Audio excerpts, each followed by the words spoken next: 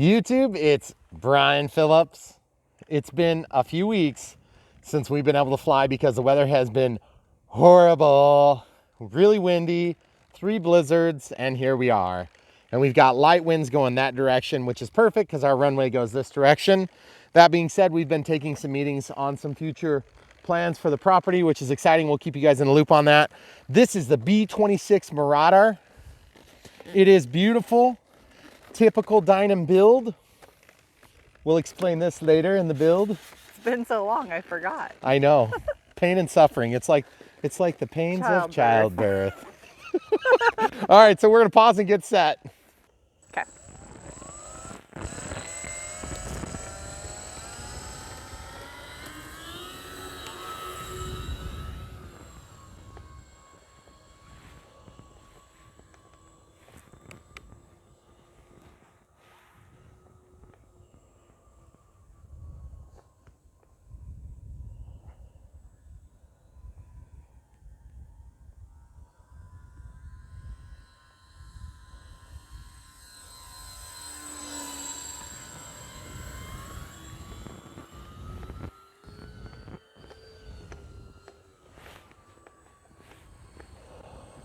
Well, that thing is sure pretty, isn't it? It is. A lot of porpoising. Mm-hmm. It's like it's trying to make babies with the air. It's been hanging out with our cats too long. Yeah, I think so too. Is it the stabilizer? It is absolutely the stabilizer. So, how about we try this? Let's get a little airspeed, about 50% throttle here. Okay, we're out of the stabilizer. There's auto leveling. Okay, we're gonna go to just no stabilizer, hopefully. Guys, we learned something on this Dynam build.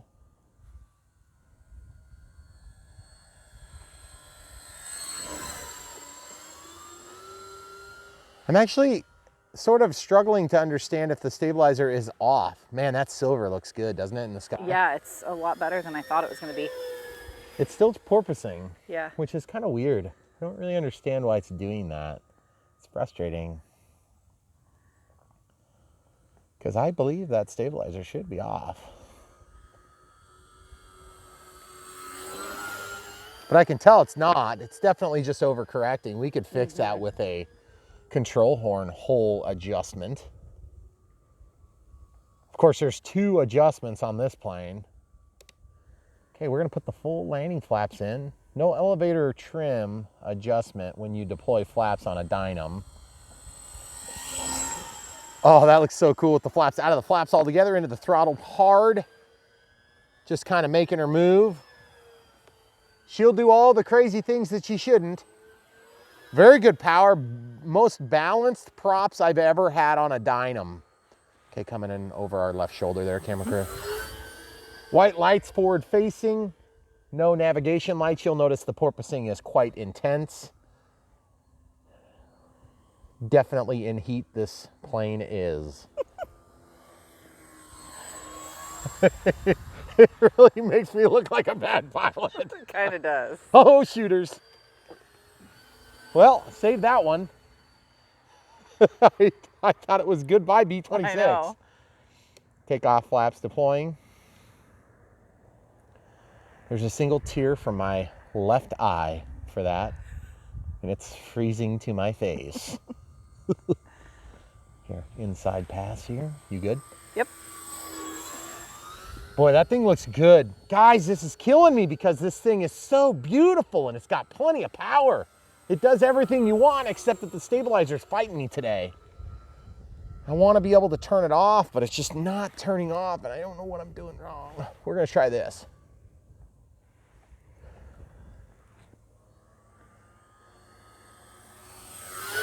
Oh, I know what's going on. Do you remember how we learned that we're sharing a control channel with the flaps? Yes. That's what's going on. Oh, you didn't remember that? I could just turn it off. Let's try landing and then just shut it off. Okay. Okay, so we're gonna put the gear down. The gear they seem to be nice. I mean, everybody's giving crap to Dynam for having crappy retracts, and they were well deserved for some time, but I think right now they're actually pretty good. We haven't Yeah. had any problems with the retracts. Okay, full landing flaps coming out. Let's see how she slows down. Oh, that works. Okay, well, you kind of Now. slammed her down. Now, one thing I did notice is that the wheels must be just like right on some sort of a weird pivot point, or we're tail heavy. I'm not sure.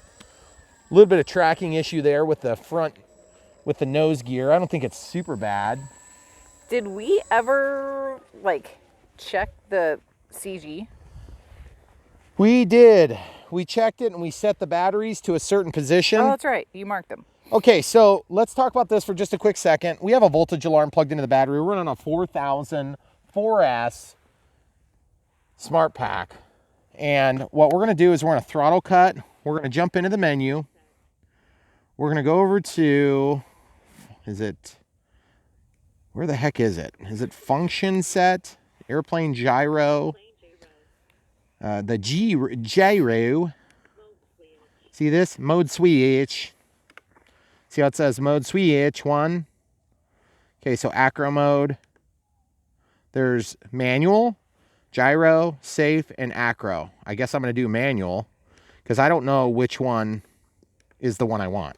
Okay, so I'm going to walk out of the menu. So what we learned is that the flaps were actuating the same channel that was controlling that step, and we couldn't figure out a way to reassign that from channel 6 to whatever. Okay, so what we're going to do is we're going to try flying this here again. Take off flaps now. Beautiful looking plane though, really gorgeous. Definitely had some fun building it. Oh, good lordy lord. She's wonky into the throttle. Okay, there we go. Good lord, this thing is not very easy to fly. Look how bad it flies. Yeah. Okay, take off flaps. Okay, we're just gonna try to land it now, and then we're gonna set up some expo. Full landing flaps.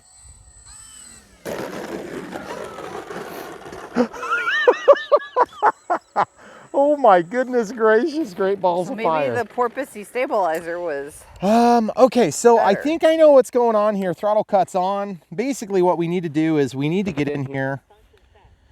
We need to go into model parameter. We need to go to aileron curve, and we need to change on DO. This is D0, and then D1 and D2 or something like that. So I'm going to change this to expo. We're going to set the expo to like 20. I just don't know. See how it says aileron DO, D1. We're going to set it to like 25. And then we're going to set D2 to like 40, which is a lot. Okay. I don't mess with my rates much, but I'll go ahead and lower the rates on the top setting as well. So we'll go to like 85% rates. Then we can go to the elevator curve. We'll put the expo to like 20, which is a lot on DO. On D1, we'll set it to, let's go to 30. And then on D2, we're going to go to like 40. And we're going to lower the rates to 85. Okay. And then on, throttle curve, we don't want to mess with. Rudder curve, same thing. On DO, we're going to go to 20. And this is just a starting point, folks. And this is how you can get around not having a stabilizer. It's going to help a lot. This thing is just so dang pitch sensitive. And then on D2, we're going to, actually on D1, we're going to go to like 30. And then on D2, we're going to do 40. Okay, so there's 40. And we're going to bring the rate down to 85. Okay, so basically what that's going to do is let's go to monitor, stay where you are so we don't lose our sun block there, camera crew. Okay, channel monitor. So when we move the stick, we can see that it changes. See, auxiliary 3 is tied to this, but see how is it changing that? Where's DO? No, that is DO. So there's one that's DO. See how it went to 85?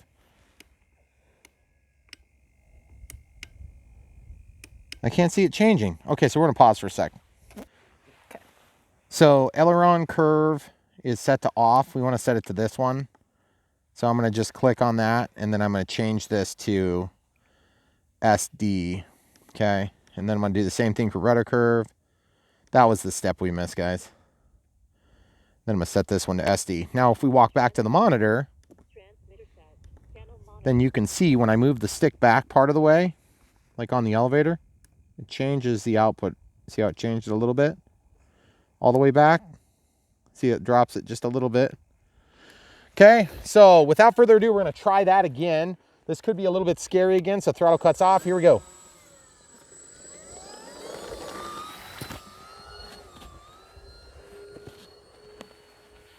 Yeah, that's pretty horrible still. It's just way too much, way too much, way too much. Okay, so I've had to fix the rudder a little bit. Okay, we're out of the flaps now. Boy, it looks good against the clouds. Let's hope it keeps looking good. You need to... I think we might just be tail heavy, folks, to be honest. It's just so porpoisey. Okay, take off flaps. Okay, keep it in the throttle. Okay, so tail heavy explains a lot of our problems right now. Full throttle and out of the flaps. Okay, so full landing flaps here.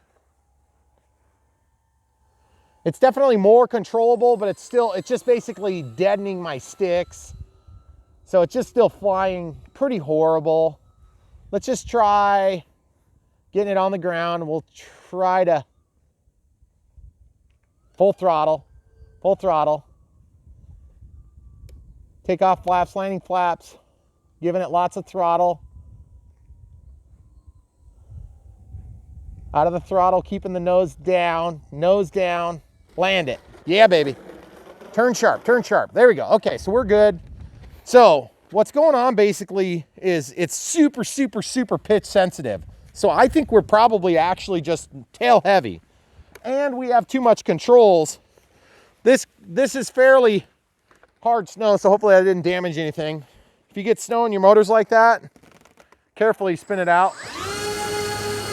This thing is powerful. It does the job. It gets you moving where you need to. But just I feel like the gyro was helping, but it wasn't helping enough. And so we had tons of porpoising going on. Okay, so this is where we marked it with the CG, okay? 4004S. So what we're gonna do is we're gonna pull this all the way forward. I sort of hate to even show this stuff, guys, because this flight is not, I feel like this plane can do better. It's just that, you know, there's no instructions that tell you where to put the, you know, the control horns or anything like that. And so really what's happening on this plane is it's just not configured well. And once it's configured well, it's gonna be fine. It's got plenty of power. It's really pretty. Okay, throttle cut's on because I gotta get the snow out of here. You always gotta de-ice your plane, guys. All right, so I'm gonna just fly it. I wanna get some more inherent stability. Whoops. And then the other thing is you'll notice it was wanting to lean back like crazy, which is just bizarre though. It was so pitch sensitive. It's gotta be tail heavy. So even though we're spot on the marks, as prescribed by the manual. Yeah. And if you look at this, you see where our rudder, our elevator control horns are? They're on the very inside. That needs to be like all the way on the outside probably. The rudder's actually okay. It's not too overly powerful, but obviously we had problems with our horns and more specifically the clevises that go around there. I felt like we had several of them break, and you'll see that if you watch the build. But let's try this again. Okay, take off flaps. Thank goodness for the flaps, or this thing would have been near impossible to get on the ground. You're good where you are. Okay. There we go.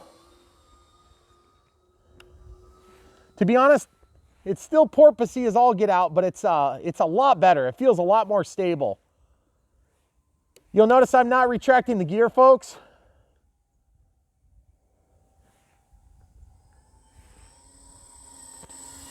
You guys see how it's leaning back like that? Okay, out of the flaps, a little bit of throttle. This 4,000 milliamp pack is just doing great though.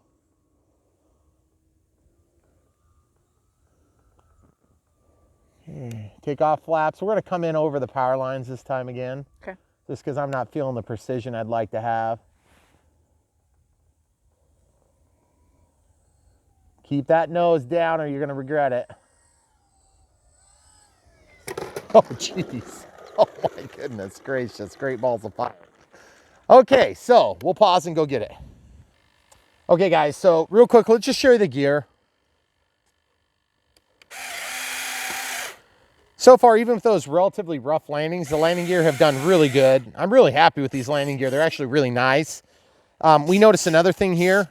One of the hinges was not glued quite enough. It may have popped off while we were landing or something. And I just want to let you know that.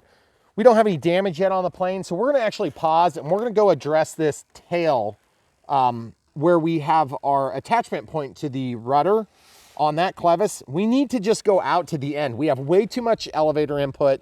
It's causing this thing to fly like absolute crap, and then we'll come right back. Okay, so first things first, we're going to glue that control horn. We were fortunate enough to have a little extra of this glue, and so we actually used the glue from our last Dynam to build this one.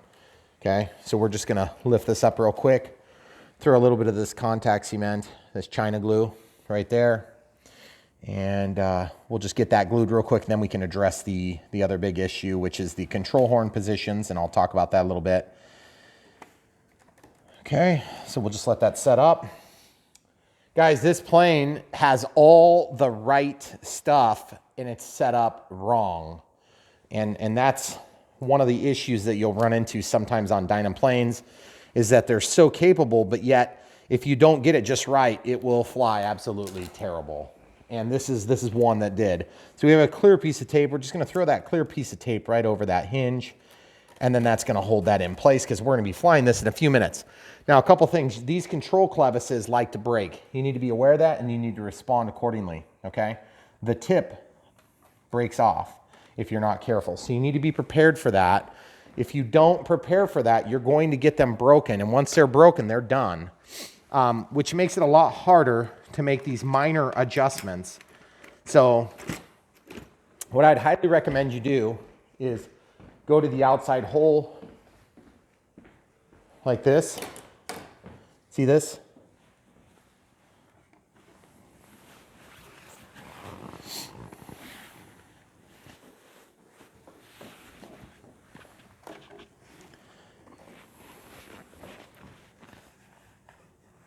We're just going to pop this out. You have to really carefully do this or it's going to break it. See? And then I just stabbed the foam. Whoops. These are some of the hardest clevises to work with. I dread working with them because they break so easy, and I've had problems with them for years. You can get them off of there, but it's kind of like a crapshoot. If you do everything right, they can still break on you. And also, if you do them wrong, they can break too. But you notice it isn't coming undone. Okay, so it did finally come undone. So there you see it now. See, this is what I'm talking about, guys, right here. See that tip? It weakens, and then that ball breaks off. Okay, camera crew. So now we're just going to take this out. Sorry, we were trying really hard to get a good angle for you folks, and it was just not working out very good. So then this snaps back in there, but you got to be careful you don't overdo it and it breaks. Because once that happens, look what you get. When you do watch the build video, you're going to see how we ended up with this, okay? So that's really challenging to undo that once you have to do this necessarily, because you pretty much got to do it if you break them. Or you can replace the clevis, which, to be honest with you, I don't exactly know how well that's going to work. Yeah, see what's happened?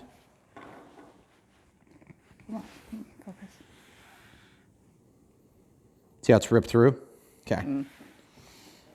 So so be it. It's ripped through. So now we can just move on from that, and we'll just break that free. And then we're going to go to the top hole. Now, the good news is if it's broke through on one side, it doesn't mean it's broke through on both sides.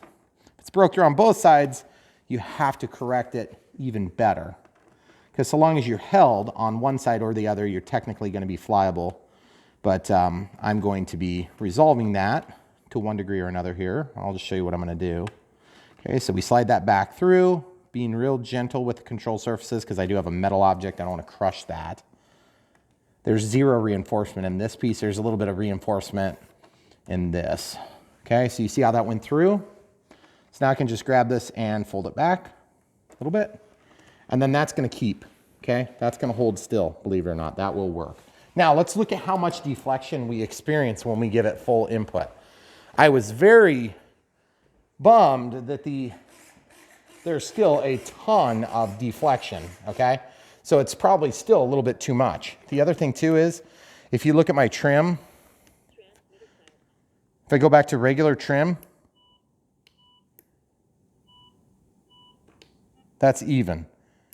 It's just so weird. It's like it doesn't even change. Well, whatever. I guess we'll leave it that way. Okay, so the other thing too is you'll notice this rub mark here.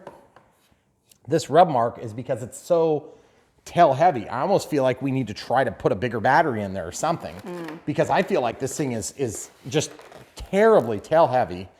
And I don't know if it's a mismark in the manual or if it's just something we did wrong, which is always a possibility. This is where we marked it. This is where the tip of that battery was supposed to go right there. Okay, you can see we're 1.5 inches, almost 2 full inches forward of that. Okay, that's crazy, guys. The other thing too is I would be okay with being able to put a bigger battery in here. It's just that, you know, 4000 4S is, I think that's probably about as big as we go. If we go any bigger, we have to double them up, which is exactly what we did in the BF. No, the Messerschmitt 262. Oh yeah. The ME 262. Also, let's look at the voltage. Man, we're still 3.85, 3.84, 3.88. That's crazy. And by the way, this is just a crappy voltage tester. It's actually not a very good tester, but it's just you know, one of those $2, $3 things that you can get online. Obviously, we've been linking to them for years. So if you want one, just check in the description below. We're going to charge this battery on our Gen 2 charger real quick here. We'll start that. It's going to attempt to start automatically. It's asking for the balance lead. I'm going to go ahead and plug in the balance lead in this case. And then I'm going to press that and it's going to start. Actually, it starts automatically if you just plug it in. I'm going to go over to channel 2. We're at 100%, so we can unplug this one. Okay, so we're going to put this one in instead. This battery, we are going to put a little bit different this time too, because one of the things I noticed, well, actually, we're just going to do it the same way. We're just going to slide it in just like we did before, but we're going to ride it way forward. Because what happens is you hit the inside of this canopy here, okay? So you kind of can only go so far forward and still clear the canopy, especially if you have a voltage alarm in there. I just want to start from scratch, so I don't mean to mislead anybody here. But I don't want to lose the plane over it either. And then the other thing too is I want the gyro back on this time because it flew absolutely horrible without the gyro. So we're going to rectify that now. And as per usual, there was no timer indication. No. On this. Which really is kind of a stupid thing anyway, because if they don't know what battery you're using, then they have no clue. It's really tough to say, yeah. But and it depends on how you fly. I can tell this plane is on the cusp of being perfect. We had problems with our vertical stabilizer and the way that it mounts to the fuse, but you guys may not have that problem, so you may have a better experience with it. But I just could not believe how horrible the CG worked out. And also just the overall crazy amount of deflection that was just not necessary. So let's look over here now that we're inside. I want to show the people the changes I'm going to make real quick. So the first thing I'm going to do is I'm going to click in here. Whoops, sorry, drip of water. I'm going to go to function set, airplane gyro. Gyro, mode map. I'm going to change manual mode to gyro mode. Now watch what happens. Let's say manual and then let's say safe mode. So that's on SE, okay? So here's SE. You can change that value, but it's still attached to the same channel. So you can see It moves the flaps, but it also changes the mode of action. So the problem is I don't want the mode of action changing when I change flaps. I want it to be either on or off. And because it shares a channel, you pretty much don't have a choice, okay? That's fine. You just need to be aware of that. This might be a 9-channel transmitter, but that's not a 9-channel receiver. So it doesn't matter what your transmitter is sending out. The receiver is only capable of handling the 4, unless it happens in the background and I'm mistaken, which I don't believe I am at this point. I've found evidence to support every truth claim I'm making here. And it's really frustrating because really that should be a 7-channel receiver if you want to be able to turn stabilization on and off in this setup. If this is bind and fly, you should have all the control channels on their own channels. Period. Okay? Elevator, rudder, ailerons, flaps, no correction on elevator. That's just what you get with Dynam. So that being said, when we put links, the links are always plug and fly, because if you plug and fly this plane, you can resolve every single conflict we just had. Let's go fly. Okay, so guys, from the main flight mode, click, jump into function set, go to airplane gyro. You can change your yaw gain. There's a rate gain and an angle gain, okay? So I'm gonna turn the rate gain down just a hair. I'm gonna change my roll gain. Okay, then I'm gonna change my pitch gain quite a bit, okay? Okay, so hopefully that gives us what we need in terms of control without compromising the ability to fly the plane. So the gyro is currently on, okay? I don't believe I can assign that channel for the gains, and you certainly can't, you can't assign 3 different channels to it. Now you could if you were using this transmitter with a 9-channel receiver, but this is a 6. So camera crew, we'll take off again. Throttle cuts off, take off flaps. Remember, this is a fresh 4,000 milliamp hour pack. Stabilizer is on. Oh man, night and freaking day. That's crazy. Wow. Gear coming up. That is so much better. Are you freaking kidding me? Guys, what the heck? It's like not even the same plane. It is totally a different plane. The gains are better. Elevator trim going back to neutral. Oh man, that makes me so happy for this plane because it's got all the recipe ingredients. The CG was wrong, the control horns were wrong, the gains were wrong, everything was wrong. And now look at it.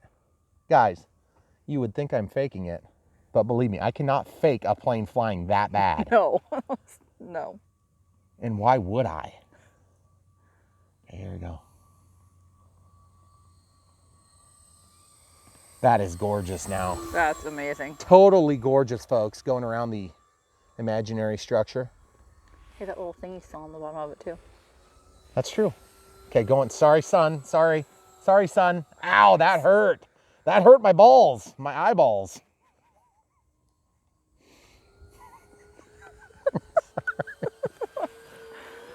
Full throttle.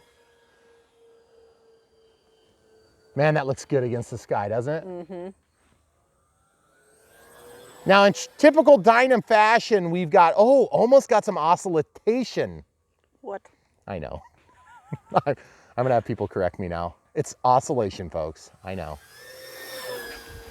Nice. I don't know if the battery just shifted on me or what the deal is, because it kind of pulled up on me. It was a bad feeling when that happens. Oh, oh. Prop. Holy crap, do you see the prop? Yes, yes, I see it. Okay, I have power, sort of. Full flaps. Okay, throttle cuts on. Gonna get the prop over there first, or what? Yeah, might as well. That was crazy. Did you see the prop? Like, yes. It was like still flying by itself. Oh man, good old Dynam. You finally get it flying good. So they don't think we're trying to cheat them. It's not broken. I know, but the other one will be. This is how it goes. Just the whole That thing. slipped off the motor. Yeah. You heard the noise. It's like the typical Dynam, my plane is crashing noise. Hey, I bet that thing is broke off. The thing over there laying. Oh, that thing? Hey, do I have to go out there with you? You should. If you loved me, you would. Well.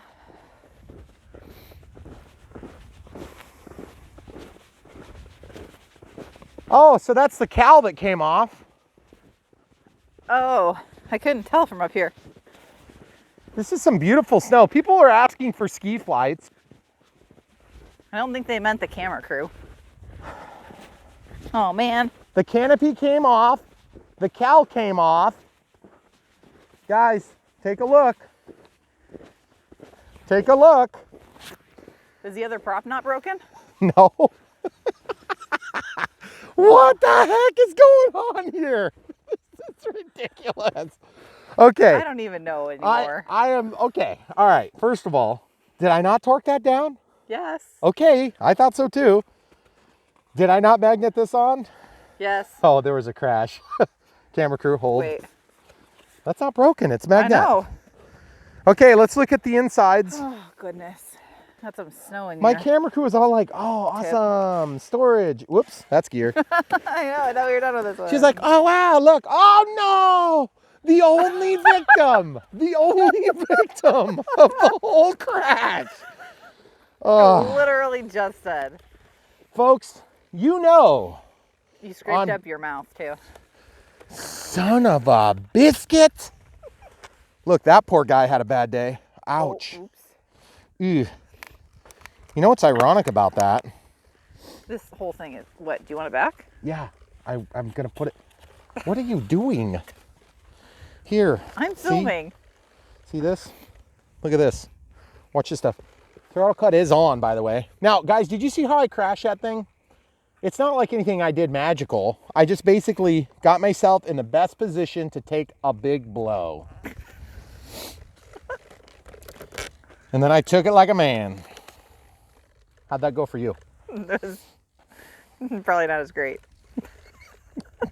True. Okay, so I'm gonna tighten this. Again. Now, folks, going backward. Would you hold that with one arm? Hold the back. Thank you. You can still film. Okay. Oh, there's that. Did you see that? The crack in the wing. Right here. There's that. Yeah. Should we fly it anyway?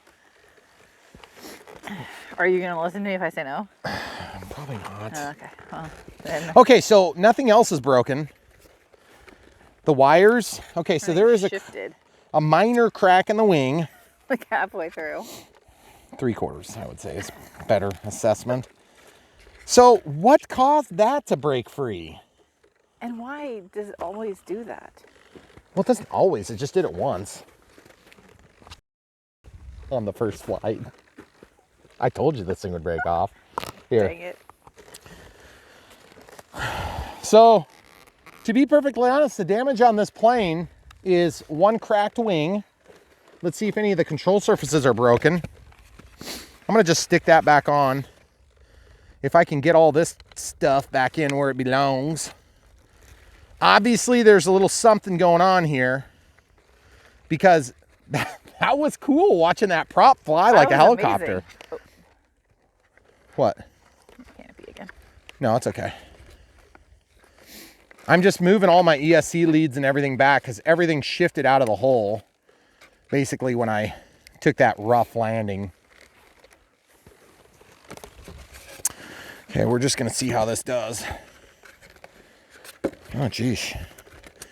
It's fighting me. Here we go. Okay. Is that on now, though? Like magneted? Is it attached? Yeah, I mean, the only reason it came off is because I crashed into the ground. I mean, landed. I know, but there's like a big, huge gap. Hold this, please. We're just gonna see what happens, folks. We're just gonna see. I gotta test all the surfaces. This plane, okay. Are you good? Yeah. Elevator up, down. Elevator up, down. Make sure you check both sides, folks. Rudder left, right. Retractable landing gear.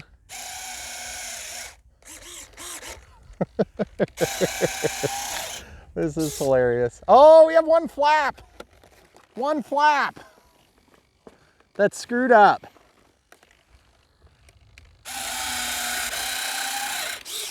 See that? Yep. One flap that's messed up. Did the... Yeah. We gotta go figure out what's going on. We'll be right back, guys. Okay, so the flaps, let's look at the flaps. Well, actually, hold on, let's look at this real quick. So this thing, this is the little front canopy where the gunner goes in. So I'm just gonna sort of tape it. I'm gonna tape it with some clear tape. You guys are always asking me for repair videos. Let me tell you something. There's just something about when you get a plane like this and you think, oh yeah, it's gonna be great. And then you spend like 5 hours building it. And then you fly it, and the second flight, you lose a prop. By the way, flying a plane with one engine is not something to be challenged, okay? It's hard, but this plane almost did it. Almost, because there's plenty of power, but that adverse yaw was like impossible to overcome. Yeah. Okay, so you see this control surface? That's what, hey, careful. This is what we're trying to resolve. That's why I like having things in the same spot, folks. What the heck? Is that just like pulled out funny? The control rod is supposed to be under the white piece. It popped out. Oh, that's what's going on. Yep. Okay, okay. So, oh, simple as that. Okay, thank you, camera crew. Good catch. Yep. Let's try this now. I'm gonna simulate it being glued in. Perfect. Okay, glue me. Time for glue. Time for glue and tape. I'm going around the other side of you. Really? Yeah. So now we also need to glue the wing and skewer the wing. Oh. So let's not forget about that minor detail of the fact that the wing is broken. Yeah, that's right. There's that. Okay, so we're just gonna pull that up. Squish a little bit of this Chinese delight on there. Get that, slide a little into the crack. You know, get a little goodies in the crack. Okay. All right, so we'll just let that stew for a minute. Stew for a minute. We've already fixed the canopy to a point where you'll never notice. In relation to other things, or? So we're gonna tape this down. Oh geez. You know, I was just so excited. I was like all excited for the prospect of a super high quality RC product. And then I got this and I just said, well, you know, I'll settle for whatever Dynam. this is. Okay, here we go. It does say that on the box. All I got to say is the plane is pretty. It is. It looked a lot better against the sky than I thought it was going to. Yeah, too. it's gorgeous up there. Do I need to get my skewers out? I don't know Not yet. ready We're for gonna that flip yet. the plane over. Okay. We're gonna get it in the right position.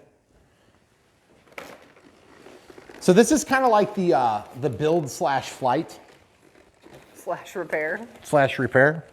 We seem to do a lot of those with Dynams. Okay, so guys, look at this. We've got a broken wing here. And to be honest with you, I'm really impressed with how badly it's not broken. All right, how are we gonna do this, camera crew? We just gonna get aggressive and just ram it in there like we usually do? Probably. Okay, see that? Oh my. Yeah, I know. See, sometimes you just gotta spread her apart and stick her in. I know, but it still I know. hurts my soul. Yeah, well, what you gonna do?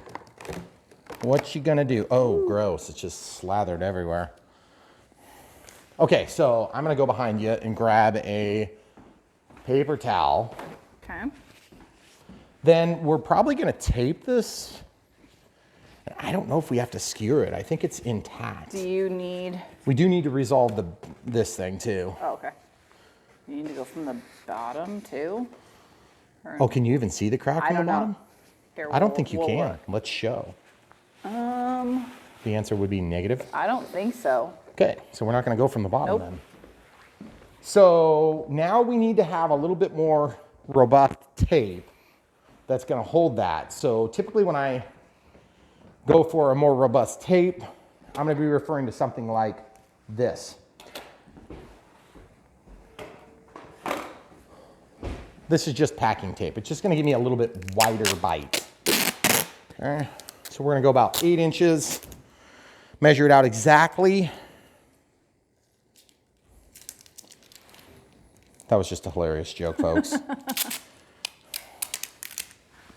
And yes, you might notice me rocking some nitrate gloves. People keep asking me about that. I learned a few months ago or a month ago that using these nitrate gloves are really nice when you're flying because you don't lose any dexterity at all, but you still get a little bit heat trapped. In fact, my hands are hot right now. Yeah, our son even does that when he goes out to fly. I didn't know he did that. Mm-hmm. What a weirdo. I don't know where he gets it from. So now the other thought was we could probably ram and jam a few skewers. Yeah. You think that'd be a good idea? Well, I have to get them. I don't know if I want to do big skewers. I'm thinking small skewers. Those are called toothpicks. Really? Yes. Oh, okay. So toothpicks, guys. Yes. Just regular toothpicks.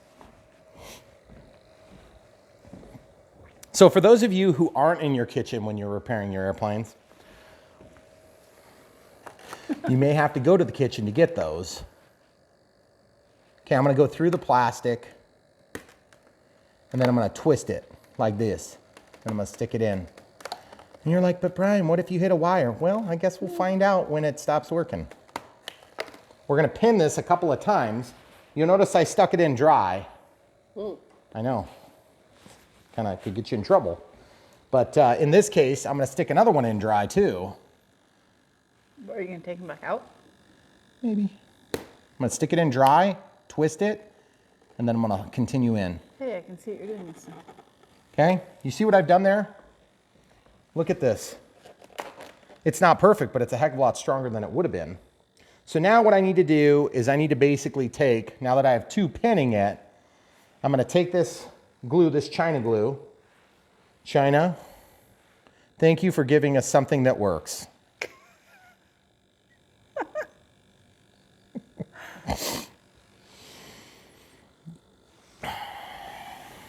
Okay, we're gonna pull this out right here. Ow.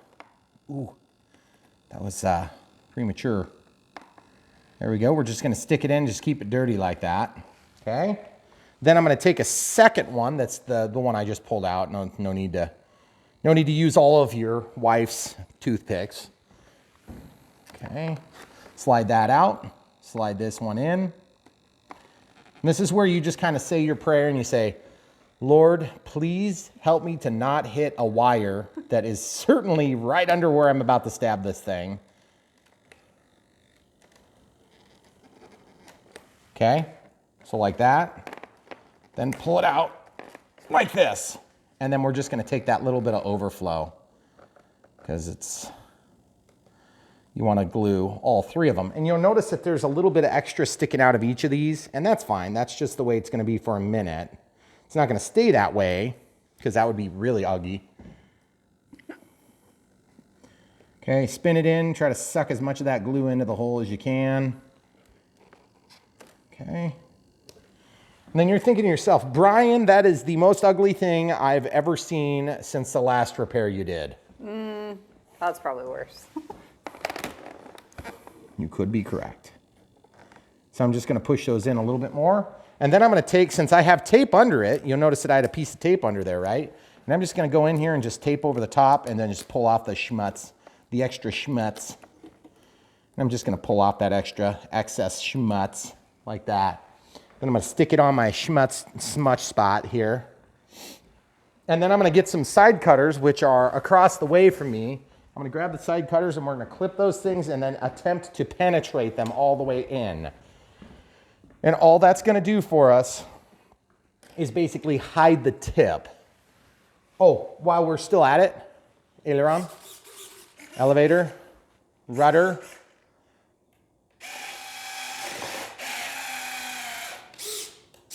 Huh, look at that, weird. Everything lights works. Still on? I don't care. They are, Yes, but they yes, are. I also don't care. Because they are forward-facing white lights, which is better than a demon-possessed red flashing light. But much, much, much worse than a green and red light that would be customary on a model aircraft in our current political climate where the FAA likes to regulate our toys. Sorry, I'll stop. Okay, so the next thing we're gonna do is we're gonna let that glue set for about however long it takes me to get another toothpick. And this is just a bummer because it's so close to being okay. See that? I think I can probably get another one of those ordered and just repair that. It'd be no big deal. The silver's fairly easy to fix. So I'm gonna take a fresh, unused toothpick and I'm just gonna find a spot where I can push. They didn't cut very good this time, guys. Now, you don't really have to do this step. This is just more of a, I want it to look a certain way. I want it to look a certain way, so I'm gonna push them in. Okay, so it's hidden mostly now. You see, I'm just using that blunt the flat face. Okay. Oops. Just slipping it in. Starting it, and now I'm gonna push it in with just the one side. Okay. I know you're cringing in your chairs at home, and you're thinking, Brian, you are destroying this plane, and I'm thinking to myself, nope, it destroyed itself. Trying to destroy itself. I'm just here to make it better. I'm a doctor, I'm here to help. RC doctor. Why did we do Brian Phillips RC? That was dumb. See, RC doctor. I'm here to ruin your plane's life. Okay, so why did this thing not close better? Did it get bent or something? Yeah. Maybe it got bent a little bit. That's probably what's going on. It was pretty gappy when you put it on outside. It's gappy. Okay. Yeah, there's like a gap, but it could just be the stuff I'm hitting here, I think. Boy, I had to catch myself there. What? Let's try this. The stuff. The stuff. See, it's kind of down there. What am I'm probably hitting the wires. See, but guys, I don't want to have it here. I want to have it forward more. And that's going to help with just about every aspect of the flight performance. I'm just going to trap that battery off to the side with the little voltage alarm. See if we can get a little better performance. Oh. What am I hitting? It's got to be the battery. I don't think so. Yeah, it's the battery. I got to be hitting the battery on this thing. Huh. We'll see. Oh, there it goes. Oh, okay. So the battery was just pulled out a little bit too much. All right, so without further ado, we are going to try number 3 coming up next. Okay, so one thing I wanted to try again before we start flying again is we never actually did try to really over torque this. Okay, so I'm like going crazy on it this time. We're not gonna leave anything to chance. But to be honest with you, I did the same thing last time. And yeah, we still lost a prop in flight. Grand Cruiser. Yep. I mean, I'm bending my screwdriver to the point where it's breaking it. Yeah. Okay. I don't know what to tell you, folks. We're gonna try. We're gonna try again. Here we go. Looks like it's just like nothing ever happened. Throttle cuts off. Here we go. Good ground handling. I love the landing gear. They've been really good. Yeah. Okay, let's see this back taxi. That taxi's really nice. Those big wheels are awesome. Yeah, they are good. Okay, so we're gonna turn around and get off the ground. It takes off really quick, guys. I think honestly the gear are probably a little bit in the wrong spot. That's why it wants to drag the tail end. See, like that. Mm-hmm. Okay, gear going up. See, look how well behaved it is now. What the heck? I guess when both props are on, it does pretty good. Ha ha ha. Thank you, clouds. Being so nice, Mother Nature.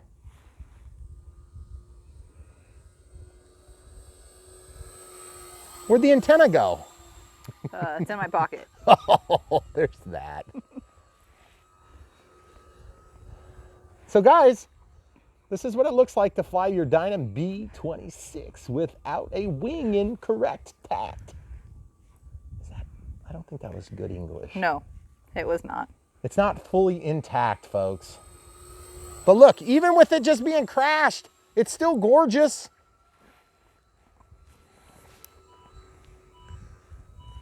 Okay, so I just gave it 3 clicks of trim because it wants to nose up a little bit on me.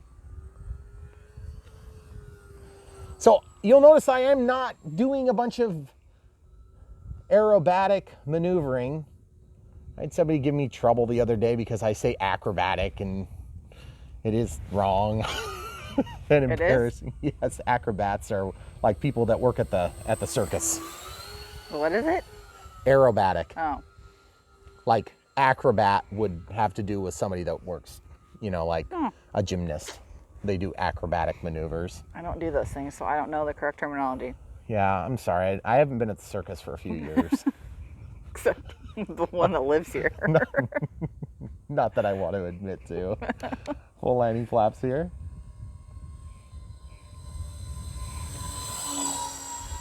Boy, that thing does look really gorgeous. It does. I mean, especially up against the trees. You got ample power to do whatever you want, but let's be honest, guys. When you get this plane, if it flies half this good, just call it a victory, okay, folks? Because it was. And to be honest, with that gyro on now, it's just solid. It just really is. It kind of reminds me, that tail drooping look. It kind of reminds me of the Twin Otter. It also reminds me of the Grand Cruiser. It kind of flies with its tail hanging down.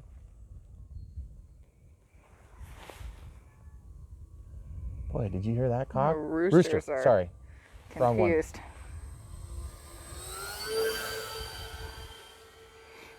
Man, that looks good when the sun hits it just right, doesn't it? Mm-hmm. This thing screams for some bomb doors. Problem is, it would have already blown itself up.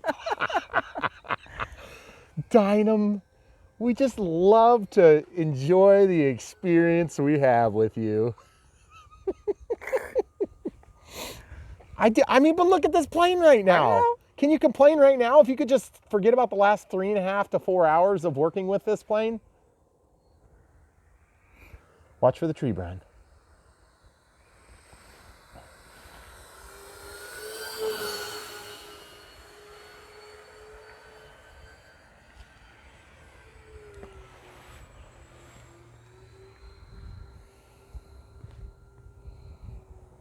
Does that guy have a canoe? Yeah. Is he coming from the cemetery? What the Maybe heck it's not a was canoe. he doing? Well. Okay, all right, let's try this. Let's try a touch and go. I gotta admit, folks, I'm a little bit concerned about this, how it's gonna go. Takeoff flaps are deployed.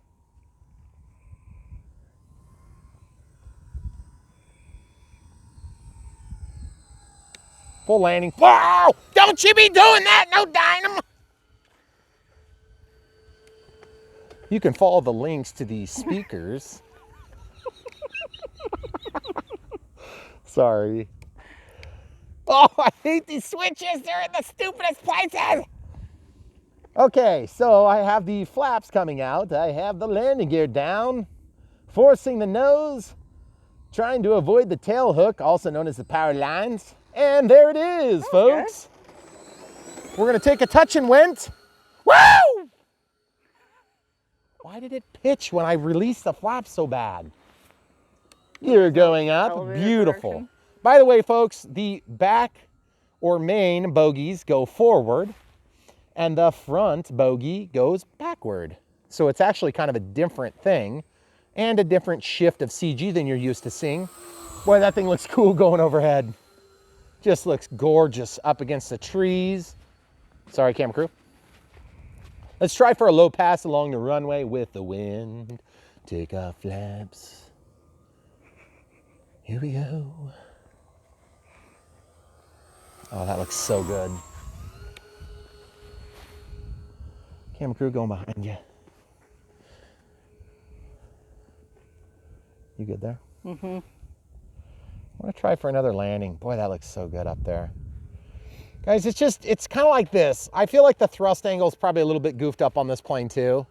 Similar to the Messerschmitt 262 that we reviewed here recently. Okay, take off flaps, fully deployed, landing gear coming down. You notice them come down probably in that small little dinky silhouette. Sun's going behind us, so hopefully we don't lose too much of the visibility. We're gonna force the nose down, keep the throttle about 40, go above the tree, chop the throttle, but don't give it any elevator because it already wants to do that on its own. Look at that, look at that, look at that. Okay, out of the flaps. Man, I hate where the gear are. I have to take my fingers off the sticks to get to the gear. Not acceptable. Okay, gear and flaps deployed. Folks, if you don't fly with flaps on a regular basis, you're lost. They are the victory for all aircraft. Okay, we do have a crosswind, a little bit of throttle, about 30%, forcing the nose down gently. Oh. And there you have it, folks. We've got another victory for Dynam. What the heck? Throttle cuts on. You didn't see that when you landed? No, I saw it. Oh, okay. I knew exactly what happened. I was like, wait, how did you not So know guys, in closing, I think we're gonna close this one out here. Throttle cuts on. This plane is so close to the goalposts, and yet it's no good, no good. Well, it is good. It's just that it's a typical Dynam project plane. If you get this thing, by the way, if you're gonna buy one, check the link in the description below. I'd maybe suggest on this one, the plug and fly. If you want the DT9, if you're gonna get a lot of Dynam planes and you wanna do bind and fly with them, that's fine. But I'm just saying, you can't control the stabilizer and the flaps separate if you have flaps and retracts. Now, a lot of the Dynam planes do not have both, so check. If you have both, then you have to pick whichever one it's gonna share the channel with. That can cause a problem for you. That's why I recommend this as a plug and fly. Okay, the plug and fly is gonna allow you to use whatever transmitter set you want, or you can buy, you know, the Dynam offering for a larger, like more channels, more robust. The props, the power, it's all good. We didn't have any problems with the binding that we noticed on these covers. To be honest, I can't believe how well it did. Our joint has held perfectly. It looks gorgeous in the sky. It looks gorgeous in the air. It looks gorgeous on the runway, except for where we had that weird bird strike there. Guys, Dynam is one of those things. It's one of those things where it's like, I want to say go buy them right now. You'll love it. And I think a lot of you will. You really will. It's just that it's just a lot of frustration rolled up into it. You have to be prepared for that. If you are mentally prepared to have a lot of frustration and at the end have some level of success that's measurable between, you know, like Banggood and Horizon Hobby, somewhere, you know, in here range, then you'll love it. It's actually a little bit cheaper than a Horizon Hobby option, like an E-Flight or whatever you might find from Horizon Hobby. It's definitely not going to be as expensive as some of the offerings over at Motion. So what I'm trying to tell you is this. Dynam has its issues, but they still are a cool plane. You just have to know that going in, okay? If you aren't prepared for it, that's why you call this plane an intermediate plane, a level 2. It's light enough, it's got enough power, it's got enough prop, it's got enough pitch, it's got enough flaps, it's got enough everything, but it's just not pulled off right. And all you have to do is just take these 10 or 11 factors and make them all do their job. And this plane would be perfect. Just like the Messerschmitt, the 262 we did the other day. That plane would have been perfect. So from my perspective, if you're in the business of making planes, and I review them, you know, I'm just a dude that says, you know, how bad they screwed up. And that's very easy to do. Let's just be honest. It's easy to say somebody did a bad job, but it's a lot harder to say, these are the specific points where they need to be corrected, because I don't want any of these companies to fail. I want them to succeed. This is a sweet looking plane. I love the way it looks, and I could never build that from scratch. I don't have the time or wherewithal to do it. So most of you are in the same boat. You know, if you're building this stick built, more power to you. Buy this plane, take out all the electronics, use it in your plane. You'll probably find that they're pretty good electronics. But what happens is you just have loose tolerances here. and loose tolerances here, and a missed QC point here, and that equals disaster for the unexperienced radio-controlled pilot, aficionado, whatever you want to call yourselves. I just feel like these planes are so close. Come on, man. And if it's a plane that you want, a style of plane that's not available from somewhere else, it's not a bad option. There's not a lot of B-26s out there. The B-26 is a weird plane, you know? But it's cool. So if that's what you want, like, it's fine. Just know what you're getting into. On this particular case, I'm just going to say, don't do this. If you're going to do this, don't do the bind and fly. Do the plug and fly. So I think in honor of our experience, we're going to link to all three choices. The Smart Ready to Fly. Get ready to be disappointed on this particular model. Then we're going to link to this transmitter. We're going to link to the bind and fly, and we're going to link to the plug and fly. That's the one you should be buying. And you should be sticking your own electronics in the receiver and transmitter of your choice. And if that's a nicer Dynam receiver and transmitter set, more power to you. I don't want to badmouth any of these manufacturers because, to be honest with you, I can't do what they're giving us, not even close to the price point. If you went out and built this as a kit, you'd probably spend $600-700 easily. And to be honest with you, it probably would be just about as good by the time you're done because it's so hard to build a complicated plane like this. Look at the flap system. So beyond that, too many disappointments to give it a 2 thumbs up. I'm going to give it 1 thumb up and 1 thumb down. And I mean, that's like way down, but this one's still up, guys. It's like a neutral. It's like a no thumb, like no thumbs. Like, hey, So you can make your own mind up. If you want to take the risk on this plane, I can tell you this with certitude. If you get the ME 262, you are going to be more happy with it. It's just better. It just does things better. However, this plane is pretty sweet in the air. And if you get the plug and fly, I think you're going to be very happy with it because you can fix 6 to 7 problems. The 7th being, you know, just Dynam. It's the Dynam factor. Once you get past the Dynam factor, you're good. So let's show the people at home. Let's just walk down. Obviously, we're going to show the build. We're going to show the radio setup, all the normal stuff that we do. This maiden flight, or maiden flights, there's 3 of them. You'll notice that we have a plane. It's landed. Right. I mean, I broke a prop, but that was probably on me more than anything. I felt like it was a pretty good landing myself. Have you found it yet? Where was it? I thought it was closer. Well, it was on the right left there. side. Here's one prop blade, and then the second. The second one. So really, to be honest with you, if you have a prop strike, that's not really the plane's fault. Was that on the broken wing? No, it was opposite. Because I was going to say if it's on the broken wing. So that being said, I was actually really happy with this. This is a 10.58, which this is the regular one, which is ironic because I actually have a 10.58 for a P51. And to be honest, when people watch the build, it went really well until the end when we had a stupid 2 screws. Dynam 2 screws. Issue. Yes. They're supposed to go through a hole and stick in a hole and then tighten. Yeah, evidently that's too much work. Yes. So when you look at a Dynam and you're considering a Dynam up against the competitive choices, here's what I can tell you. If you buy a Dynam to save money, you probably won't. If you buy a Dynam because you love the model and you want that particular finish, then you'll be happy.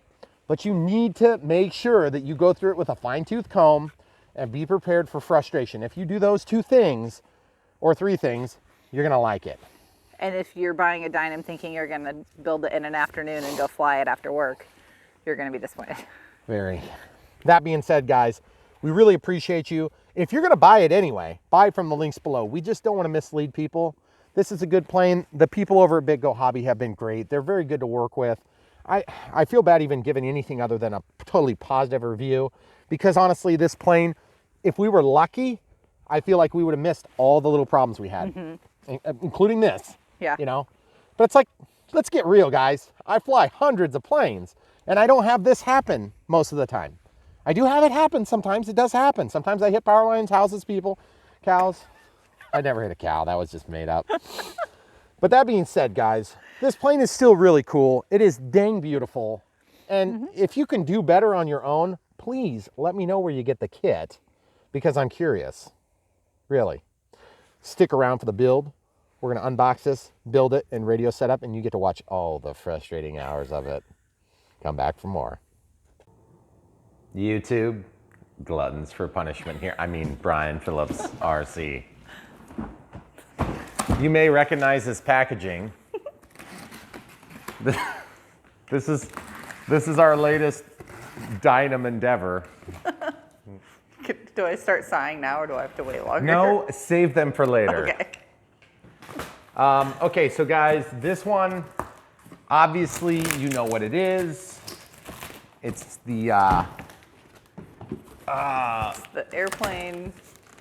it's a B-26, even though it's in a box. Not It says whatever is Messerschmitt scribbled out. 262. Okay, camera crew, you're gonna have to help. Oh, okay. Sorry. Can you What do you hold that, and then I'll just try to pull. This is a big one. Oh, I'm caught on something. Whoa, wowzers. We started early on this video. Oh no. Oh no, I ripped my precious box. I think I'm caught on maybe some tape. There we go. There you go. There we go. Okay, so guys, the Dynam, high quality RC components. Get out there! Goodness There it is. gracious. That was ridiculous. That's a huge box. So cue the cats. Are we done now? We got it out of the box. All right, so this is a B-26 Marauder. Did they spell it all right? Ooh. I don't. Okay, let's just get Maybe. right in. Level, you'll notice the experience level 2. So it's more than 1 and less than 3.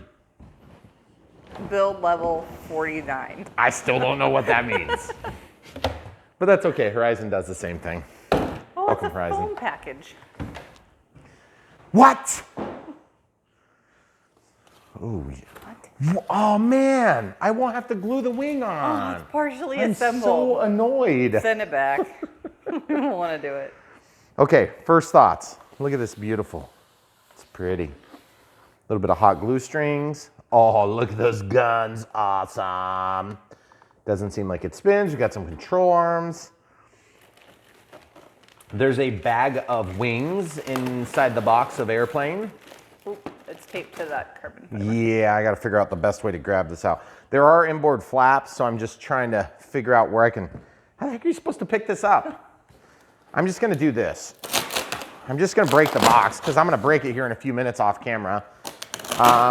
This might make it easier to slip out because I just want to get my hands where it matters. Oh, show the people at home. This is why we do unboxings. There is just a little teeny squish damage here. See that? Mm-hmm. From that box. Yeah, that's kind of annoying. Not a big deal. Whoa, this is like light. What? Awesome. Look at the guns on the side. Do you see guns? Yeah. Oh man, that is awesome. Whoa, those tires are humongous. Look at the wheels. Whoa. See how wide they are? That's so cool. Okay, all right, here we go.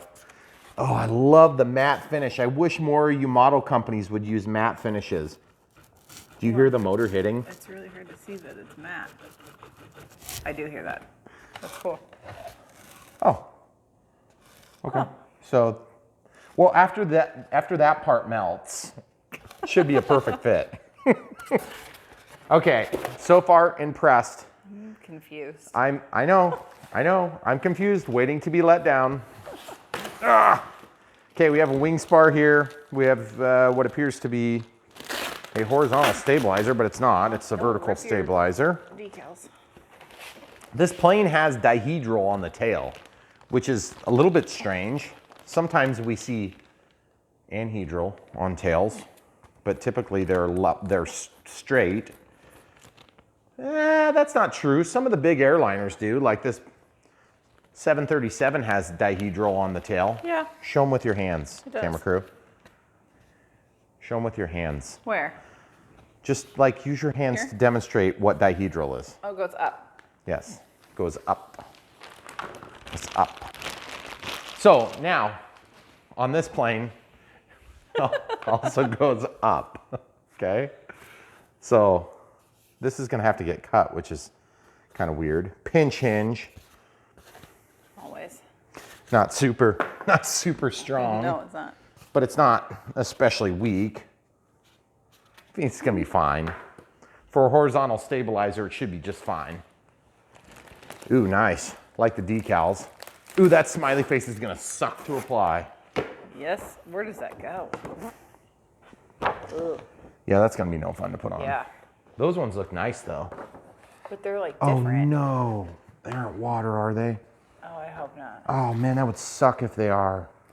Oh, they're water, I think. Oh, jeez. Okay, well, that's fine. That'll take another 17 years. There's some broken foam in here. Got some instruction manuals here. That side's in Chinese. This side's in English. Looks like Skylord 40 amps, dual. Supposed to run on a 4,000 milliamp. There's your CG 70 to 75 millimeters back from the leading edge. Then show them that area. Doesn't say anything on decals. Look, there's only 7 steps. We should be done in like 15 minutes. Yeah, right. I'll believe it when I see it. Skylord ESC manual if you need to program it. Why don't you give them a close-up of this, and then they can pause the video if they need to figure it out. Okay. Okay, so show them that for a minute while I sort through some more things. Ooh, this tape is in kind of a bad spot. Okay, pause now if you need to read this. Yeah, but look what I'm dealing with here. There's a piece of tape. Whew, I got it off of there. So I don't know if these are wet decals. These are totally wet decals. They have to be. Man. Dang it. Come on, Dynam. That is a bummer. Yeah, well, wet decals, sometimes they're okay. You do get a lot nicer finish with them. I just don't particularly care for wet decals because I don't want to go through the hassle. Yeah. But you can get a better finish. And they're thin, so they blend nicely with the backdrop, whatever the paint finish is. We'll see. Yeah, exactly. We'll see. Okay, so 2 spars here, or no, not spars. Those are just glued in, and that's what's gonna screw the vertical tailplane, the vertical surface, and the rudder. It's a pin hinge, but it feels like it's robust enough to actually work. Shown from the base. That looks pretty good, actually. I'm satisfied with that. Although, yeah, maybe not super strong on the tail. I had somebody, we did the unboxing the other day for the cat tree, and we got lots of positive feedback from that. I was scared to death you guys were gonna mutiny on me. But everybody's been asking for random things, and one of which was the tour of our plane storage. What is this? What? I don't know what the heck that is. Is that supposed to be in there? I don't know. It looks like that's supposed to be there for putting these decals on. Like a transfer thing. Weird. I don't know. Why don't you look over the instructions and see if they tell you how to use that thing? Yeah, that's on step, no. Definitely not. Okay, so we got 2 more boxes in addition to this, and I think those might be filler boxes. There we go. Okay.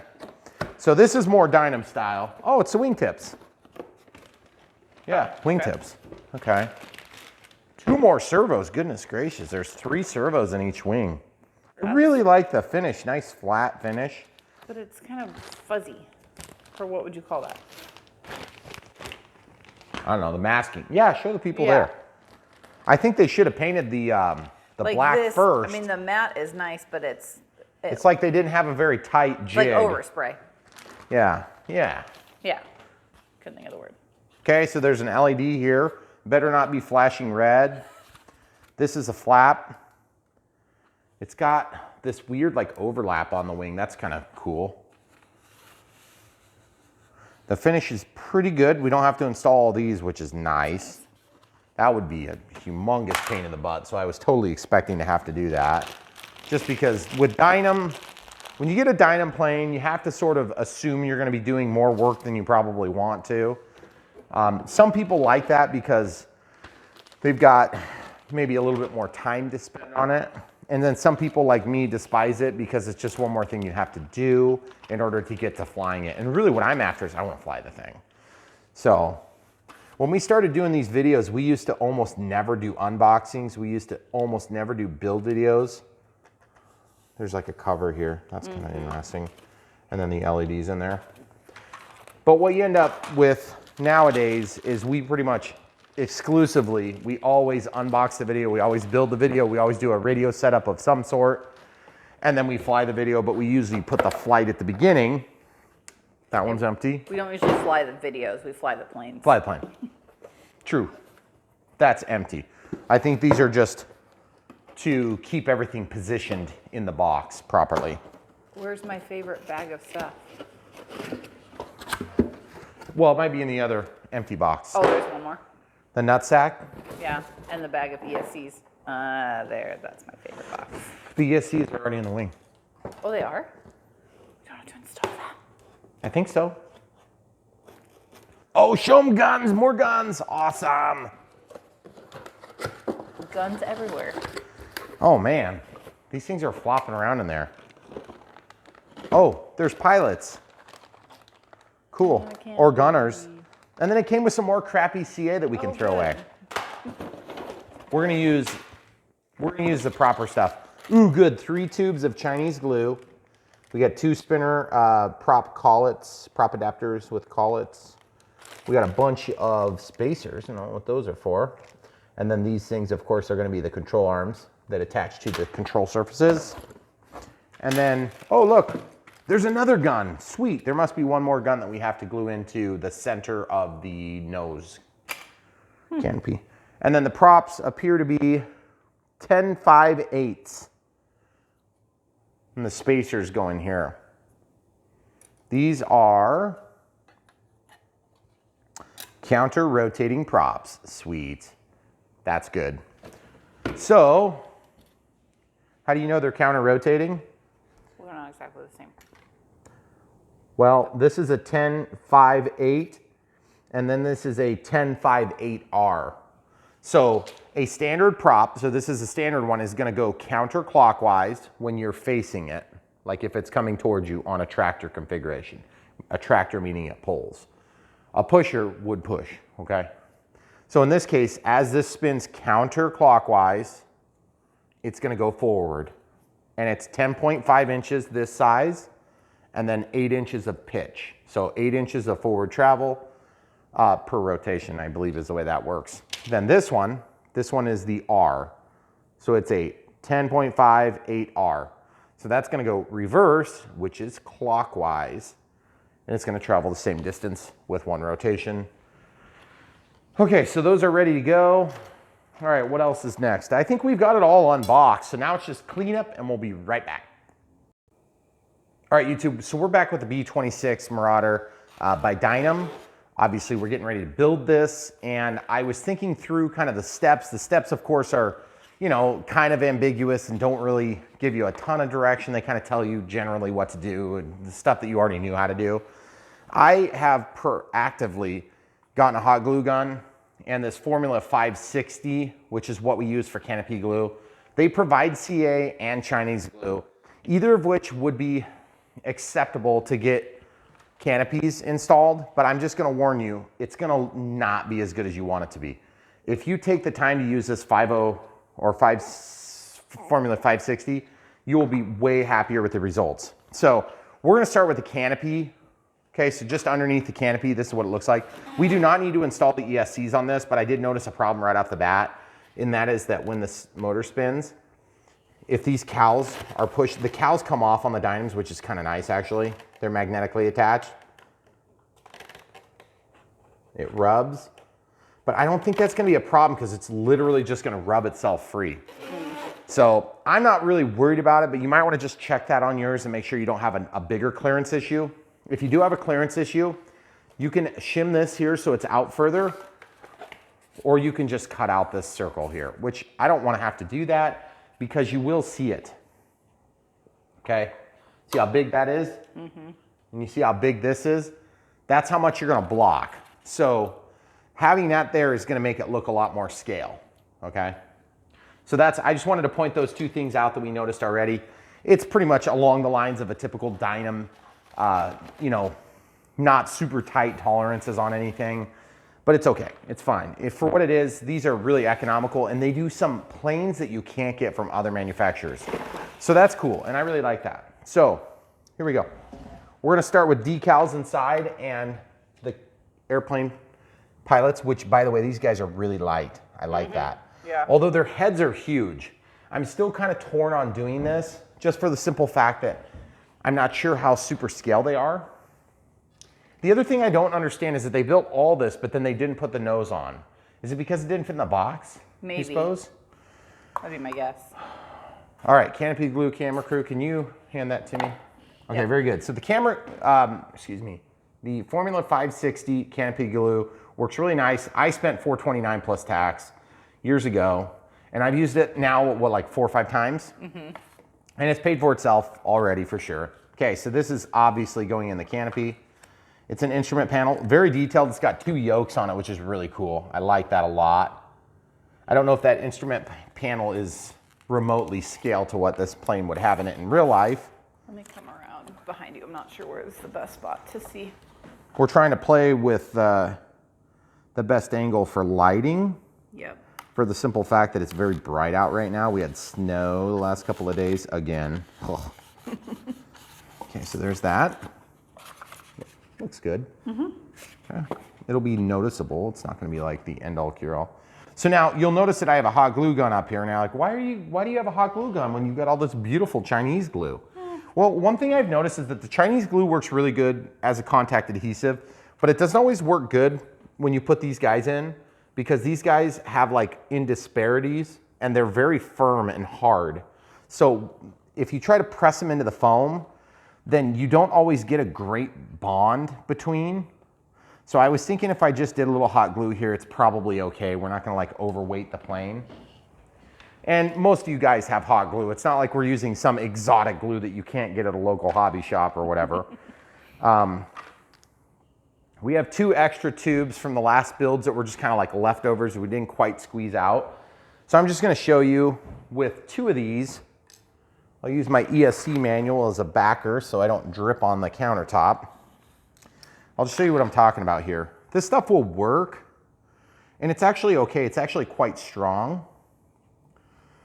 But what you would do if you were using this glue is you would just go kind of heavy, okay? Like this. And you would get it on there thick, and you basically would just, in my experience, the best way to do it would be to just kind of find the spot where you want them and just set them down. And if you really want it to work the way it's designed, then you would just work it, and then you would separate it. Okay, get the strings to fall back down, and then you would basically pull this away and let it set. Okay, that's the way you would do it if you were using the provided glue. But in our case, we're gonna try to use the hot glue. So we're plugged into our island plug, so we'll see if we have quite enough. I, of course, picked a horrible spot to sit. Of course. Okay, so we're gonna try this for the other guy, just as a comparison, because this is a relatively thin piece of foam here. It's only probably a 1/4 inch thick. So you run the risk of melting this foam. So you have to be a little bit careful when you do this. And so I'm gonna show you a trick I do. You apply the glue, you kind of spread it to where you want it, and then you kind of take your time a little bit, okay? Because remember, that foam is gonna trap that heat.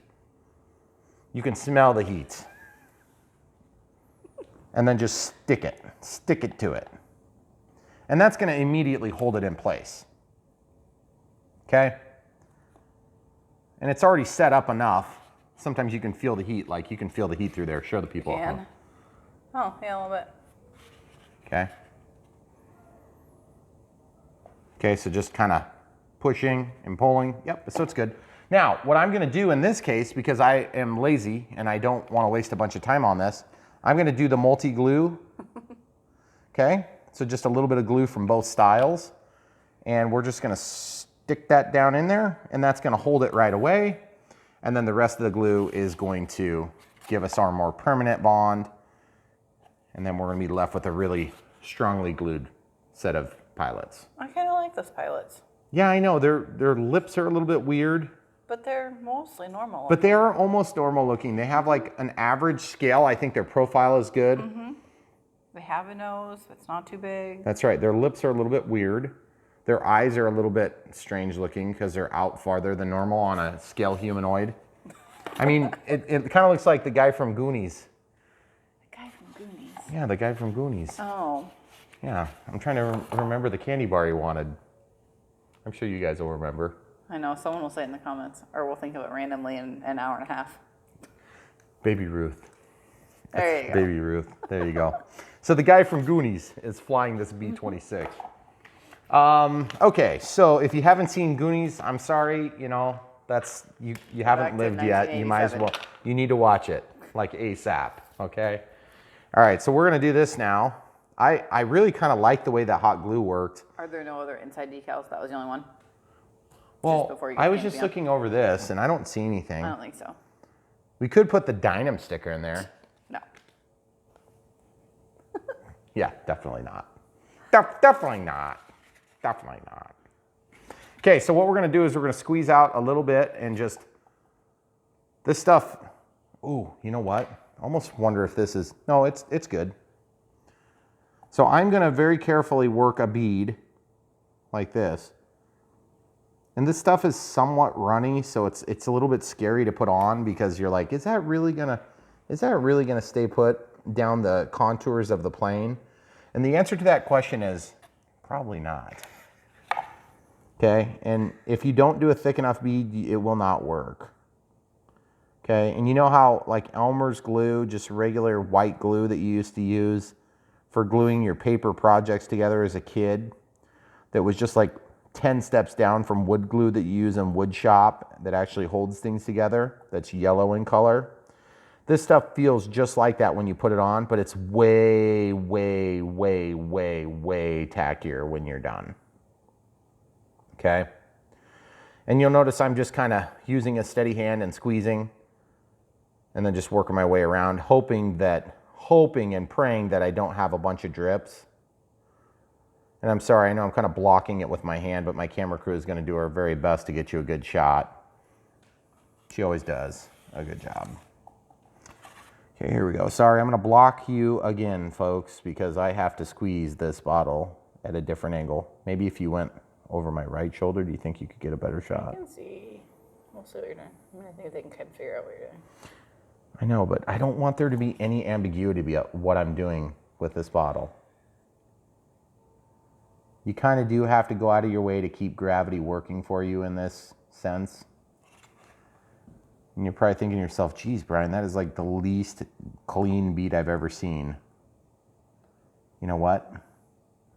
Well, I was just thinking it was mostly really nice. Really? Yeah. You thought that? I don't know. You're a good liar. I mean, I've seen you glue a lot of stuff, so I guess it's not perfect. See, this one makes me a little bit nervous right here. Yeah, a good drip right there. So I'm going to just move that with the bottom of the canopy there.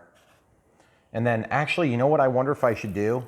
I wonder if I should take and just plop this down instantaneously before I like overthink it. Yes, that's what you should do.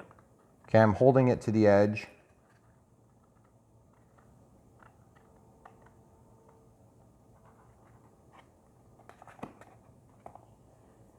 I got it on myself.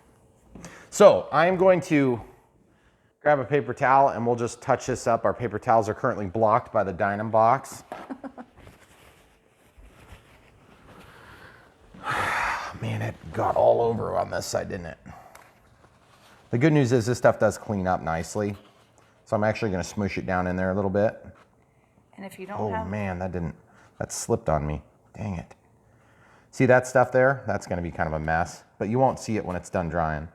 It will dry clear.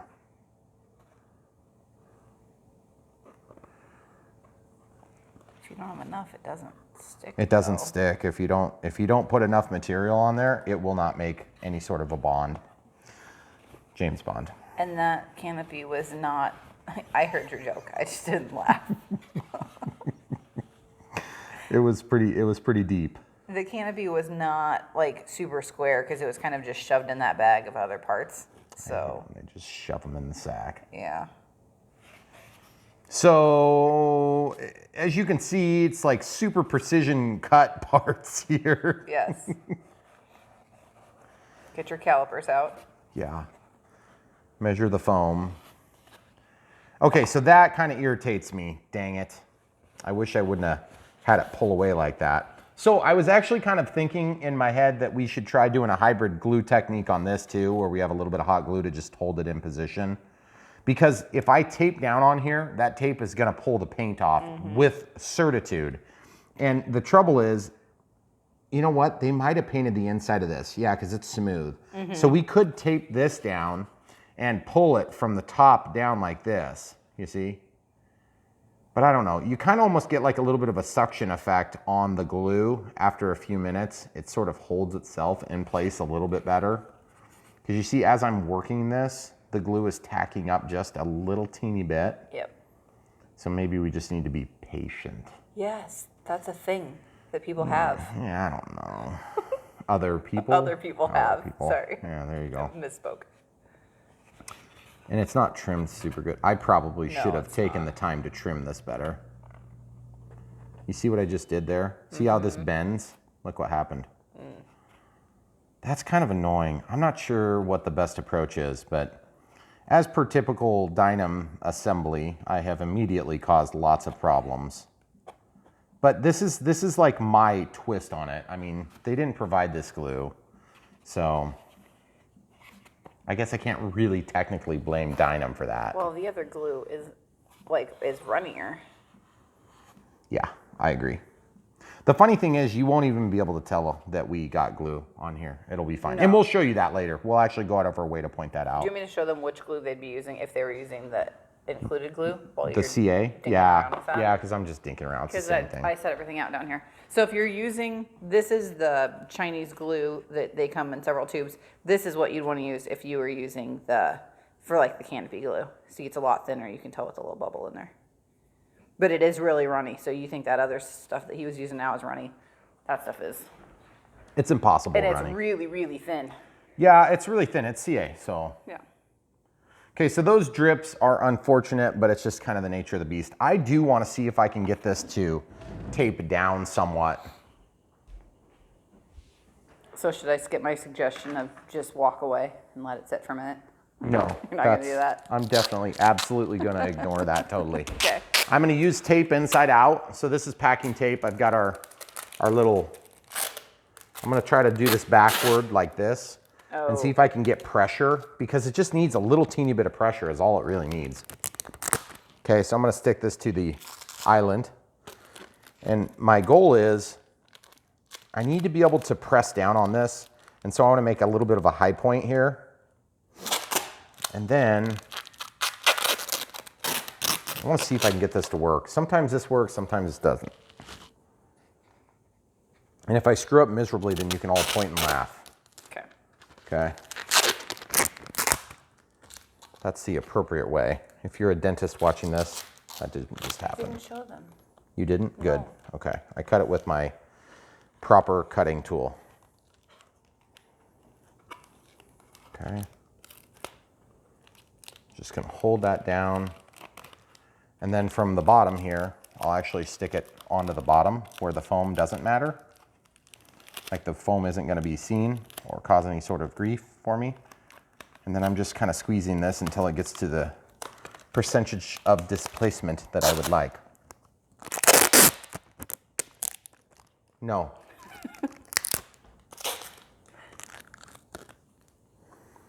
Okay, so now I just need to be careful not to get around the edge because I have the tape side down. Okay. You see what I'm talking about? I just want to squish it here. I just want to squish it here, just a little teeny bit of pressure. That's all I want. And so now that I have the tape in place, I can actually take and tighten up the tape a little bit by grabbing the tape halfway and just kind of pulling it and collecting it to itself. And that's just going to put a little bit more downward pressure. Okay. So you see now it's tight around the edges. That actually wasn't horrible. I mean, I've never found a good method that just really, really works every time on a Canopy, other than patience, and I don't have that stuff.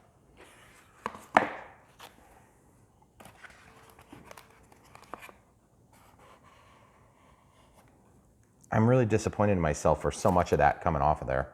We're probably going to get a little bit of adhesion or a little bit of bond there. Well, we'll find out. You guys will get to see how horrible it turns out. It's significantly heavier now, I noticed. Well, I mean, it's all taped. Okay, so you're probably also asking yourself, but Brian, the instructions clearly state to do this or that first. And I'm like, yeah, they're Dynam instructions, so no. This is the front. And if you look at the drawing, as in the picture on the front of the box, it's going to tell you exactly which side goes up. I think what it is this, because then the bomber could sit with his head pointed down, or the gunner, and he could look straight down, I guess. Yes. And it's not curved glass. So there's a gun we have to glue in. Yep. And then the only thing I'm concerned about is, do we actually have any decals that go inside of here? I don't believe we do. I don't think so. I think that actually was a step on the directions. Oh, wow. Seriously? It just says install the scale gun and nose cowl by using the glue. Oh, there's lines that line up, guys. There's panel lines. These panel lines are molded, and so it's very obvious here, okay? Yep.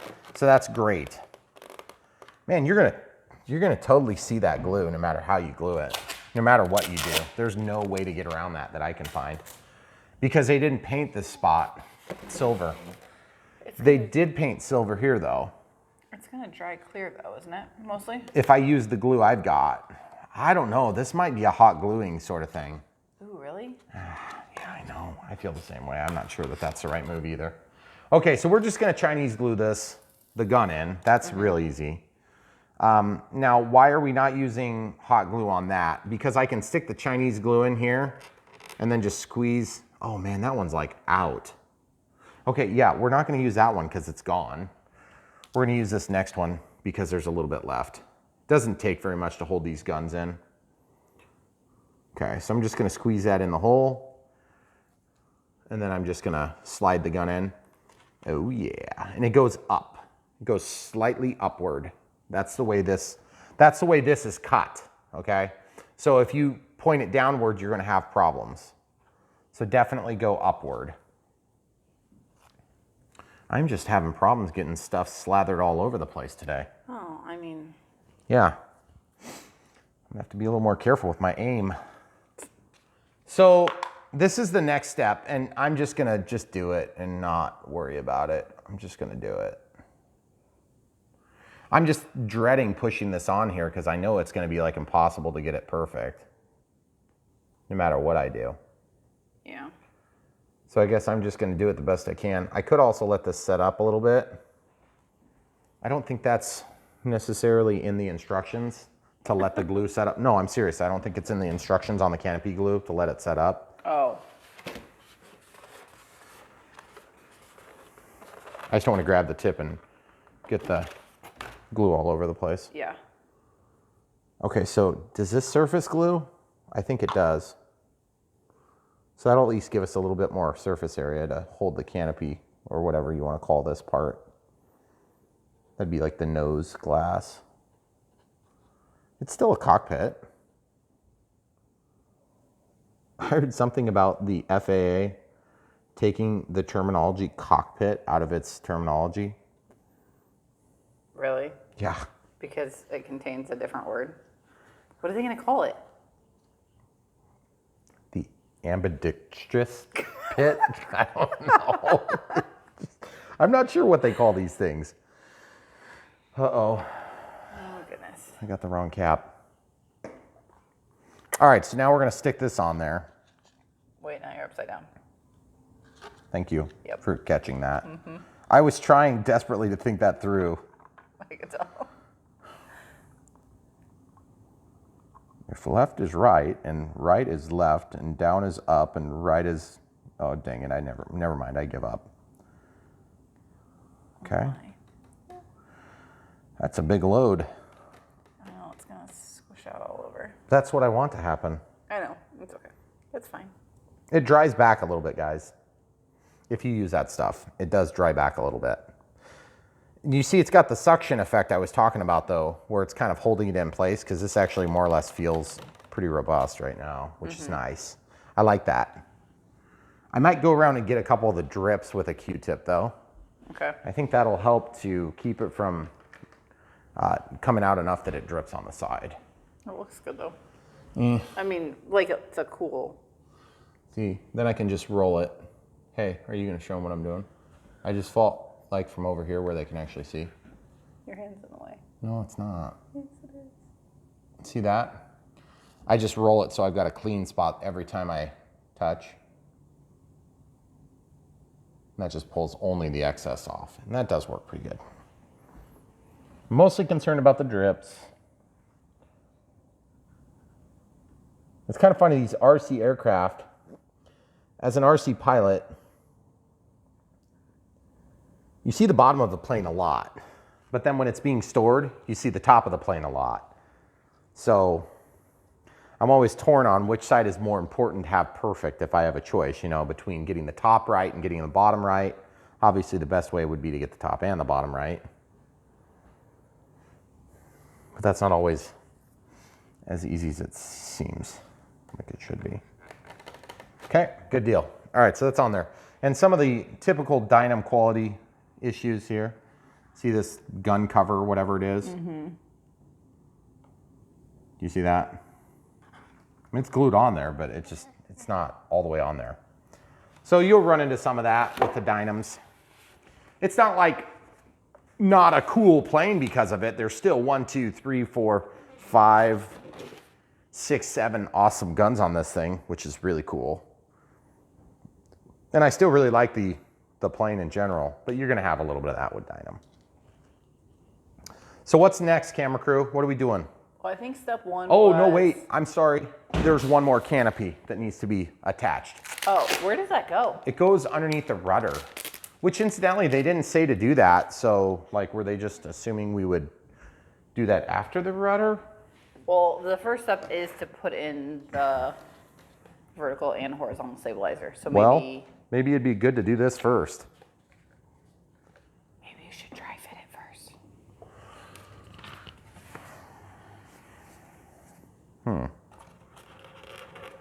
Okay, so that's not going to be of great concern.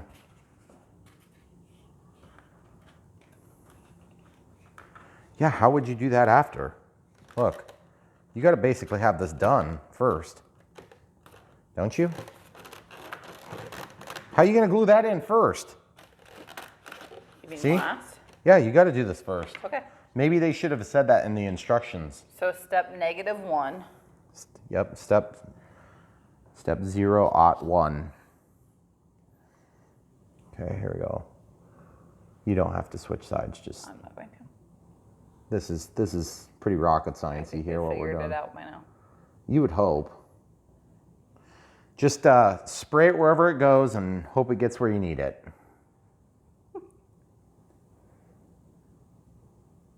Advice for Life by Brian Phillips RC. That's why they're here. That's right. Guys, don't freak out. It's not going to look like crap when it dries, I promise. It's going to look better than crap. Well, I mean, it's clear, so that'll help. It's going to look nice. It really will. It'll be fine. It'll be fine. And I had some residue on this glass, so I just wiped the residue out. And I'm going to attempt to do this without making a giant mess, which I will shortly be failing miserably for your viewing pleasure.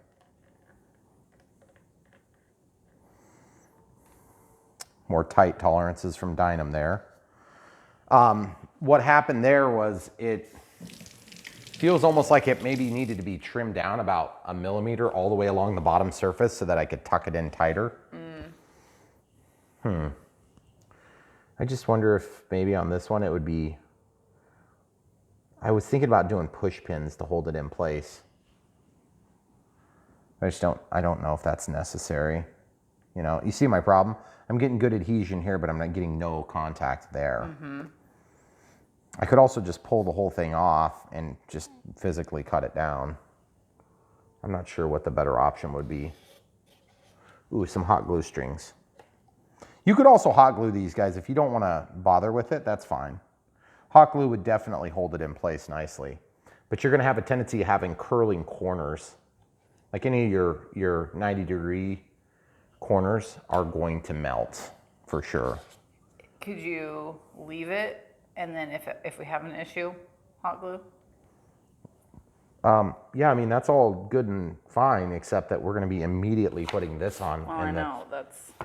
Well, maybe we could come back to that and just let this set up for a few minutes. Why don't we do that? Work on the wings instead. Yeah, let's see about doing that. That's a great idea.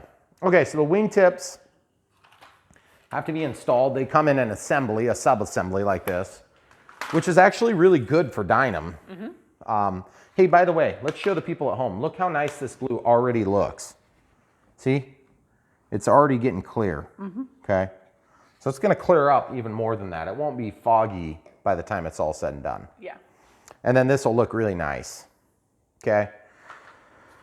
All right, so how do we do the wings, camera crew? Did you read instructions? Plug them in, screw them on. Okay. That was the long version. Okay, so they have the standard proverbial bread bag, twisty ties. These are all labeled F and A. Okay. F and A. And then lights. And then the lights are not labeled. Okay. So let's do this one since we can get to it easiest. Easiest. A. You have to stick the A in the A hole and the F in the A hole. Or, excuse me, F in the F hole. Well, they're not labeled on this side, so what good does that exactly do? Ah. Oh my goodness. Man, it's a good thing I'm here. All right, note to self, Dynam. When labeling your stickers, please label them the same so that confused people like me don't get confused. Oh man, that, ooh, there it is. So orange to orange, brown to brown, red in the middle, okay? Then they're strong enough. It was a good sturdy clip, so I'll just hold it up by that plug. This one is also the F, so you see that's wrong because it's brown to orange. There's brown to brown. They're keyed, so you can actually plug them in backward, but it's harder. So just be mindful of that as you're working. Not that we've ever. We've never stuck it in the wrong way, ever. Oh, geez. Those ones are especially difficult to plug in. I don't know why that is, but it's just the way it is. Oh, you know what would have been smart? What? Is if we would have stuck this gigantic gargantuan wing spar. We always. It's just like crap coming off of it. Okay, so there was some sticky on here, I think from the tape that was holding it down. So I'm actually gonna favor that on this side. And we just kind of slide this through the hole. Are you kidding me? They put the LED wire in the spar tube. Oh, why? Dynam, why? Oh, that's not gonna work.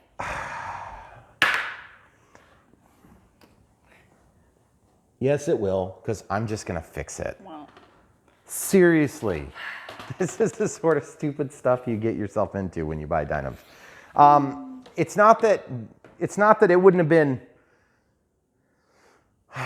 Okay, so the wing is mounted. So I'm just trying to think, is there a way to do this now? Oh, that's nice. I just found a feature. Whoa, look, the wing is screwed on. And there's a magnetic hatch that's mounted to the top so that you can take the wing off if you have to reroute one wire. I'm gonna think for a second, and my thinking is gonna, okay, check this out. So that wire, you know what happened when they glued it? It stuck through. So watch this. Oh. I think it came through okay. I think they sandwiched it. And it was just over the bump. Yep. So now what I have to do is very carefully test this before we continue, because I do not want to find out that I just damaged that wire. I want to know now. Yeah. So how is the easiest way to test this, you might say? We could do a smart checker, which has a little servo tester in it. That's going to give us a BEC output. Okay, so we got this, whatever, smart pack, 3S 1300. Nothing magical or special about that. And we have, since we don't have this hooked up yet, we're just going to go ahead and temporarily hook that. This is the not the flight controller, this is the LED controller. So we'll just plug that into the servo output. You could also do this on the receiver if you wanted to go that route. One complaint I have about this tool and other smart is that they're black and it's very hard to tell what the markings are because you have to get the light to reflect off of the raised plugs. So if you're listening Horizon on that, I don't know why you'd be listening on this particular video, but if you are, maybe do a silk screen, a wipe of paint or whatever.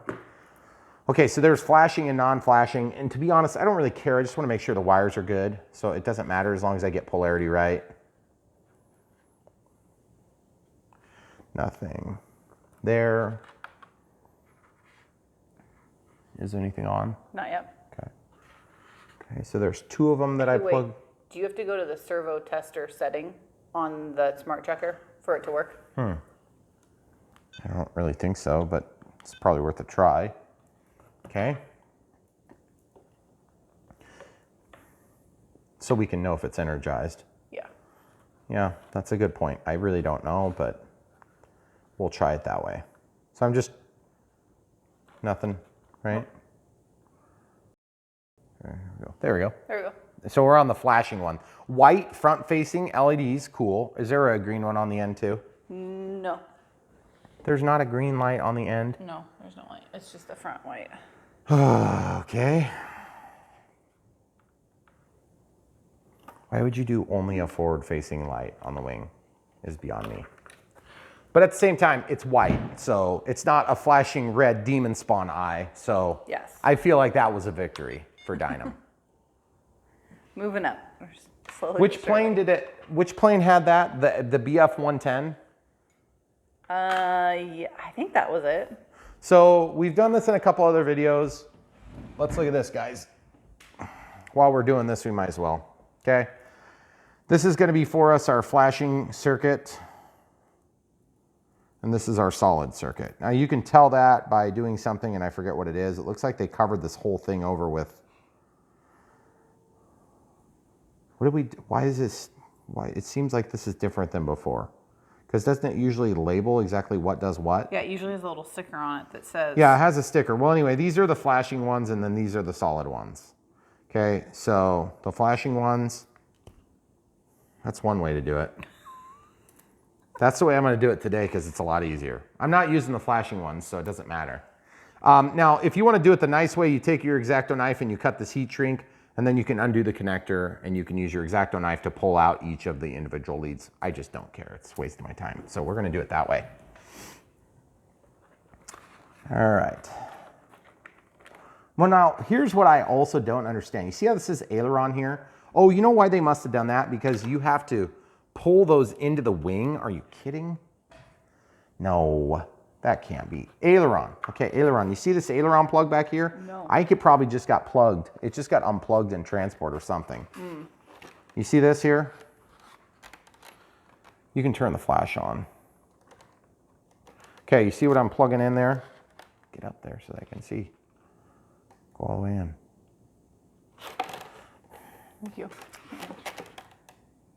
So the brown is up.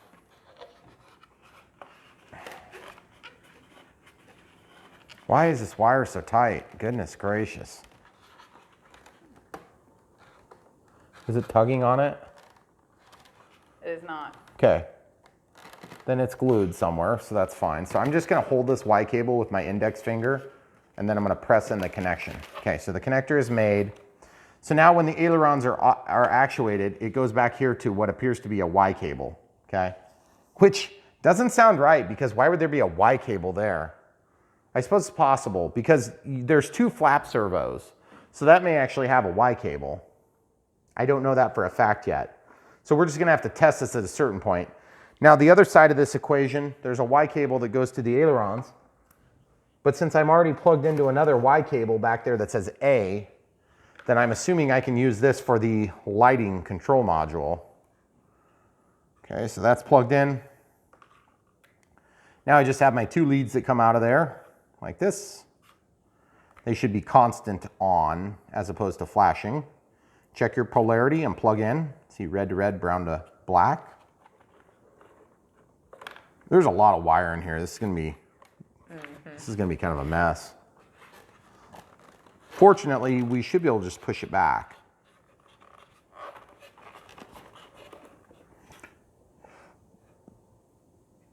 Okay, red to red, brown to black, okay. So now when this thing gets energized, then we should see those lights come on also. We're gonna do that right now. We'll just grab the same 3S pack we were using. This has an IC3, which is going to plug into this with no problem. It's a little bit tight, but it'll go.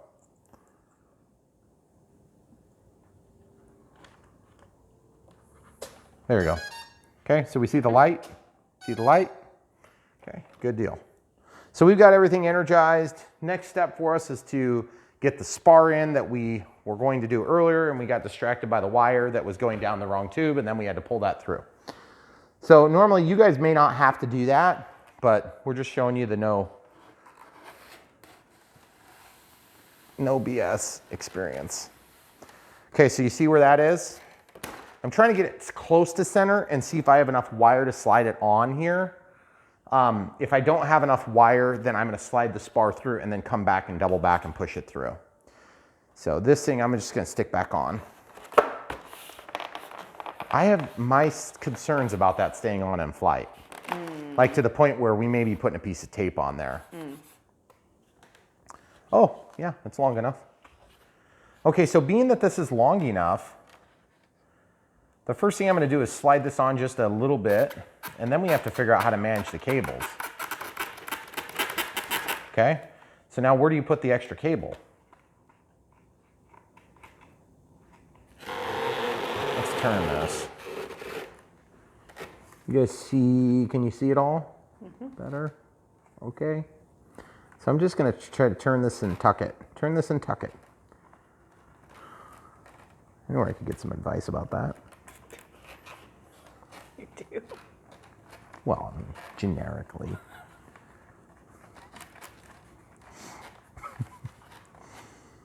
Okay, here we go. We'll just slide that right in there. Okay, so that's in there. See how it's kind of out of the way.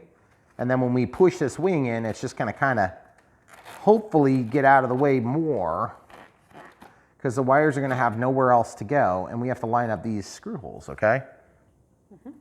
Are you showing the people this so they can see what we're talking about?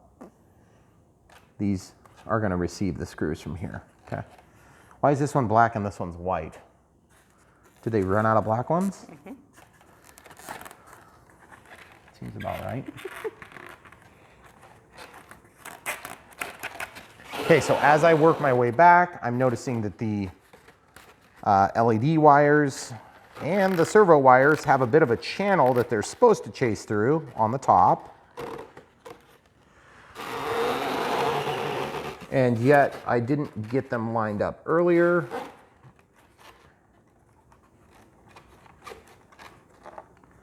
Goodness gracious.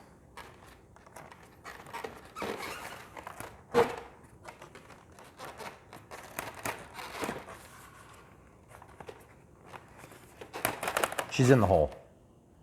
Victory. Victory has struck again. So let's talk about screws. This plane comes with a wonderful Chinese screwdriver, which is perfect for these applications. And they have a bunch of screws, all exactly the same size. Yes. Thank the Lord. We are going to put those screws. They were also in 2 different bags, if that confuses you. Do you want to come over here and show the people where I'm sticking it? I don't want them to miss out on that. There we go, so we got it started. Just glad we got some more of those screwdrivers. I know, we were really running short. We're only down to what, about like 30 or 40 of them in that drawer? 4 per person. There's like enough for one for each finger on each person in our house. All 6 of us. That's a lot of fingers. And toes. Don't forget toes. We don't want anybody to get left out here. Oh, I wasn't quite all the way penetrated. You gotta make sure you ram it all the way in. Otherwise you will never be satisfied.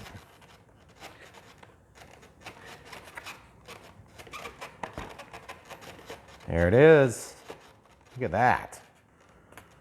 Okay, I am a little bit concerned. That screw seems long, like it could go through the out. I don't wanna like have it poke out the top of the wing. Oh.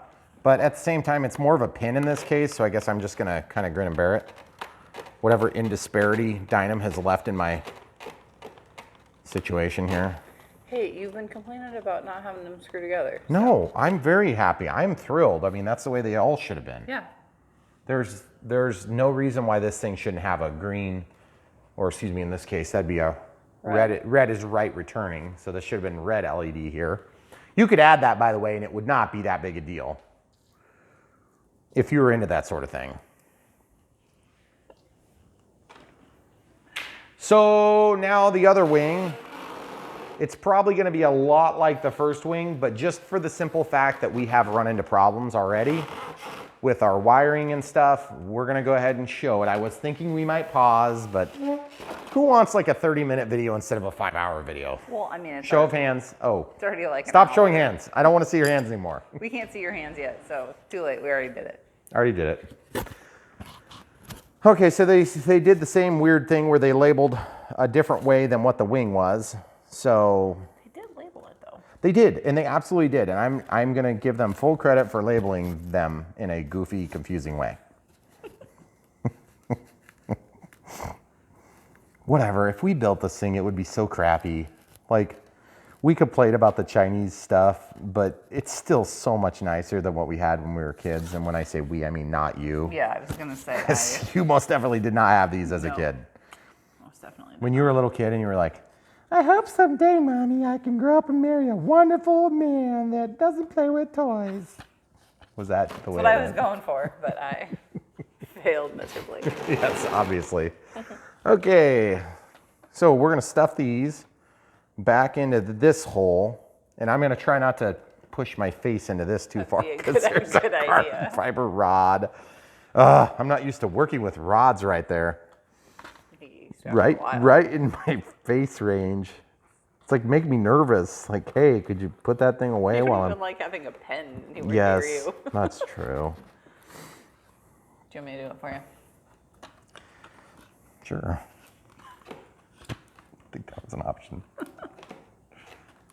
We'll just slip that in there, and then... Hey, don't forget to get your... Huh? Give yourself room to get this spare in. Dang it, I do have to get it started first, don't I? Yeah. Oh boy. Oh boy. Oh boy. Oh boy. Oh boy. Woo! We just made it by the skin of our teeth, guys. Okay, so trying to do this in such a way that you can see, but yeah. Whoops. Oops. Sorry. This is just super really easy, convenient step. Mm-hmm. Hey, camera crew, there's some glue up at the top. Can you grab that off of there for me? Yes.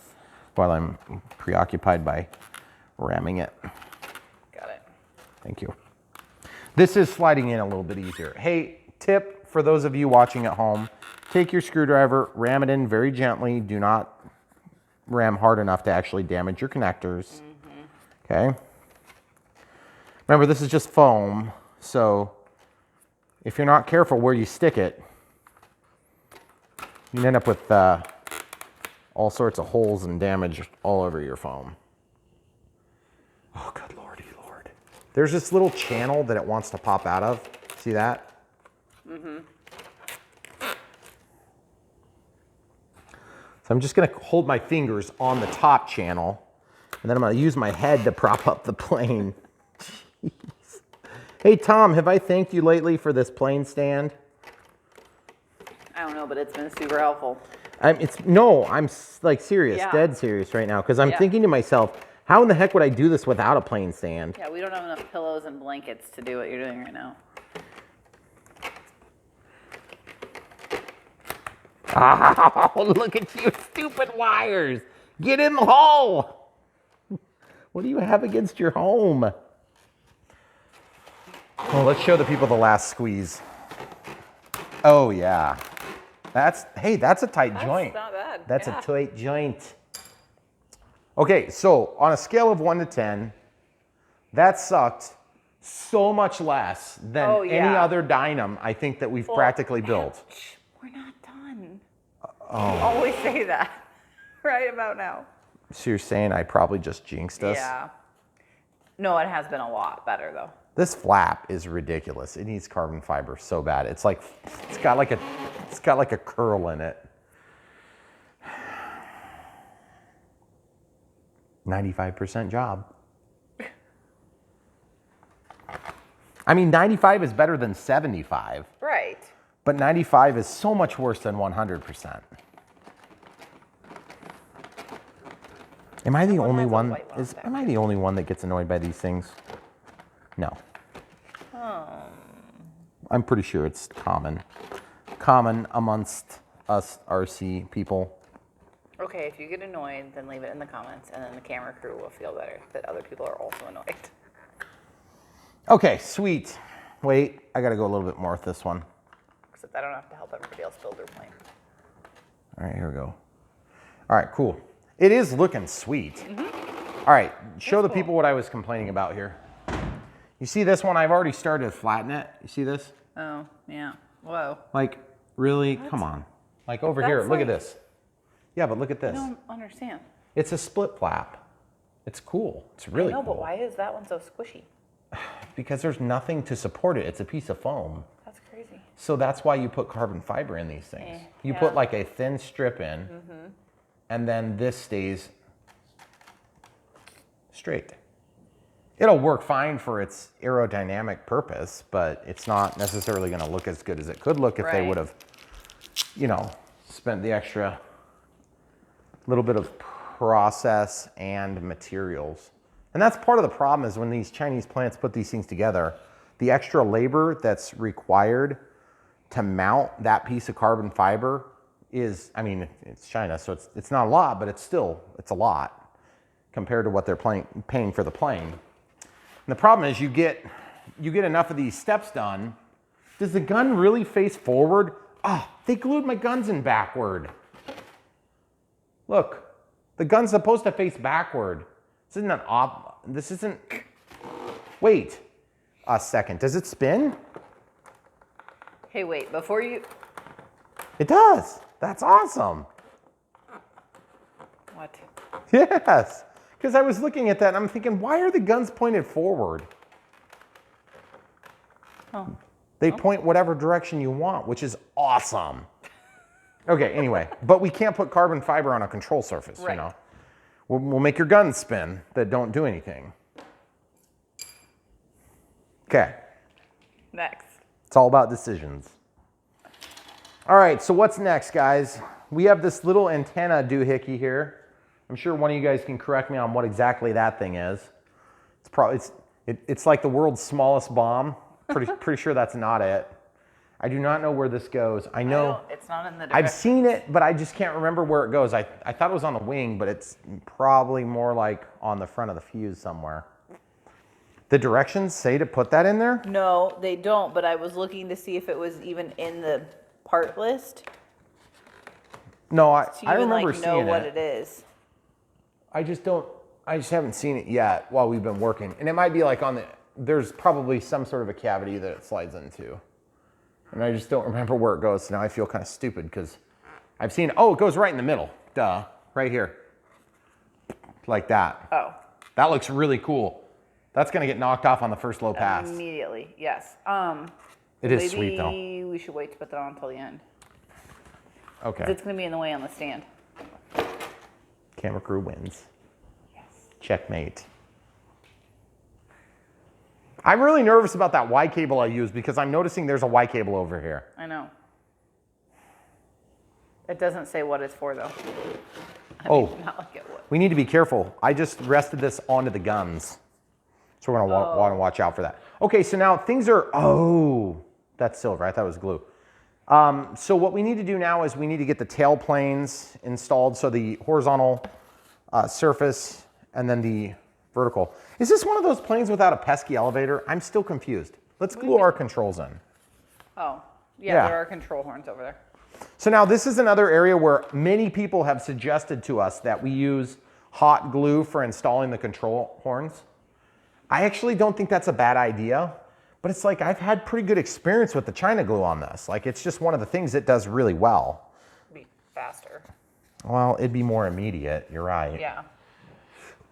Okay. You're just trying to speed up the video. No, I'm gonna try hot glue. We're gonna do hot glue. You ready? Okay. So the hot glue is gonna go at the base here, okay, like that. And then the China glue is gonna go on the top. And I probably should have had the cap off for this, but that's fine. It's all part of the show. Okay, I'm just gonna squeeze it out onto the tips, okay? So then that'll give me the best of both worlds, hypothetically. And then we'll just let that cool. That went pretty smooth so far. Does that not have like a backer plate or anything? It's just glue? It doesn't on this one. Okay. You know, these kind with the compression style clips, they don't all work this way, but some of them do have a receiver on this side that snaps through, okay? So you have to look at it and verify that on your own plane. Sometimes they use screws to hold these together, so they're actually holding both sides of the foam, okay? So now that that's had a chance to set up, that's real nice. Yeah, that I worked like really that. nice. I like that method. Let's do that. So I just quickly held this up here on the surface and made sure it was going the right direction where the armature reaches through. So that was super easy. I like that method. So we have to do 2 on the elevator, and it's still not cut free, which is just very strange to me. But so I'll show you how I did this again. Glue in the middle, okay? And then China glue on the ribs, okay? Then remember, stick it in so that the control surface, you want the center of, whoops. You want the center of that to be over the hinge point. That's the key. And that will give you a linear change on both sides of the control surface sweep. See how that's stuck through? You can also trim those with side cutters, which we'll do after a minute. Okay, do this one slow so I can focus before you put glue on. You ready? I'm gonna do this in a different order. Yep. So I'm just gonna get a little penetration there. Whoa, whoa, I blew my load all over it. Dang it, what a mess. Worst things could happen, I suppose. Now I'm gonna just blow my load right at the base there, a little bit. I went a little bit lighter this time because I don't want it to squeeze everywhere. Okay. So now I can just slide that down in there, and it's gonna be like a China hot glue celebration. Ooh. Yeah. I kind of liked that though. It worked really good so far. I mean, when it crashes, you'll know it didn't work. We'll blame the people. But actually what I'm gonna do, I'm a little bit tempted to use this to put glue on the top as well, rather than just cutting them off. Okay, so that's what I'm gonna do, because that's a thin surface. So I'm just gonna kind of stick a little bit on the tip, and then I'm gonna run the tip down. See? Then you got contact point on the top too. And you're not gonna see that when it's flying, so. No, heck no.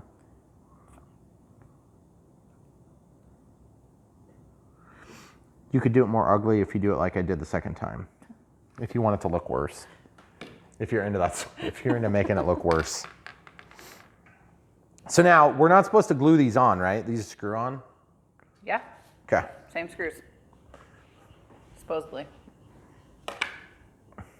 This plane does look a little bit ambidextrous too, because I feel like it's, you know, when you're standing on one plane, Yeah. one side versus the other, it's kind of hard to tell Right the difference. now, yeah, without the tail on it. It's I mean, hard to tell. obviously I know the difference, but it looks almost the same from both sides before you put the tail on. So now, are we gonna cut these first with an X-Acto knife I don't maybe? know. I would do it, I don't know. Do you really not know? When is it gonna be easier to be precise in your cutting? Probably before it's mounted on the plane. That's what I was guessing. Then I would do it now. Really? Did you already take the X-Acto knife out, camera crew? I did not. I didn't know we were gonna have to cut the thingies. Run-of-the-mill X-Acto knife. I'm gonna sit down for this so I get a good job. I get a good cut. So we're gonna cut this surface here.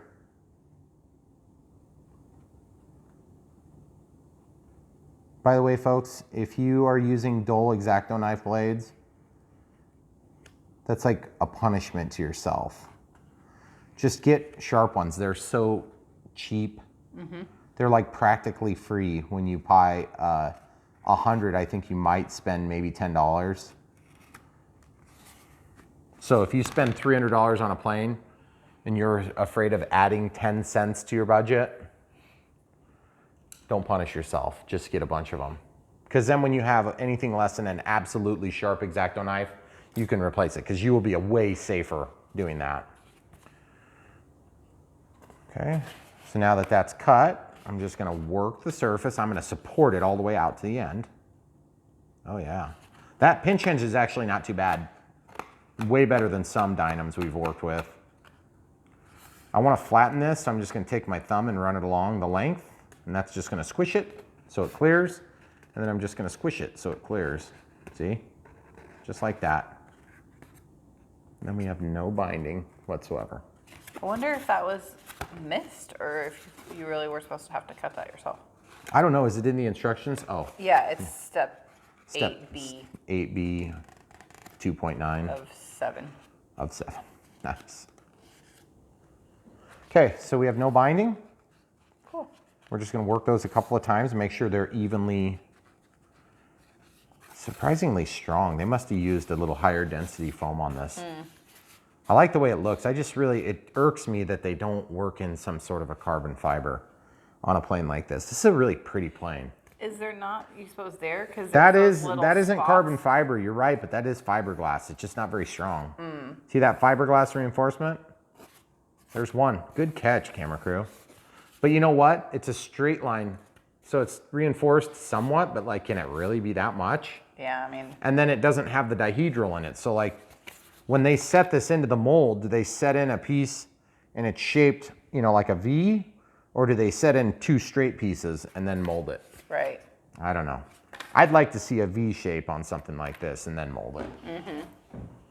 These are the type of quality concerns that people come up with when they've never actually designed and built a radio-controlled model. I mean, we're just the customer. We're just the ones that buy them. Cool. That is a surprisingly good fit. It is. I was totally not prepared for that. No. But then the tail just slides in. Good thing we glued that canopy thing. I know, but okay, so Do that you goes want in first. Do you want me to screw it first? Well, Or am I supposed to screw it from the other side? no, I think it'd be that side. You sure? Because it feels like I'm biting the threads already. I'm serious. Like, are you sure? Wait, move your hand. There's no hole. No. That's just from the molding.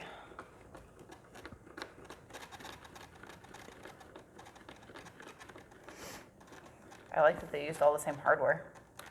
Yeah, that is a really nice touch. By the way, that is bottomed out, and this is still allowed to flex. So that's not good because the angle of incidence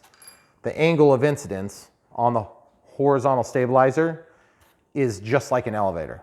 So if the angle of incidence changes, then it will cause your plane to like lift prematurely or whatever. For instance, Dynam Messerschmitt 262 had an angle of incidence issue.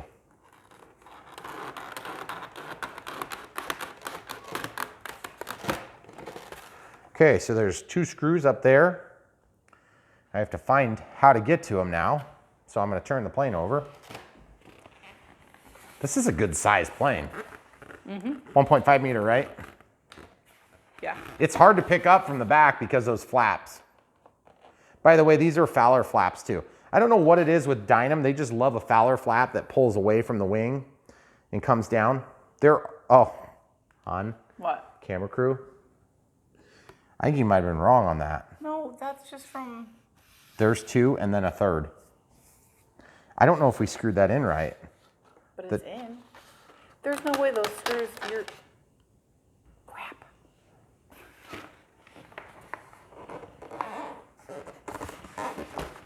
That's super weird. Is it really weird? I'm glad I said that was wrong. Okay, so everybody at home watching. First time ever. I knew it was biting immediately, so I knew that wasn't right. So basically what I'm saying is when you feed a screw through a hole and it's the through part of it and not the bite part of it, it should feed loosely, generally. But the wings were like that. Well, the wings are only a 3/4 of an inch thick. So there's just nowhere to... That window back there is it helping? driving me nuts. Do we need to close it? I don't know, we might. If it wasn't so snowy, it wouldn't be so bad. So guys, if you're ever wanting to put blinds in your house, we have bought these remote control blinds, and you're probably thinking, yeah, right. You gotta be rich to do that. Get one. Actually, these were cheap. Yeah. And when I say cheap, I mean it's always relative. Because when you get a window that's 96 inches wide, there's nothing cheap.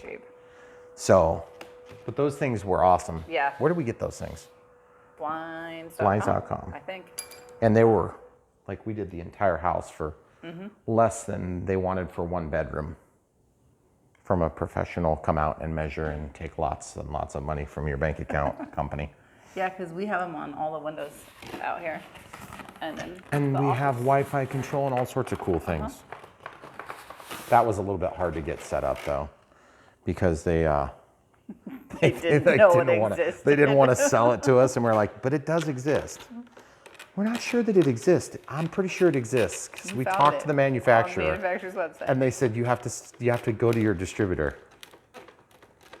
But it is awesome. Sun up, sun down, automatic. You can have offsets. And we have them up there where it's like 'cause impossible to get. That was what caused us to do it. And Yeah. that window there. And this, yeah. In the stairway. That one's in the stairway because you can't get to it. But we have them on those 3, and we have them on the big patio door, which is nice because it doesn't block our view. Yeah. And we have them in there in the office. And we're gonna have them downstairs too. Yeah. So that's cool. Okay, so Did your screw even reach? it was perfect. It was absolutely perfect and flawless. Just like I said it would be. I'll let you have this one. Okay, so 2 screw holes. You see, this is what's in that control. That's what was right here. Okay, it's just like this. Right. All right, so we're gonna do this. Really amazingly tight fitting. Yeah. Like Dynam, if you can do it, why don't you just do it? Everywhere else. You know, like all the places. Okay. Yeah, I gotta put it in the opening, unfortunately. The plain stands are sometimes they leave a little bit to be desired when you get like a canopy hatch opened or whatever. Yeah. The reason we have our canopy hatch open is because we have our glue drying. But we like never adjust the plane stand, and it pretty much always works. Yeah, we've adjusted it like maybe 1 time. Yeah. Yeah. This thing is pretty cheap. If you're looking to buy one, we have a link. Yeah. And you can get it.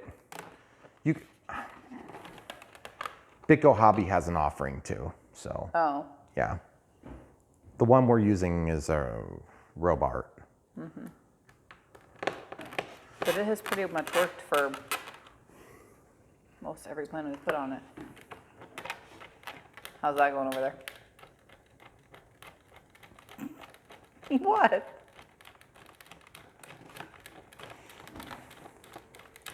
If I had feeling on the tip, I could tell if I was hitting the hole.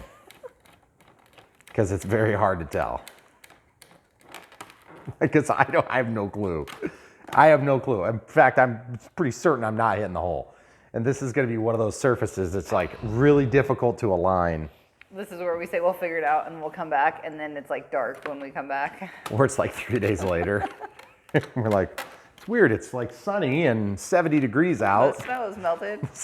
Yeah.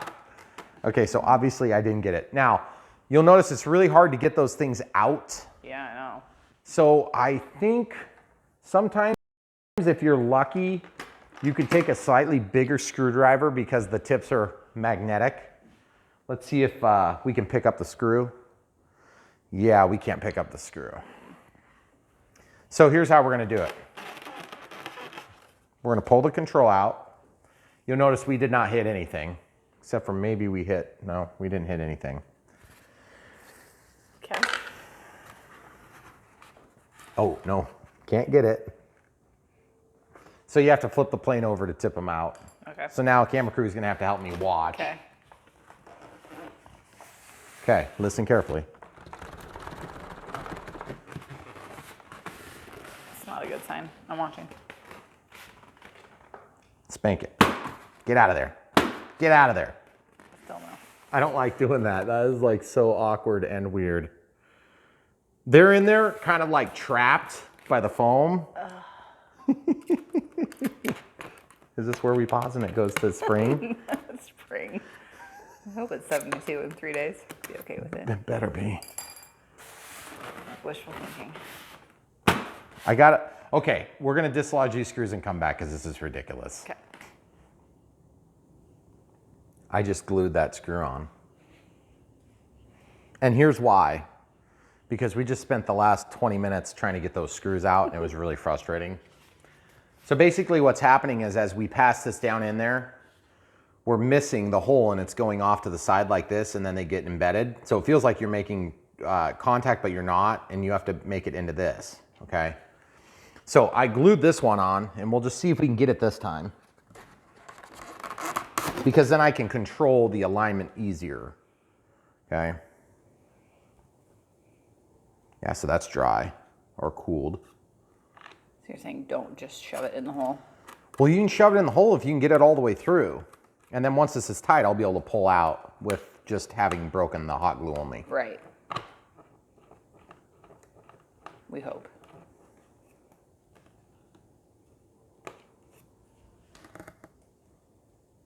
I'd be lying if I said I felt like that went in.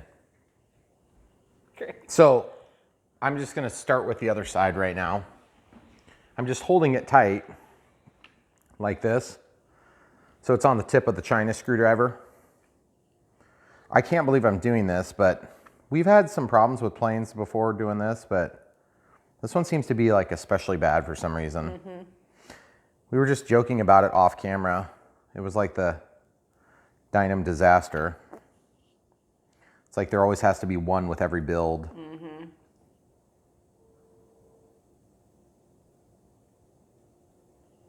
So then I'm just gonna let that set up for a second.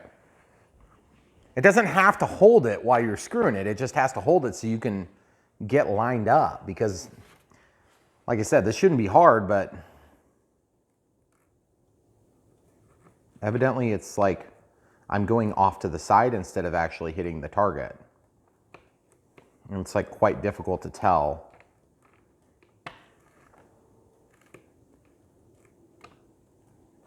See that noise you hear? Mm-hmm. And I've kind of really screwed up the hole.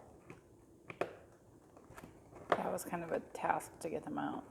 It was not, oh, that's in the first, so that's like in the slot.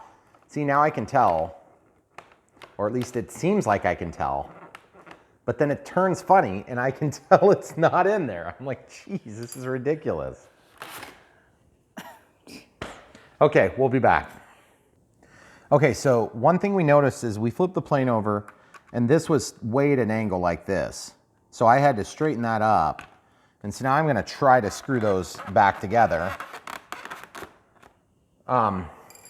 It just feels like you're getting good purchase and then it goes in and then it was like being aimed at the wrong spot.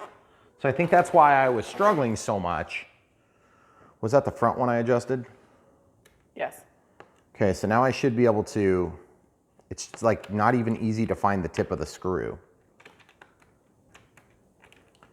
Once you find the tip of the screw, which I'm still not there. Once you find the tip of the screw, then you should hypothetically be able to get them to mate up, the two surfaces.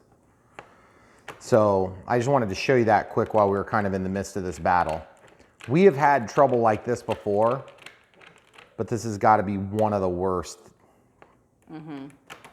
for getting them to align properly.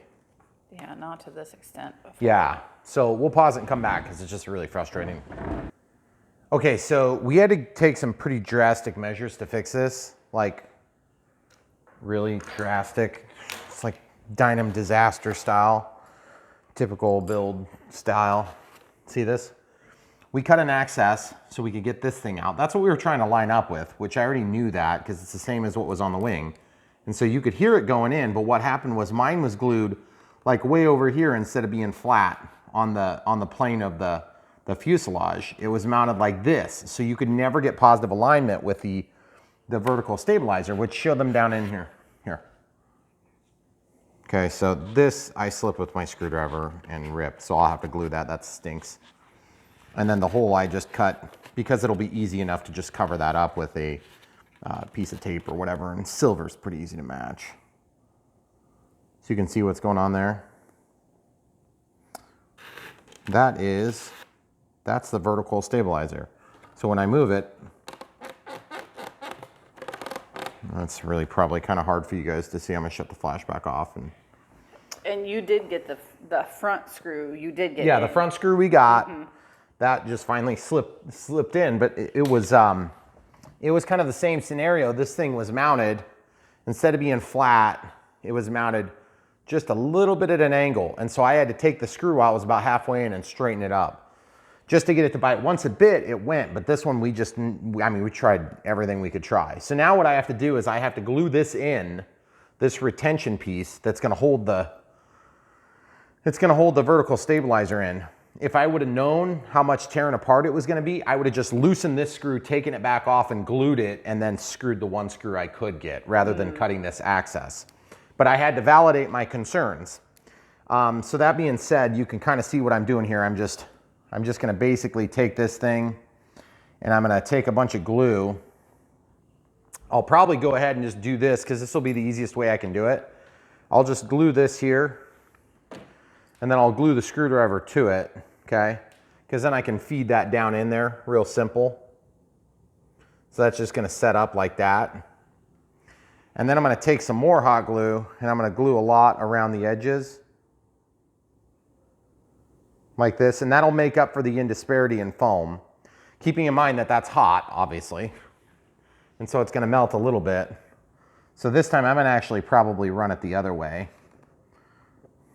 Okay, so now I'm gonna try to just screw that in, obviously. And when I push, it's moving the vertical stabilizer, so I know I'm aligned in it. It's like super easy to align it now. But see, even then it doesn't feel like it wants to go. Oh, for goodness sakes, guys. This has been a frustrating process, to say the least.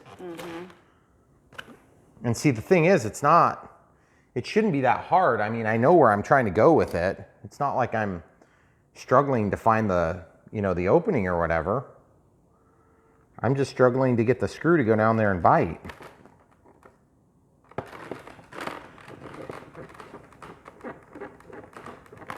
Is it going?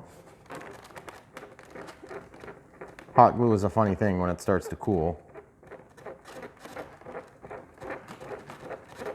And I just cannot say with certitude that that's biting. It does not feel like it's biting, but you see how it's lifting as I turn? And then when I tighten, it goes down. That does not necessarily mean that it's biting. It just means that you've got a misalignment somewhere. So I have to try to straighten that again.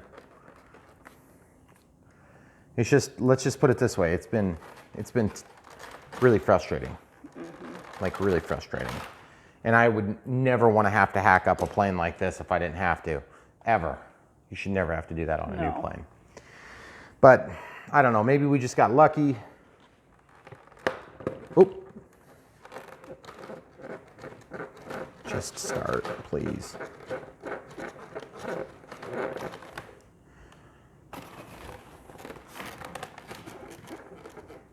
But it's just not biting. It's just not, I cannot feel it go. It's lifting, but I can push it back in. See, watch, show the people. You see how as I back off the screw, I can push it back in. It's just got enough of a lip or enough of an edge that I can pull it out.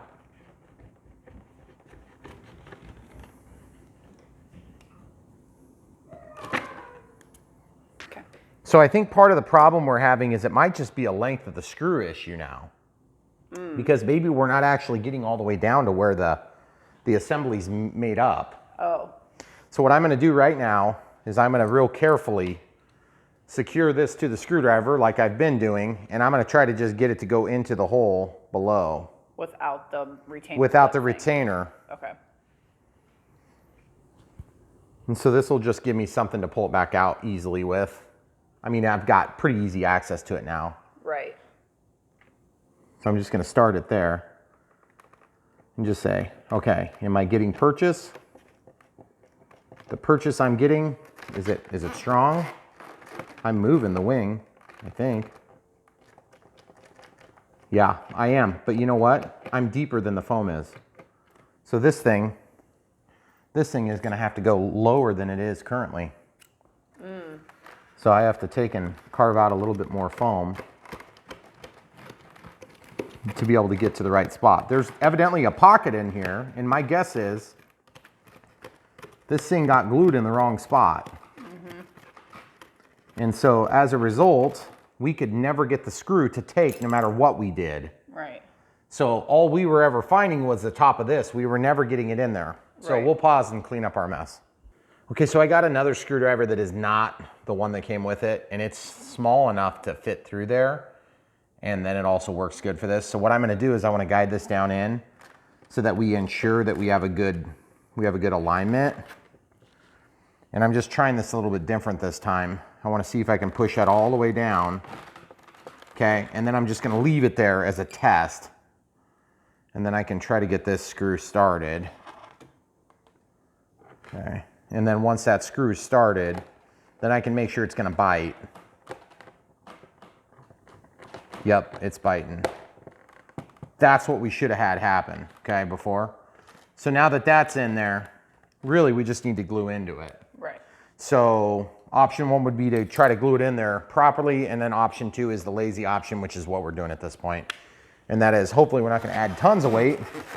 I'm gonna try to get it on top of the plastic and just bridge the gap around with the material around. And I'm just gonna leave that for a second. And because this is hot glue, you're in my way, camera crew, I gotta go behind you. Thank you. Because this hot glue is hot. See this? Oh.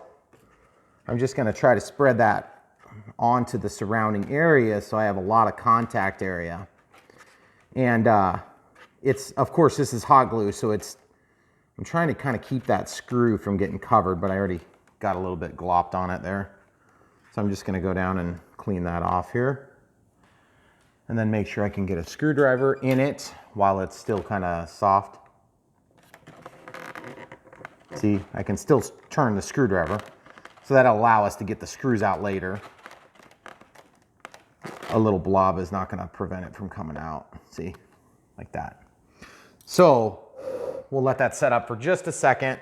The problem is with this foam is it gets so hot, and then it stays hot for a while, and it starts melting the foam around it. And so that's one thing you have to caution yourself when you're using hot glue, is that if you get it in there, it's gonna really trap all that heat, so it takes a little bit to cool down, like longer than you might think. So I'm just gonna reach in there and see, like it's still hot. Like it's still hot, not like burn me hot, but it's still warm.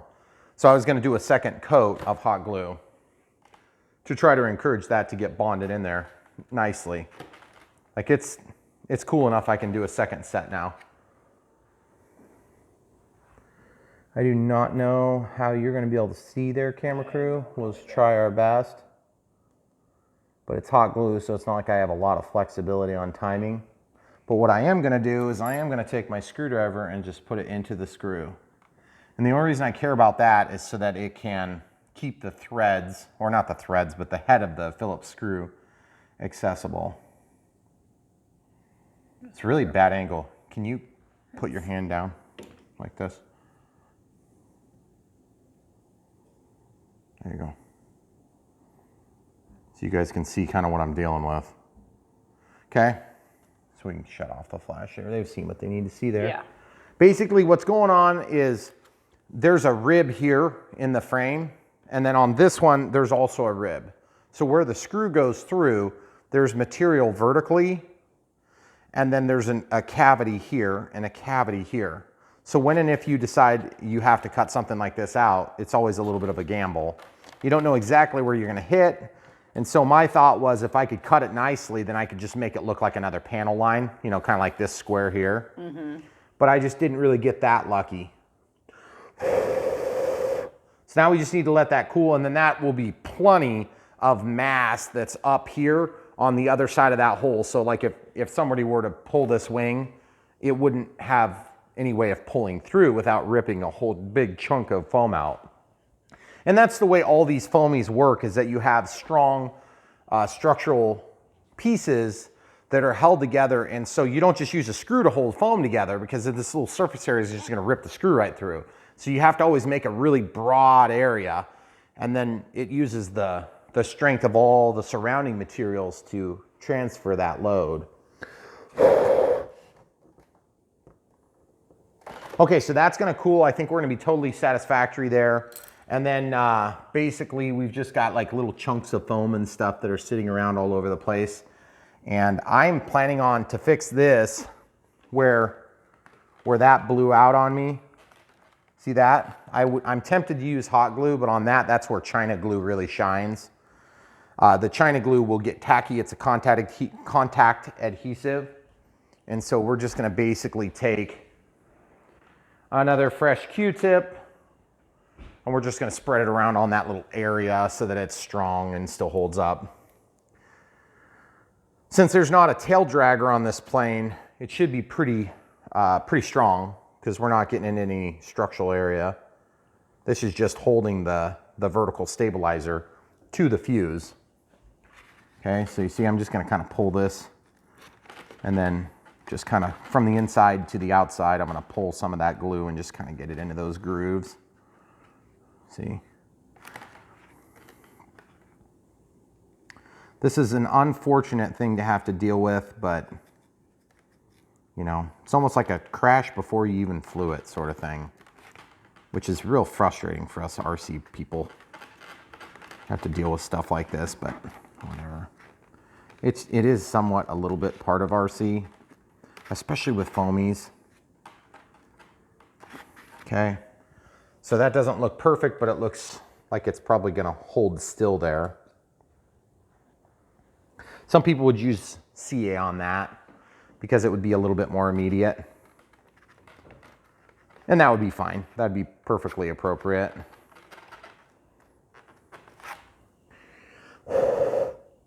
And that hot glue is setting up nicely. So now I'm going to fold down my leg on the hot glue gun, and I'm actually going to flip the plane a little bit so that I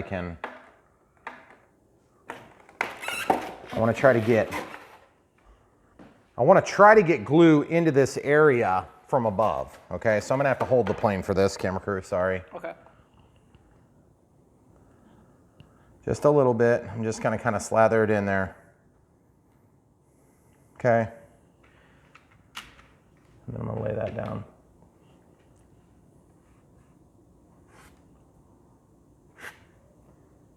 And that's all I'm going to do, because that'll hold everything structurally together on the inside then, and it can be ugly.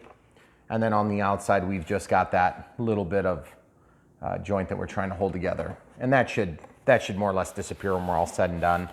So at this point, you guys didn't see it all, because you remember how we said we'd pause it and like be dark?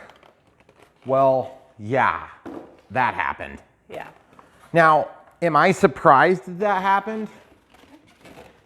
No. Was I surprised that this model went together as good as it did up to that point? Yeah, I was. Am I surprised anymore? No. So we will be stopping our video and coming back in just a second.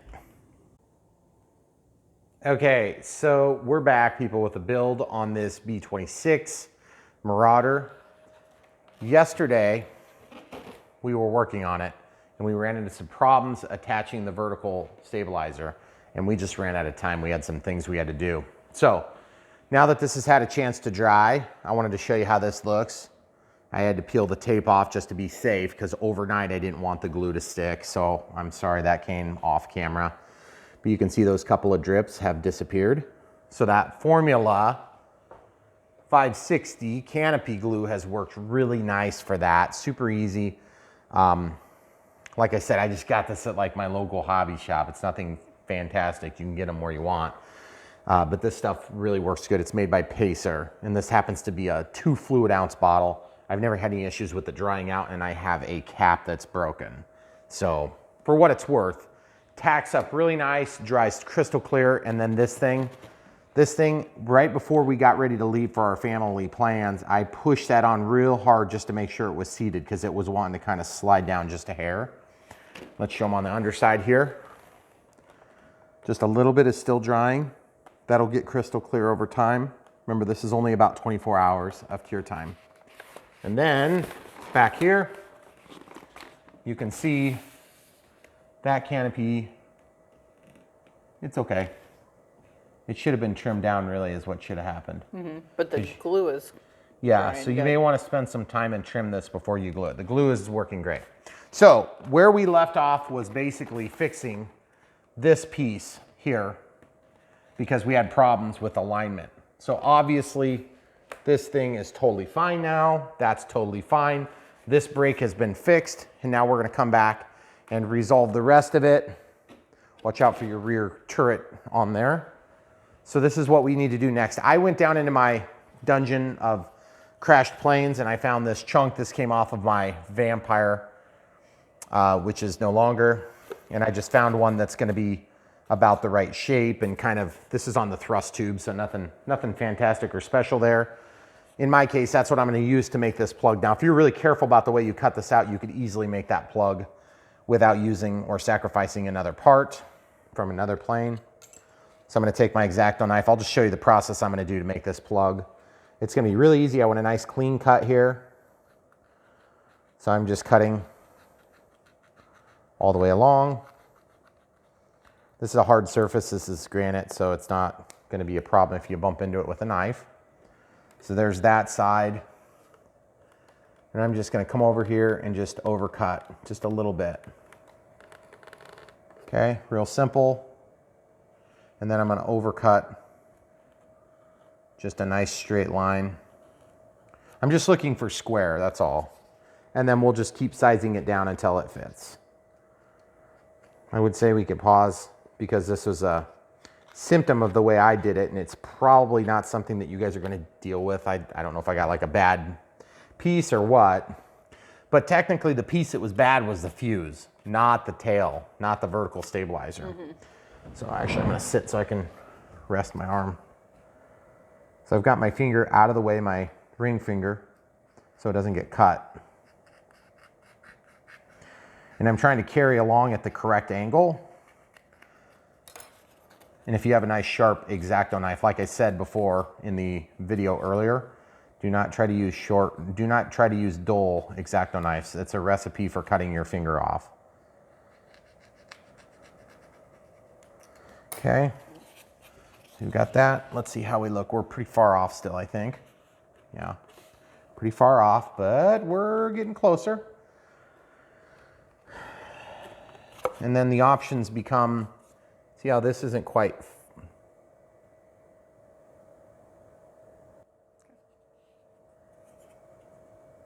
So I'm trying to cut this face flat.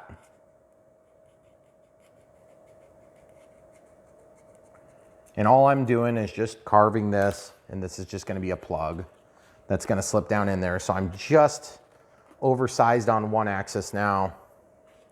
And then of course I need to kind of cut this. I'm going to oversize it again.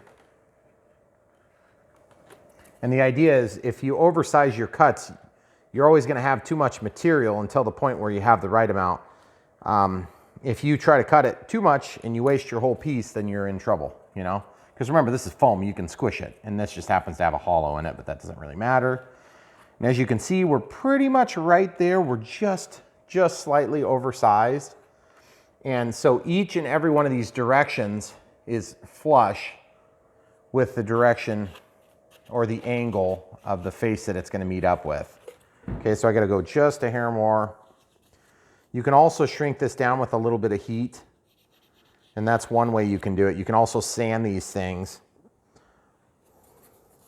You're going to have to move to see if you can't see there, camera crew.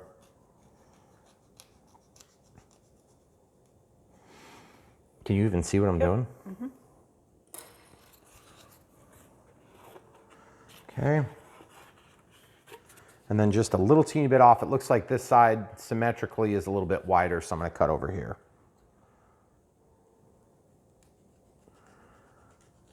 And you don't normally have to slice like that, but I'm trying to get a really nice clean cut.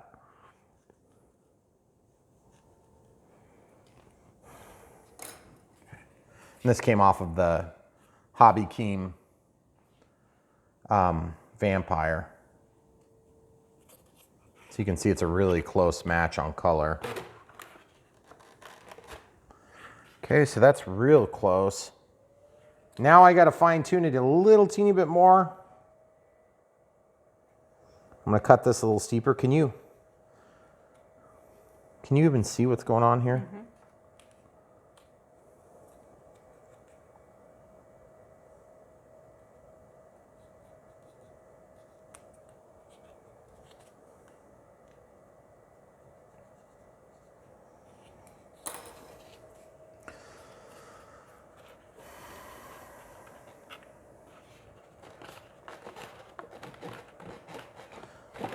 So you notice I didn't use any glue yet, and we have a plug that basically fits.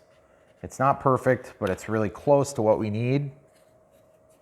So now I can just take and kind of round the corners over a little teeny bit, just so I can get it in there without crushing it too bad. There's gonna be a little bit of crushing no matter what you do. And that's really okay. It's not gonna be noticed at all, I promise you. So now you could just push that in there and leave it, and that would be fine. But in this case, I think I will go ahead and glue it because it's not really gaining us. It's not like you're gonna get in there and do anything useful. So I think in this application, we'll go ahead and glue it in. I'm gonna take just a hair off of this. I'm just trying to follow my own advice here and take as little as possible and still get the job done. And then dry fit it. Yeah, that's gonna be better. Okay, so now I should be able to get that in there no problem. And we'll just use the China glue for that.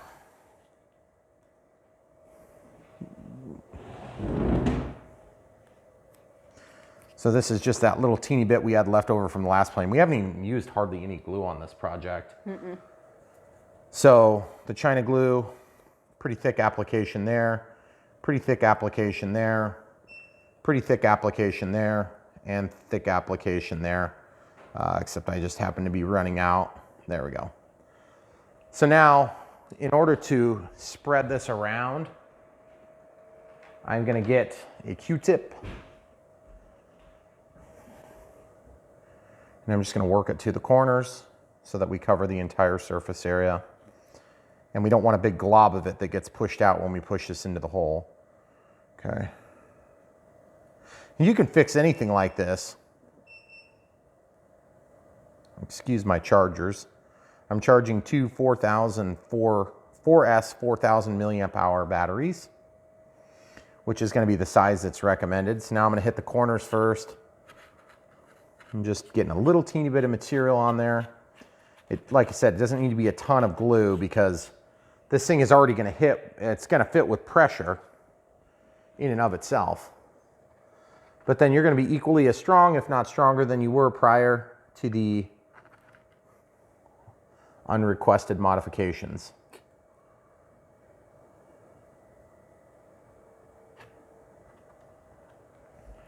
Okay, so we've got a little teeny bit of glue, and then we just have to spread it.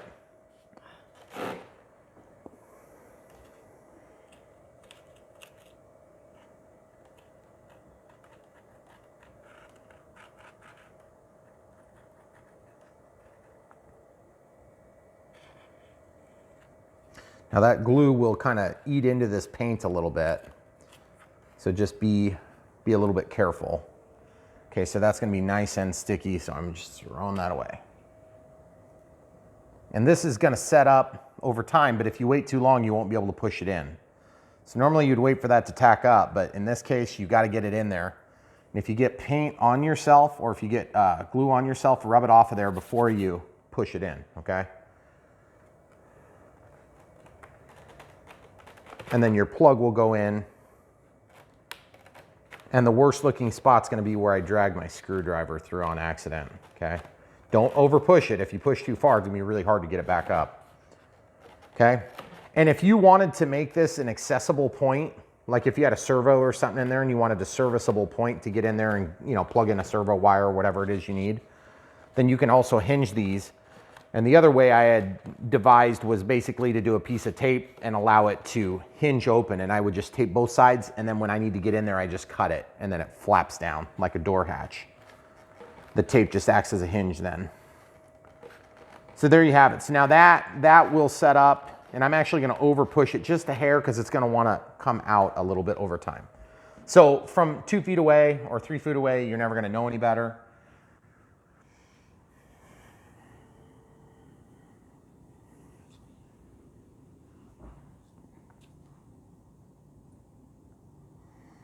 So as you can see, we got some dimpling and stuff, but again, this came off of another plane, so it's less about the plane and it's more about the way of doing it. You see, these are the little extra scrap pieces. Okay, so now that we have that fixed, you guys on video saw that interruption as being about a half an hour of video time. For us, it was like 2 hours. It was very frustrating. Mm-hmm. So that was our Dynam screw up. And we have some extra pieces. By the way, if you don't have a lot of crash planes in your basement, you might want to hang on to pieces like this because it's really handy to have little scrap pieces of this EPP and EPO because the foam is really, it's got a different density than what other types of foams that you may have around the house would have. So, all right, now that we have that done, we're to the point where we can go ahead and flip over the plane.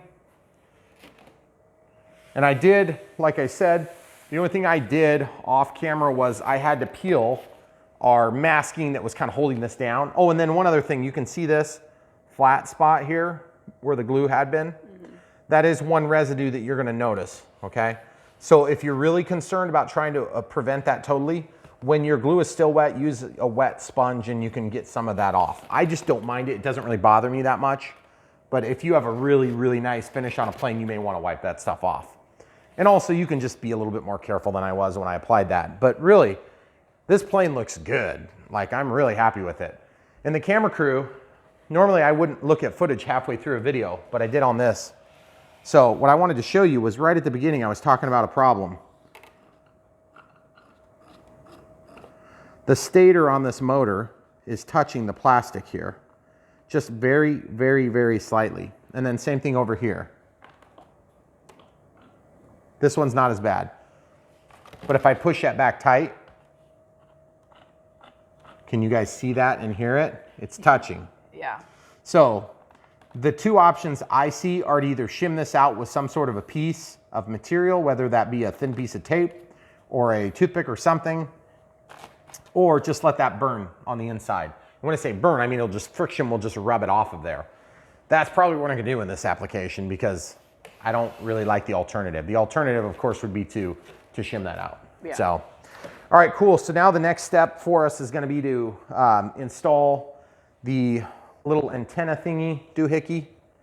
Oh. I know we kind of talked about doing this later, but I just kind of want to have all the glue and stuff taken care of, if that's all right. Yeah. So I'm gonna mostly glue on the bottom and just a little teeny bit on the side.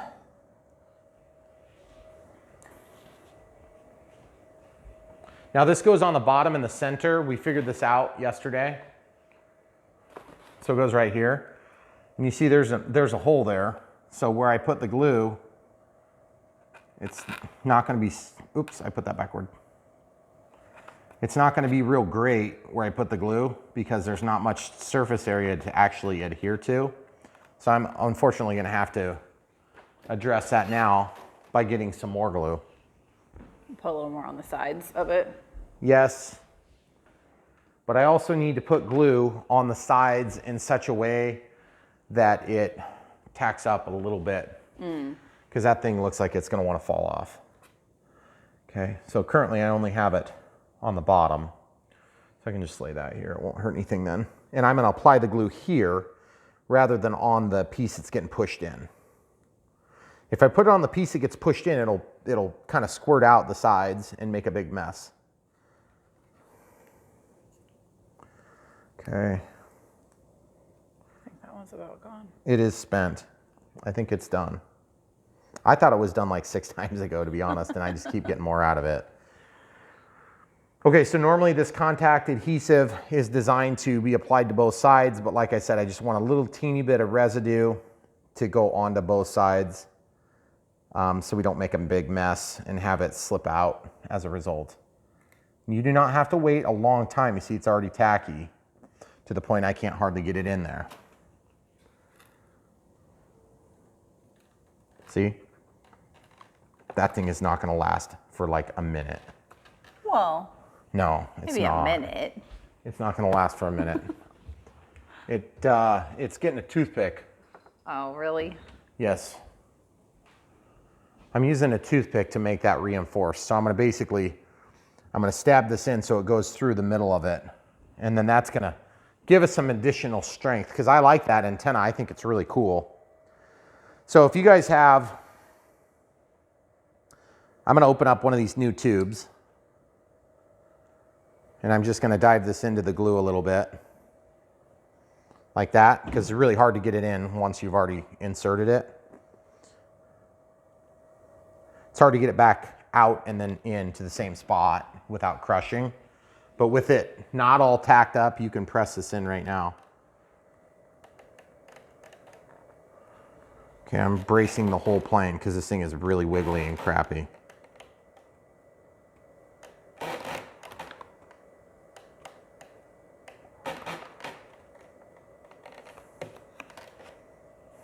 So that's about 100 times stronger now because there's a piece of wood through it. So now I need to just cut that top off. The easiest way to cut that off is probably with a sharp pair of side cutters. And then I'm going to use this provided Allen wrench to push it in the rest of the way. Might be able to use just the tip of the... See how I cut it above? I'm going to see if I can push it in with this. Oh, dang it.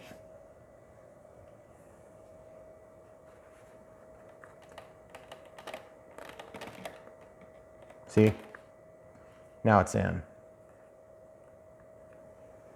Okay? Because that thing was not going to last. I mean, it's probably still not going to last because it's just in a precarious spot on that aircraft. And it's not going to have a high probability of success there, if you ask me. Okay, so the next thing we need to do is we need to put props on. Problem with putting props on is I'm not 100% sure which way they go. Typically, airplanes, I'm trying to figure out the best way to articulate this. If you're looking at the front of it, the tips of the wings, the propellers, should be going in. So let's just do this together like this. Let's just do this. There's a lot of guns on this plane, so you got to be careful when you put it on your plane stand. Okay, so they're supposed to turn in like this. So this one would be moving counterclockwise, so that motor's supposed to go this way, okay, to drive the plane forward. And then this one's supposed to drive that way to drive the plane forward. So in looking at your equipment for the props, there's 2 props. One's reverse, one's forward. We already talked about that a little bit. These are Dynam branded props, by the way. 10.5 by 8R. So the R should be on the left. Now, when I say that, I mean on this left, which is actually the pilot's right. Yes. Okay, so just work with me on this. So that's going to go like this, okay? So if that motor is turning the correct direction, as you turn it, okay, this is direction it's going to turn, right? So now if you were to turn a nut, then that nut is going to loosen because it's going to go like this and then it's going to loosen potentially. So I want to make sure I get the right. These are opposite. One's right hand, one's left hand. Okay, there's also a space. See how that comes off? See how that comes off? I have to go backward. It's a reverse thread. Okay, so as this turns that way,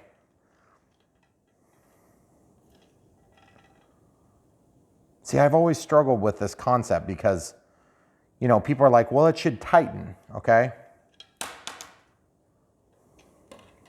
So if that's true, then on a standard prop, then you should have the standard direction collet. This is called a collet with prop.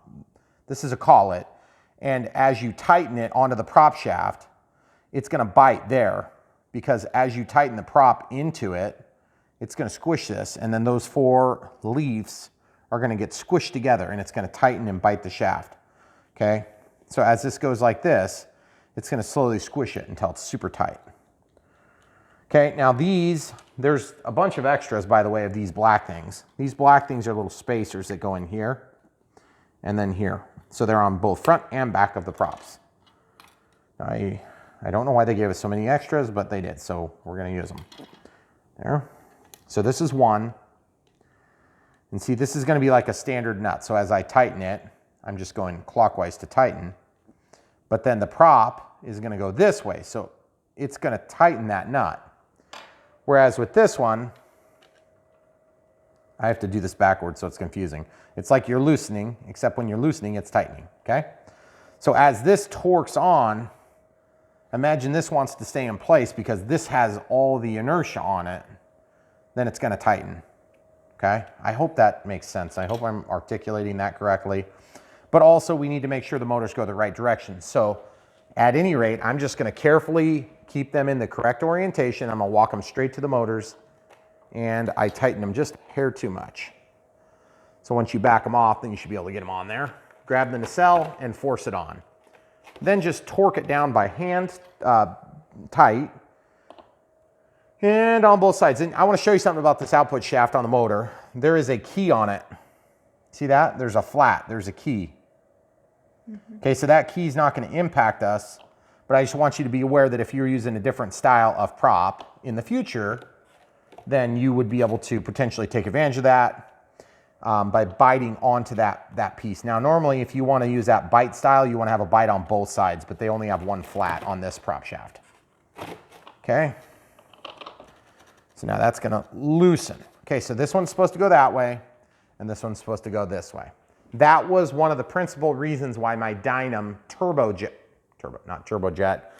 Grand Cruiser had the prop come off twice. I may have had a prop strike on one of my really super low passes on the Second Thoughts video, which some of my viewers pointed out to me. And I agree, that's a high likelihood. And that's why we lost the prop the second time. The first time, I don't know what else it was, other than the fact that we had the props turning the correct direction, but the motors were in the wrong position. So even though they were turning the right direction, the collets were in the wrong position. So they were loosening both sides. Well, if that's true, then why did the side with lock nuts come loose? I don't know. It doesn't really matter. The point is, this should be the correct way. So now what I need to do, and by the way, look where my hand is. To flip this plane, look where it is. Look where my wrist is. You need to be aware when you handle this plane, you're gonna need to figure out a way to handle it safely without getting cut, okay? Also keeping in mind that this comes off like this, so we need to do something to grab that easily. So let's do that right now. Now, if you don't have clear tape, then you can use whatever is left of your decals and things like this. We haven't applied the decals just quite yet. So this is a super easy trick I learned a long time ago, mostly from getting planes a million times that do the same exact thing. And I try to keep my fingerprints up and away from where it's gonna get exposed to the outside world. Okay, so just press that down and let it wrap on the inside. And I'm over the top of the magnet. That's probably not great, but it's okay. And then I'm gonna hold this flat, so I'm pushing it into my index finger, you see? And just real slowly, and the whole idea of doing this slowly is so you can control where it's gonna tack on there. And the reason we want it to tack on there like this is because then in flight, you don't have that thing, you know, vertical or pointed forward or whatever and just buzzing. So this way, it's just gonna be like that, but it's still plenty good to be able to get in here easily grabbing the tail, okay? So that works out real nice. Just like that, okay? And you'll never, ever, ever notice that in flight, I promise you. I wish these props had tips painted, that'd be really cool. I mean, you can obviously do that. All right, so the next step, of course, is gonna be to do some radio setup, which is also gonna entail basically doing some testing on whether or not the wiring is correct. This obviously has an XT60 on it. An XT60 is compatible with an XT60, but we are going to force a not really compatible, but works together IC3. IC3 being the E-Flight, the EC into the smart technology realm. Okay, so we are at 99% on one, and we're at, this one's done. So I can unplug this one, it's done. Number 2 is still charging, okay? So this is a 4004S from Spectrum. Now, we do have other choices that are available to us because we do have at least one from Dynam that's a 2600, but that's quite a bit smaller than what they call for, and that is a 4S. Okay, Dynam does have an offering. You can get this plane as a smart ready to fly. In my initial video for all of these planes from Dynams, I'm including all the different color combos. I think this one only comes in the one color combo, but I'm also including every finish level. So smart ready to fly, and yes, it is smart ready to fly. Some people have suggested it's stabilized ready to fly, but it's not so ambiguous. All you have to do is just go to the website and you can find out. So it's smart ready to fly, then bind and play, and then plug and play.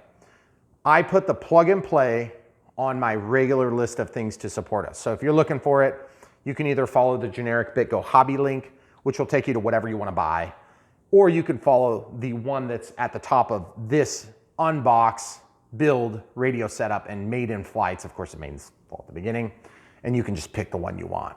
That's the way you can help support us when you're buying them.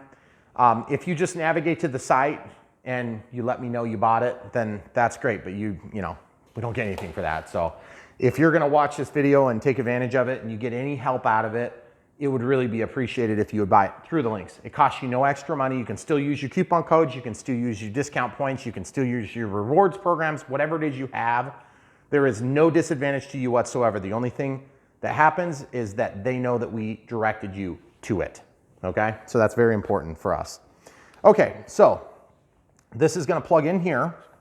And obviously this is Spectrum and this is Dynam, so they're not the same companies. You'll also notice I haven't torqued these down yet. Now, I did that on purpose, but really, if they're right, I would rather just kind of be all in on it, because if I forget, then that would be bad. This doesn't quite fit in there, which is a bummer. I'm gonna use one that I had from when we were doing our screw round repairs. Okay, so I'm just torquing it. All you do is hold the prop and then spin it. I'm gonna try with this tool so that you guys can see if that works, because that'll be included with the plane. Yeah, that'll fit in there, but it's not as long. Whoops, wrong way. I hate reverse. Reverse threads always screw me up. I know they do a lot of you too. Okay, so that's tight now. And I just don't see that little teeny bit of binding being an issue, really. I mean, it is an issue. You want to be aware of it. Check yours closely before you just assume it's going to be fine. And then also, don't worry, they don't break free and come into the prop. I've never had that happen yet. But I actually really like that feature, having the magnetically attached cowls, because when you do need to get in there, it's really nice. The other thing is, if you're wanting to have it more secure, just tape it with clear tape and then cut it with an X-Acto knife when and if you would need to get in there, which hopefully you don't need to get in there. All right, so now the other thing we need to talk about too, and we're not gonna go full bore onto the radio setup yet, but we have to talk about what we're gonna be using for radio. This is the Dynam DT9 Blitz. I don't know what all that stuff means, but it's the Dynam offering. It's a programmable transmitter or computerized transmitter. We're gonna be using that. But what we wanna do now is see if we can get the CG worked out with the battery, because I consider that to be part of the build, but sometimes it kind of spills over into the radio setup. Okay, look at this. So that is a servo, not the retract, and it is unplugged. So I don't know if it just got janked out of something on accident at some point, but what we're gonna do is we're gonna go to the gear. Nope, this would be rudder typically. Rudder, there's throttle. T, throttle. There's an R. And then R for rudder. Yep. Okay, so here's rudder. So I don't really understand why the rudder does not have this Y cable, but you remember, camera crew, would you grab that Y cable? We had an extra Y cable that was already installed on the aileron channel And just keep in mind, you can power your LEDs from any channel. It doesn't matter. It's not using the channel, it's using the power that's available to the servos. Okay, so brown to brown, orange to orange, red to red. Same thing here. Then we verify, brown to brown. Yep, okay. So that's gonna share whatever the signal is. That is weird where that's going. I don't even know where that goes. And I don't like where it's routed either. I'm just gonna preemptively fix that. This is gonna need to be routed a lot different probably, but for the moment, we're just gonna get this thing hooked up. Cables are so relatively light compared to the overall plane that you're generally not gonna have a big issue with CG shifting if you have to move your wires. So you can have those temped in there wherever really. Whoops, I had that backward. Yeah. So now, why am I hooking up the rudder to the steerable nose gear? Well, when the rudder actuates, the steerable nose wheel will also actuate in terms of changing its pitch, or excuse me, its, you know, pointing direction. And that's how you taxi the plane. That's the way it works on a real plane too. Well, some real planes, most real planes. Some planes are a little bit more sophisticated than that. And I'm not looking through that whole ball of wax. I'm going to look for output, and then I'm going to confirm that things are good in that manner. This battery is going to go in here. It looks like it's going to be kind of a pain to get this battery in. Yeah. I really hate that the wiring is all just right there in my face. Okay, so now it's in there. So let's just assume that it's like we just drop it in there and it just goes where it goes, okay? Okay. Let's just assume that for now. We'll just get the strap that we can reach, because how are you going to get in there and do that? Oh, jeez. Okay, I guess I'm going to try to center the battery then in this vent. This is a high quality strap though. It's thicker and it feels like you can actually tug on it pretty good. All right, so. Seems really far back. Well, we don't know what the CG is going to look like at all yet. So that I'm just going to set there. We're going to put the canopy back on. And remember, we're not interested in doing any binding or anything yet. We're just seeing the CG. So the CG on this plane is supposed to be, camera crew, why don't you show them real quick? 70 to 75 millimeters back.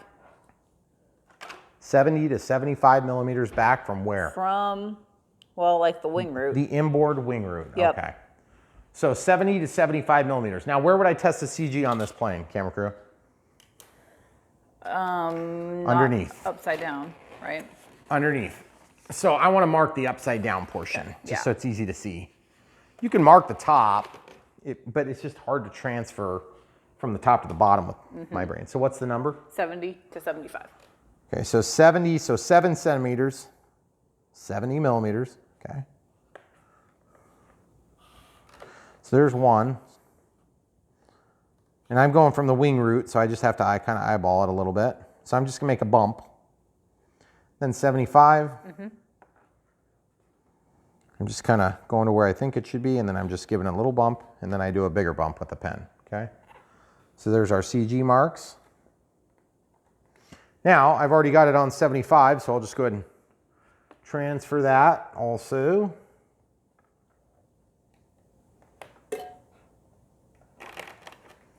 And then 70.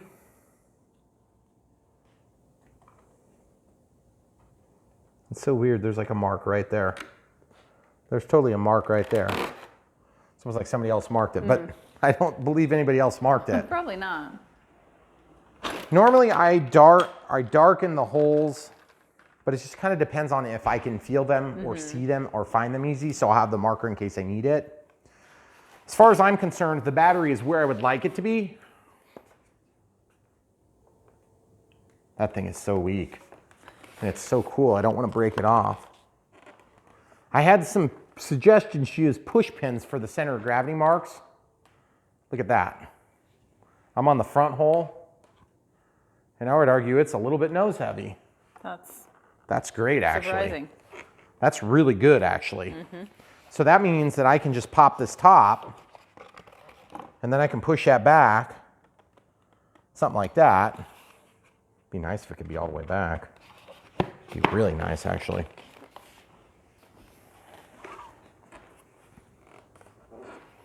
So now I'm testing, trying to do right in the middle. Okay, I'm gonna go to the front. Oh yeah, that's great. So I would say you could somewhere between right in the middle, let's show the people at home, maidening a plane with a little bit nose heavy is not a big issue, okay? Now let's see what it looks like all the way back, because that might be the easiest way to just fly it if it's easy, okay? Is your battery secure though? Not yet. Look at that. On the back hole, it's a little bit nose heavy. On the front hole, just a little bit tail heavy. That's really surprising. I know. Okay, so that being said, I would say right there, you know, right there. So now I've learned this from doing this with a lot of planes, and it's just kind of gonna have to become a habit. So I'm gonna make an arrow that says 4,000 milliamp hours. And you could also write 4 AH milliamp hours. Milliamp hours. 4S. Okay. And then I'm going to recheck my work, make sure that I have repeatability. So I have it right on the mark. Drop it in and then retest. If you don't do this on a plane like this, you're going to regret it, guaranteed. Because every other factor of this plane is dependent on the CG working. That's really good. I'm right in the middle and it's perfect. Look at the vertical stabilizer, by the way. Exactly. So it's not straight. So I'm going to straighten it right now. Dynam. Seriously. Come on. Come on, man. Okay. I also had to fix that one over there. I noticed it was kind of curled up a little bit. Oh, is it? Again. Come on, man. So, I'm going to set this down like so. The nose is capable of deploying the landing gear, and the tail is capable of being free. So everything should be safe to run, with the exception of the props, which could damage us, it could hurt us. So without further ado, we're going to clean up and come right back for radio setup. All right, so before we do radio setup, we probably need to take some time and get decals on here. So that is our next step. Now, you may have heard me gripe a little bit about this earlier, and that's because I believe these are wet decals. And if you've ever done that, it's not really hard, but it's nice to know for sure. And so I technically don't know for sure, but they sure look like they are wet decals, okay? And so when you have wet decals, basically what you do is you get them wet in warm water, and then they just slip off and you apply them to where they go. So let's look at the drawing together. Okay, so the top left wing has stars and bars. So that'd be here, correct? Yes, correct. Okay, so I want to get that by the sink. Now, there's a million different arguments on how to do this. Is that one of them? No, I just was thirsty. I usually put that down there so it's not part of the video. We are going to plug our sink. And the bottom, other door. And once we plug our sink, you can tell I do the dishes a lot. All the time. So I just plugged the sink and I've got warm water. It's nothing magical here. We just have a sink and there's water in it, okay? And this is a decal, okay? The bar, well, the star goes forward and then it goes like this. But this, I don't know if this is right now, because normally there'd be, you know, horizontal bars. It looks like they're requesting that this start about here, okay? So that's what we're gonna try. So you just set it in there and you let it soak. And I usually kind of encourage it to all get wet, and that starts it to, you know how it's curled right now? It'll calm down a little quicker if you can get it to uncurl, okay? So if you really wanna be super like picky about this, you can be. I'm gonna run a little bit more water. And this is really, really hot water. You don't have to probably have it super hot. You can. But what's gonna happen is at some point, usually I just reach underwater and I grab it, and does it move? Yep, it moves. Those are definitely wet decals. Oh, man. Okay, so you just kind of work it and you see how that one already started flipping up? It's really not that hard if they give us good decals. If you don't know they're wet decals, it's a big problem because you're going to do it wrong then. You see how easy that is? And look how nice that application is. And then wherever you have a groove, you can push it down into the groove too, if you want to. Okay, see what I'm doing with my fingernail? Mm-hmm. It just pulls it right in. I should have you do this. And then these bubbles, I'm just carrying the bubbles out until they're gone. And then dry it and you're done. And that's a beautiful decal. Okay, then what we're gonna do is we're just gonna continue the process. And it looks like our next one is gonna be, they have a triangle with the numbers on the wingtips. That's gonna be cool because that thing is ugly without anything on it. Yeah, it's like super plain. Super plain looking. Yeah. Plain looking. Pun intended. Hilarious. Okay, so the numbers go on the tail. These and the This triangle. is gonna be a pain. I'm not looking forward to that. Yeah, it is.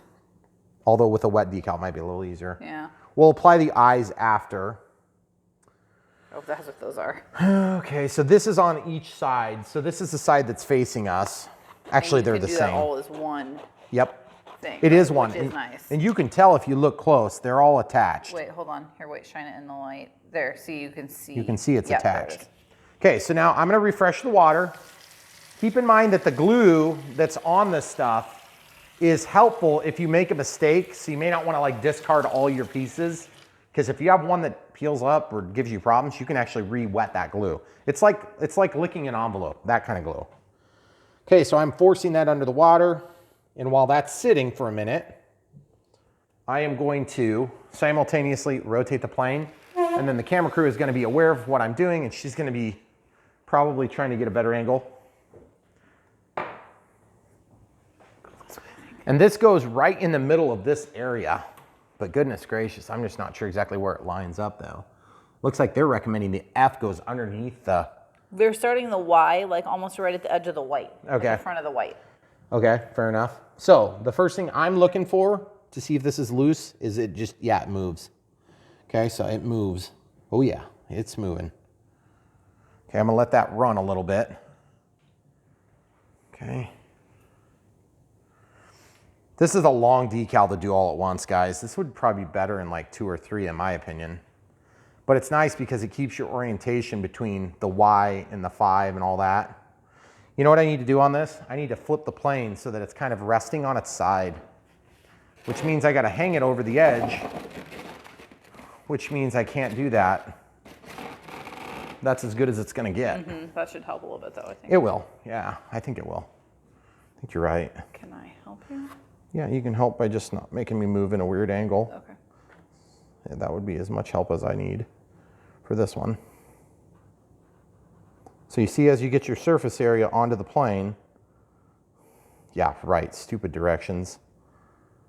It needs to start way over here. Otherwise you're never gonna fit it. Okay, and you gotta work relatively quick or it's gonna get stuck down and it's not very easy to move them once you get them unwet. Because nobody wants to try to slide it around if it's dry. Definitely not. Takes almost all the fun out of it. Okay. That looks pretty good. It does. Okay, so I'm just tamping a little bit to make sure there's not huge bubbles that I missed. That looks really nice, doesn't it? It does. Okay, so then like this seam here, see what I'm doing? I'm just pressing to see if I can get it to force in there. But I got big air bubbles there, see? See what I'm doing? And that sucks it down into that little crack there. And if you do that, then what'll happen is when you're flying, it won't catch air. This crack is gonna be not good because look where it is. It's right at the top of the letter. It's gonna be what it is. Okay, perfect. And yes, there is some glue residue and you will see runs if you're not careful and you don't catch it with your towel. So first of all, look how awesome that looks. That does look really nice. Those are really good. Okay. So now, technically, on this side, we have to do the exact same thing. So why don't we just do that same one? Because that's probably the most challenging decal of the lot. Because it's the big, well, other that than mouth smiley is gonna face. be weird too. Yeah, it's gonna not be very fun. That might be easier to just cut and have in 2 different pieces. Then you have to try and line them up. Yeah, that's at true. the front. Okay, so get that under the water, let it work. Some people will go until it's floating, and I feel like that's too loose. It's too hard to control. Because then you'd have to like pick the whole thing up all by itself. Yep. And see how nice this plane stand is? Yeah. It really does help a lot with this step, because if you were using blankets and towels like we normally do, this antenna would fare even worse, or whatever that thing is. Yeah. Radar beacon or sensor. It's that plane stand is worth whatever it is to. It's pretty expensive. Really? Yeah, I think it's maybe like 30 or 40 bucks. I don't know. If you're doing planes like this, it's not that much money. Yeah.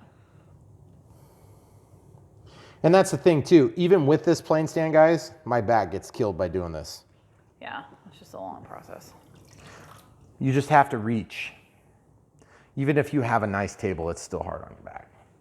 At least if you've ever had a back injury, that's true. I can't speak to people that have not had a back injury. But if you've had a back injury once, then never quite exactly the same. Ooh. Fortunately for me, mine was fairly mild. Okay, I'm just throwing that away. Ooh, you see that? That's bad. I gotta really make a big adjustment there. That's dangerous territory if you lift it like that, guys. I would highly recommend against trying to lift it like I just did there. Okay, so one other trick. If you're struggling to get it to line up, maybe you want to avoid having a lot of soap suds. But you can use this to remove it a little bit easier, okay? And this reminds me of when I was a kid, I used to do plastic models. And so we would do a lot of wet decals on plastic models. I don't know about you guys, but that's the way most of mine were. Always did that. Are you making fun of me again? You were talking to me, it's okay. They do look really nice. Just the panels. I think it really helps a lot to make it look nice. My fear is if you don't do anything about those panel lines, you're gonna have wind get under there while you're flying, and it's just gonna rip them up. Okay, that looks really nice. Okay, boy, that looks really good. Yep. So then the next one, of course, is gonna be probably the tail. Which tail do we want? I don't think it matters. I don't think it matters, does it? Oh, we could try to do that one on the wing. How about we do that? I'm gonna flip it over. Yeah. Now, was there smaller ones too? No, they're just bigger ones. There's just those few like warning cautions. Yeah, and those are regular Regular stickers. stickers. Yep. Okay, so I'm gonna let that sit down there in the water while I get this plane situated. Okay, now remember, this goes on which side? Opposite, underside, opposite of where the other one did. It's really hard to pick this plane up, and I just hit the decal. Yep. See what I did? Dang it. See, wet decals are not very sturdy, but once they're on, they usually do really, really good. See what happened? Yeah. So Okay. once they're dry, they should be okay, right? Depends on if they did enough adhesive. Okay, so let's look at the drawing. I don't trust your direction. It's here, so like this upside down. So it's on, again, my left from where our vantage point is. Make sure it moves. It moves. Arrows go forward, and because of the servo, it's getting put here, okay? Oh, that's cool. Looks really good. Yeah, those look good. I must say, guys, this plane looks a lot nicer with the decals. And I thought it looked pretty good before. So really happy with the way it looks. They always do. Makes a big difference. It's weird because, you know, sometimes you get a plane and you're like, I don't even want to put decals on. It's so pretty already. Yeah. But then this is just one of those situations where it looks a lot even better. Because these big blank surfaces really make the plane feel naked.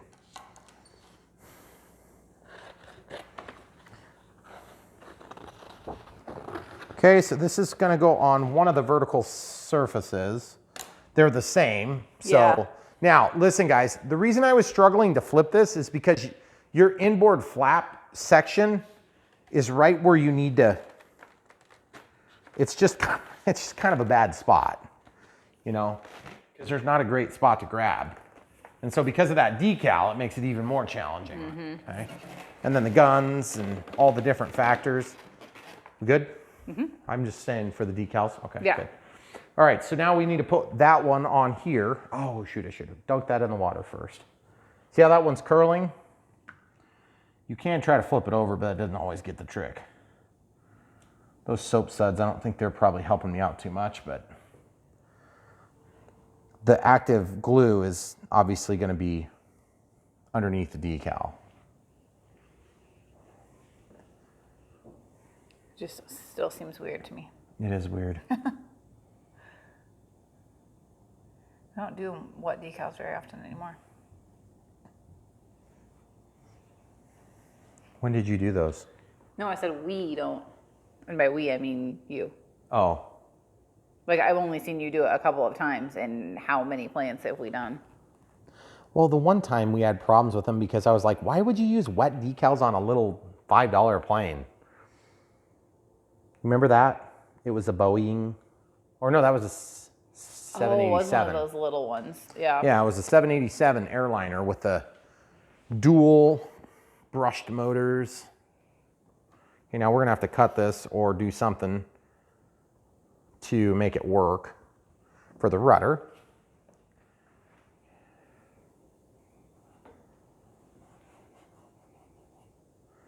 Okay, so you can see I'm bridging across where the rudder is going to actuate. So now I need to take action on that by cutting it. And this is where you kind of hope it cuts nicely. I should have been proactive and cut it with scissors prior. This would have been the smarter thing to do. But then you gotta line up your Yeah, I know. cut. Make it perfect. I'm gonna cut just shy of the corner, and I'm gonna walk all the way down and just try my very best. And if it doesn't look perfect, then it doesn't look perfect. See, it started cutting funny. So I'm gonna come down here and I'm gonna cut back up to it. And then where I didn't cut already, I'm just gonna carry it down. I'm gonna carry it up. And it's not perfect, but it's good enough.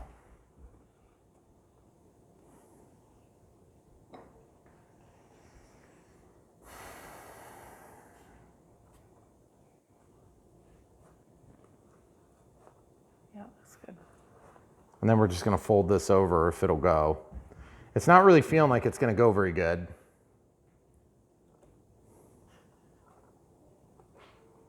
Okay. You see that? I don't have quite enough meat to get it to do what I want. You see how well it's stuck? Like you basically can't move it right now. That's pretty cool, but I don't have a lot of confidence in that tail, that leading edge.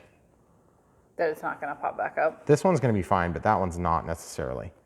So it is what it is. It still looks really good. Yeah. Obviously from a distance, it's gonna look fine. So learning what we learned from that mistake, if you wanna call it that, let's go and apply that to what we have next on the agenda, which is gonna be this other side, okay? So on this other side, I'm gonna know where I want it to hit. And I think I'm gonna split the, dang it. Looks like we're gonna have to split the 6. Let's see how high we are on this one. Yeah, that's about right. It's about the same. I would say I gotta split the 6. So I'm just gonna stop waffling and just do it. Okay? So there you go. So that's the way we're gonna do that one. And we'll just show you the difference and you guys can decide which one you like better. I'm actually just gonna activate one at a time so it's a little easier to control. And the first one I'm going to bring over and slide in right next to the trailing edge. And then the other one I'm going to put in and I'm going to fold it into the seam, similar to what we did there. So when you look down the length of the plane from the nose, you won't see any gap in artwork. But when you look from the tail, you will. Can you soak them too long to where the adhesive would just all like... Wash away? Yeah. I don't know, probably. So you don't want to just like throw them all in the water while you're thinking about what I don't you're know. doing. I'm sure there's people that would do that. I'm not one of them. But everybody doesn't have a sink next to their plane either. Right. So it just depends on your environment. And True. I mean, some people have to secretly do this. Under the cover of darkness in their dungeon. Yes, exactly. That's probably not very fun. Well, I don't think so. But yeah, some people have to sneak these in past the guard and make sure that they're not going to be taken out in their sleep for bringing home another model.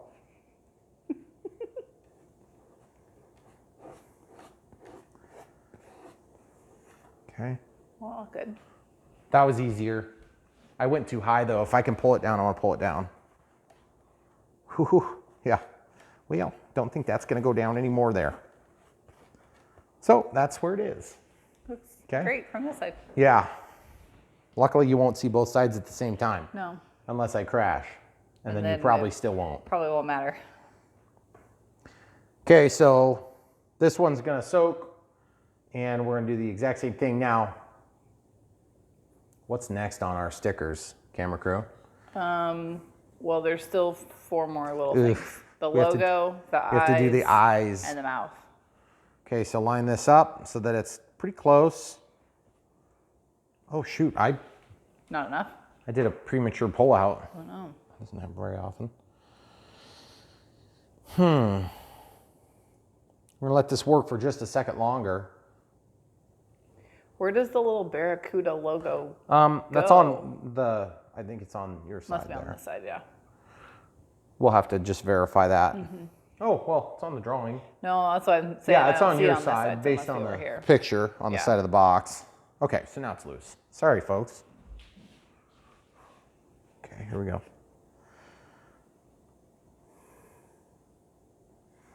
Okay. Ooh, that needs to go up just a hair.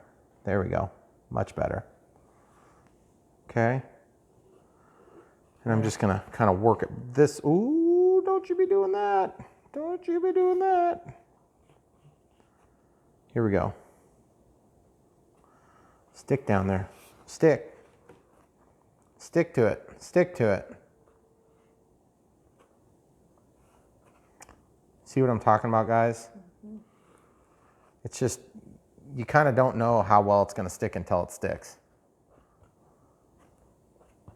So I'm walking around with a little bit of adhesive as I do this. And it just slowly works it. It is what it is. If you had an issue. You can wait longer and let it stick. It'll tack up a little bit Oh, okay. as it dries. Could you also do your clear tape where you walk your tape down the joint center if you needed to stick it down?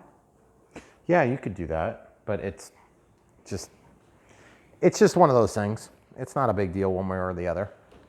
So now the big smiley face, it needs to be located before we can locate the eyes. Okay. So unfortunately, we gotta cut that one out. And then we have 2 eyes. Be nice to, ooh, this is gonna suck to put on. I'm dreading it. Is there any guns or anything under there that we have to worry about? I think so. Really? Crap. Also, remember the extra adhesive here? If you're having problems getting things to stick, you can use that adhesive. But it's a little bit hard to administer. Okay, so I have to be super careful not to grab the back half or the flaps or anything else. That wasn't so bad yet. Okay. Okay. So now this thing is gonna go What the heck? What? Are you kidding me? So we have to cut that out? Even more? We have to cut that out for this. That's ridiculous. Oh, man. That's gonna suck. It's gonna be really hard to get it right. Although, you know what we're gonna do? We're gonna leave the opening. We're just gonna leave it there. And we're just gonna set it on there and just not worry about it. Okay. Okay? Because I think it's gonna be just fine. Okay. Maybe. I trust you. So it's going in the drink. Ooh, it's curling really bad. That's not good. I was just refreshing the hot water. There we go.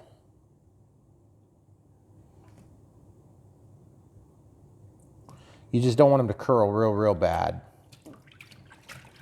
Just get it to go all the way under the water. There you go. That's an X-Acto knife. Mm-hmm. By the way, this is a tool I got at Hobbytown, and I have yet to figure out why they have this weird opening like that. In the thing? Because I always try to do this and it doesn't do anything. I don't know if it's supposed to be like a tool or some sort of an aid, but it just kind of never really impressed me, that part.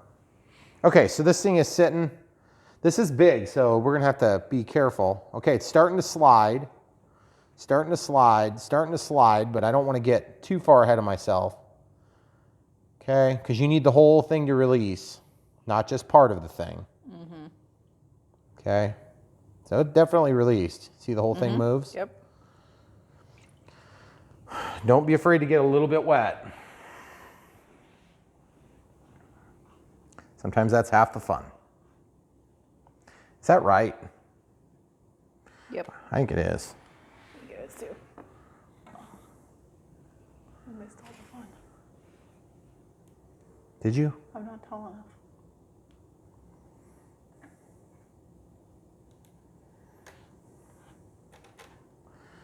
No, I've got some pretty big wrinkles in there.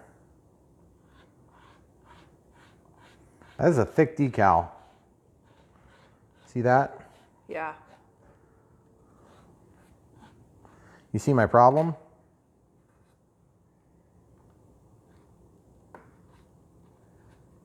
Can you show them the other side so they can see what's going on?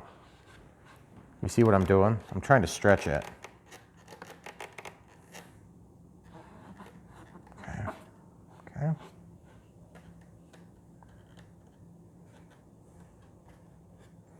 Okay, so now I'm working it into the grooves, but I'm still having to try to stretch this, and it's just, you don't want these grooves up here. It's not going to work well. They are not going to hold up if you do that. So just start working it down the length of the fuselage. Every time you do that, it pulls a little bit at a time. Are you seeing how it's pulling the seams out every time I do that? Eventually it's going to be like a toiga mouth. I think it's a barracuda. Whatever. Tiger, barracuda. Both things I don't want me to be in.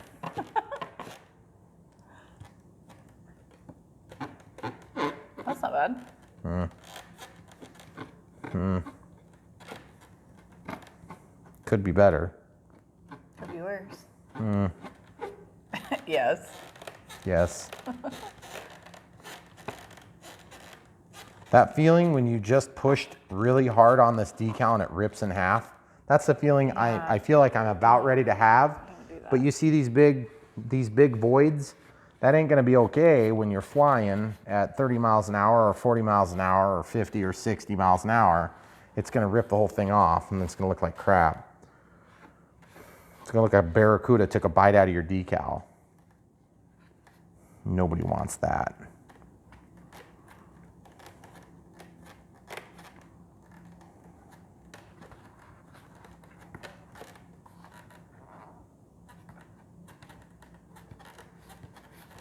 Oh, come on.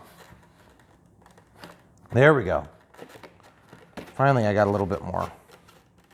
There we go. There we go. So you just got to rub it. Rub it.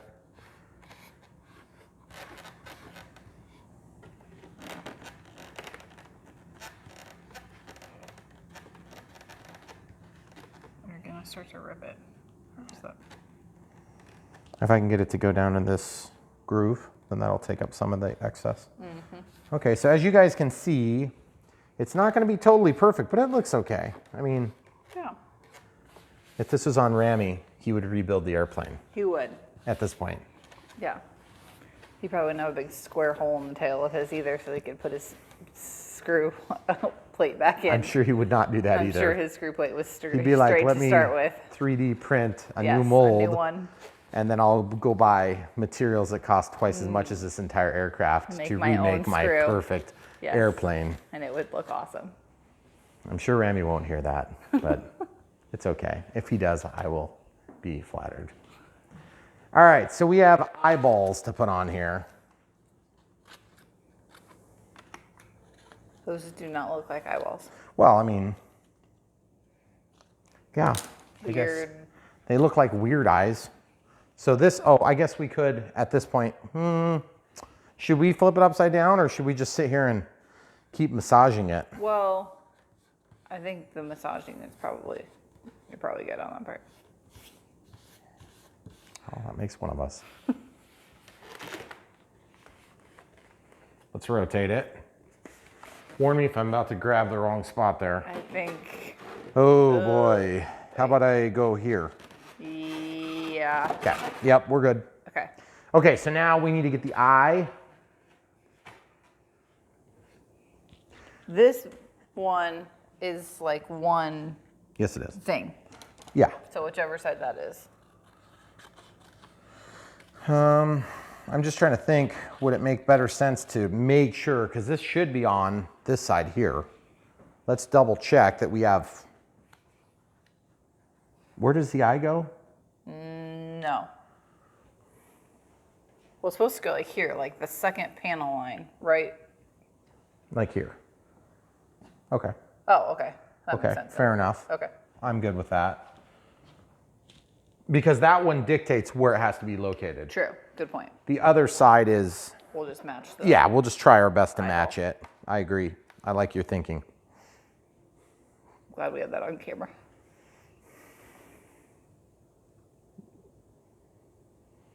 Okay.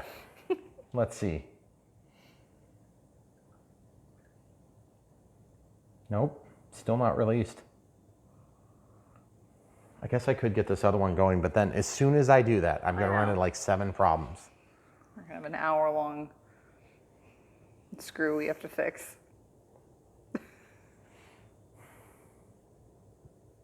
Okay, it's loose now. Okay. All right, here we go. Here we go. Here we go. Here we go. Oh yeah, that looks moderately okay. Yeah.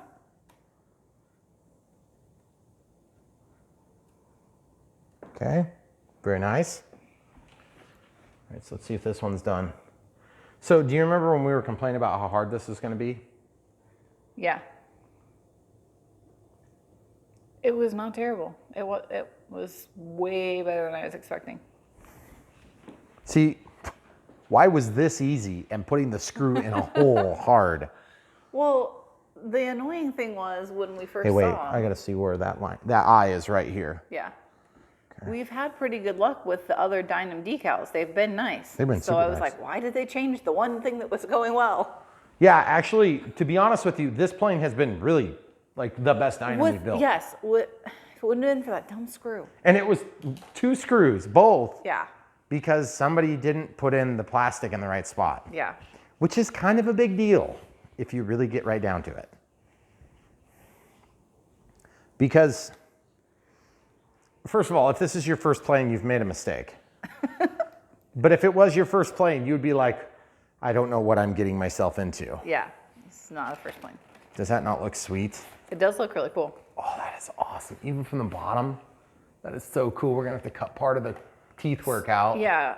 Are you gonna? Too bad I don't have another decal I could put over that access hatch. I'm We've sorry. got some cool Dynam stickers left. Yeah, I'm not gonna do that probably. I'm probably just not gonna do that ever. That looks really good. Really happy with it. Yeah. Careful where you set it down. I know, that's what I'm trying to think about. Well, I gotta have it pretty much on the tip there. Yeah. There's no adjustment for that. Not really, not yet. Okay, so now the next thing to do would be to get the no steps on. Yep. And the open, it's like, yeah, where do you want to put the 2.4 gigahertz? Hold on. Yes, Let's I get, know. hold I on, know where hold you're gonna on. put it. I'm going to apply this right to where, yeah, right in the garbage can. I beat you to it. Dang it. What did you think we were gonna do? Danger. Where's danger? Hey, it does actually have these little ones labeled this time, I think. Danger? Do you suppose it's where the prop is going to go? No, it doesn't. How about Look at this, the hon? box. How about we do this? Danger. Danger. Stranger danger. Ooh, gosh, the focus. It's terrible. Okay, stranger danger. You gonna come look at this? Stranger danger? Right there? Mm-hmm. Okay, open. Where do we open?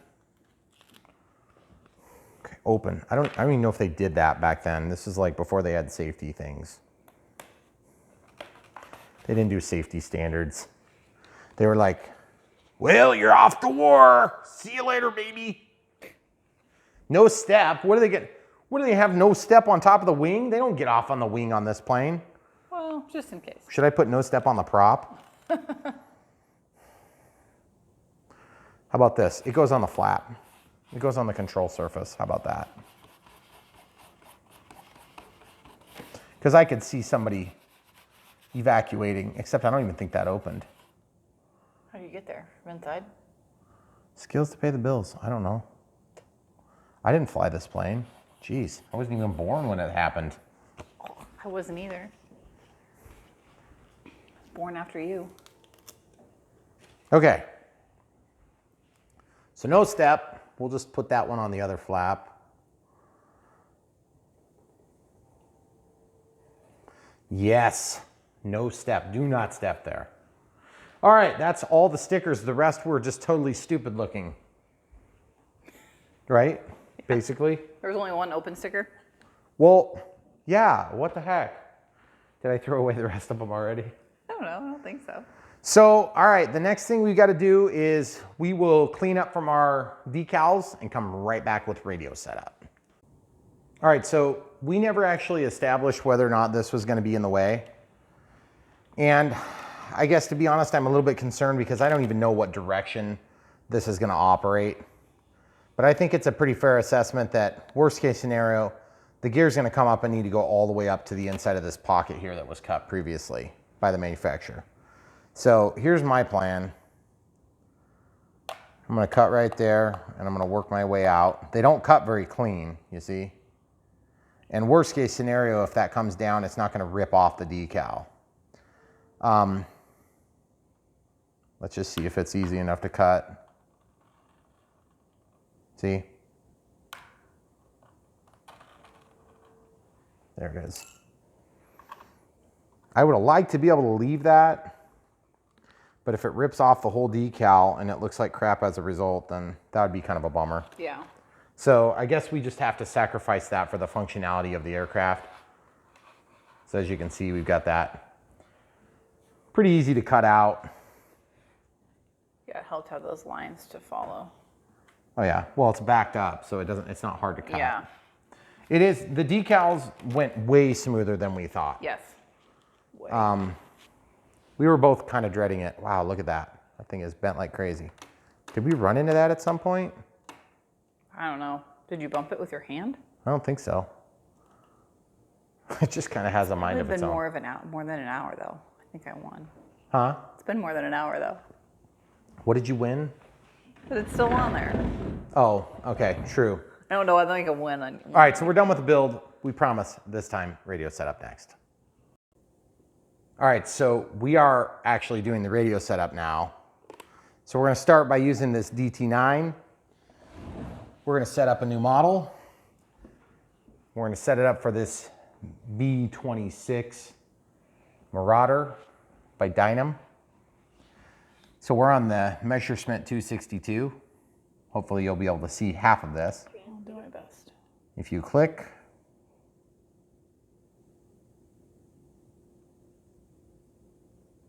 model set. Okay, so model selection, 4. That happens to be my next free one because it just says model 004. Tilt back a little bit or up, one or the other. You're gonna have to get the autofocus to work here a little better, I think. There you go. Okay, so we'll click on that, and then this is where we type in the name. So we click and scroll, and this is the B-26. Oh, going the wrong way. Sorry, folks.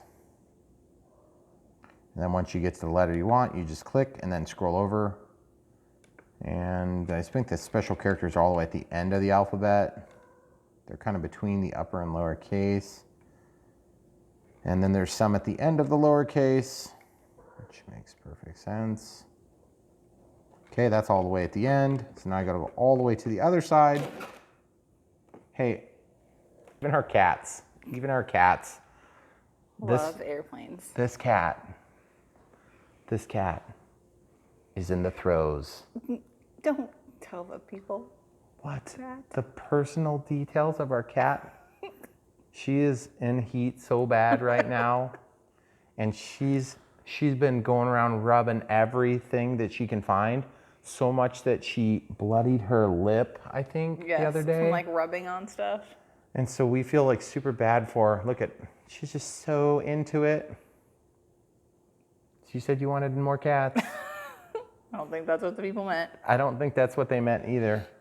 But And she's the one that always needs attention and is nosy anyway. So now she's like did you see how she ridiculously manhandled? nosy. Did you see how she manhandled that B-26? She was like, get over here and make some cat babies with me. So. Cat plane. I don't even know what that would be. I don't know. Is what kind of a barracuda? Barracuda and cat and B-26? I don't think that's a thing. Yeah. But anyway, so we'll pause and give her some TLC and then come right back. So we need to pick this up where we left off from the cat attack. So we're going to click on the second letter and then scroll through. And I was saying that there's a dash. So you have to go up above the capital letters to find the dash because it's like dash / minus sign. Okay. And then the rest is history. So we'll just pause and come right back when we're done. Okay, so we got the model name in there, B-26 1.5. Obviously in the DT9, there's just not enough characters to do all the characters that you really would like to do. Okay, so now at this point, we don't know much of anything else, but I want to make sure I have a throttle hold or throttle cut. I always forget where this is. Airplane. Oh man, I hate using this thing compared to what I'm used to. It's so much harder because it's like there's nonsensical menus. Throttle hold, there we go. Part of it is just you get used to something, so it's SH is what we're going to use. And once you get used to something,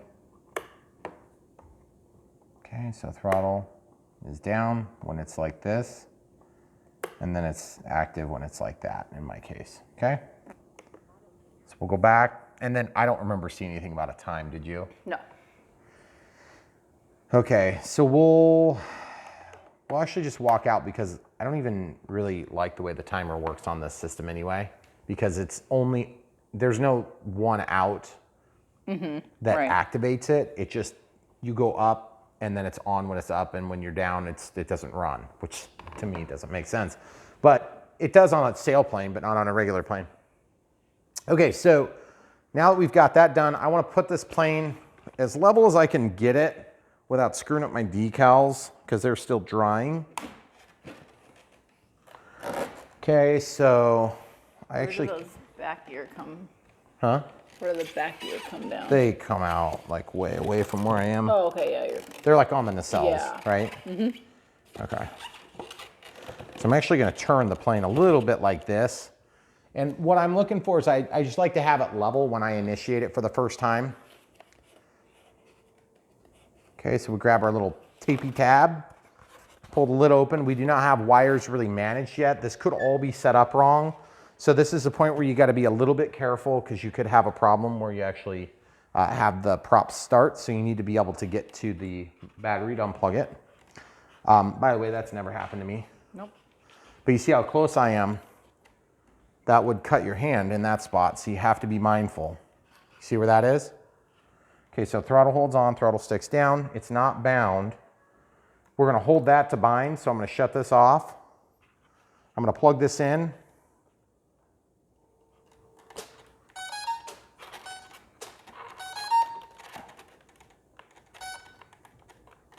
Boy, that one really plugs in poorly.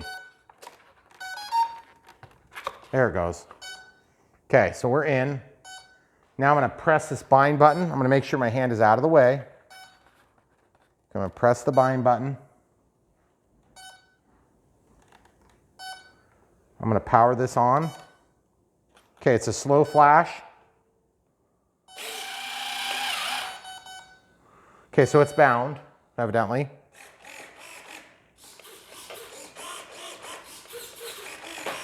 Okay, so we're not hooked up on our controls back there, by the way. The steerable nose gear is working. Elevator linkages are moving. Yep. Ailerons are working and rudder is working. So first things first, I'm gonna test to make sure the throttle cut is working. It is. I'm gonna shut off the throttle cut and test the throttle. This one's going that way. This one's going that way. Mm-hmm.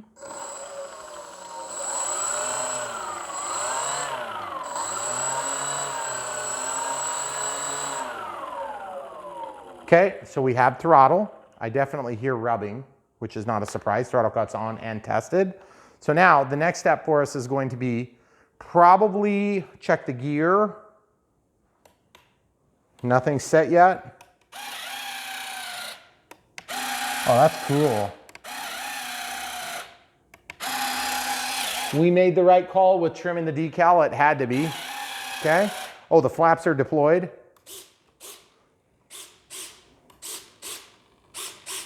Okay, so you can see they're working.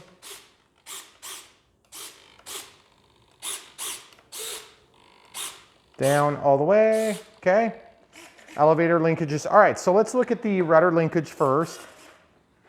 So this would have normally been part of the radio setup, but we just honestly, I forgot to mess with it at the point that we... Build.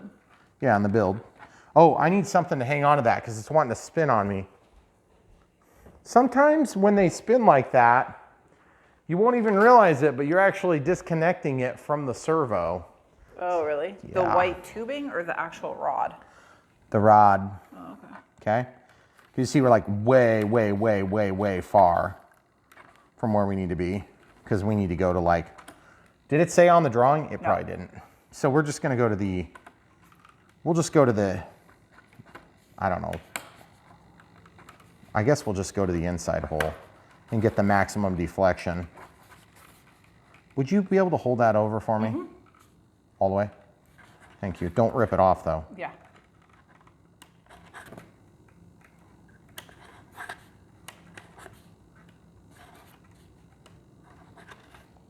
One of my servos is buzzing. Mm-hmm. Okay, so it stopped. Okay, let go.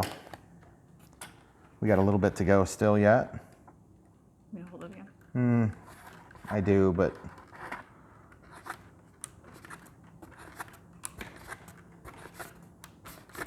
man, that's like a long ways of having to do that. That's crazy. Okay, so that's close, but no cigar still. I gotta go a little bit more. Thank you, all the way. Thank you.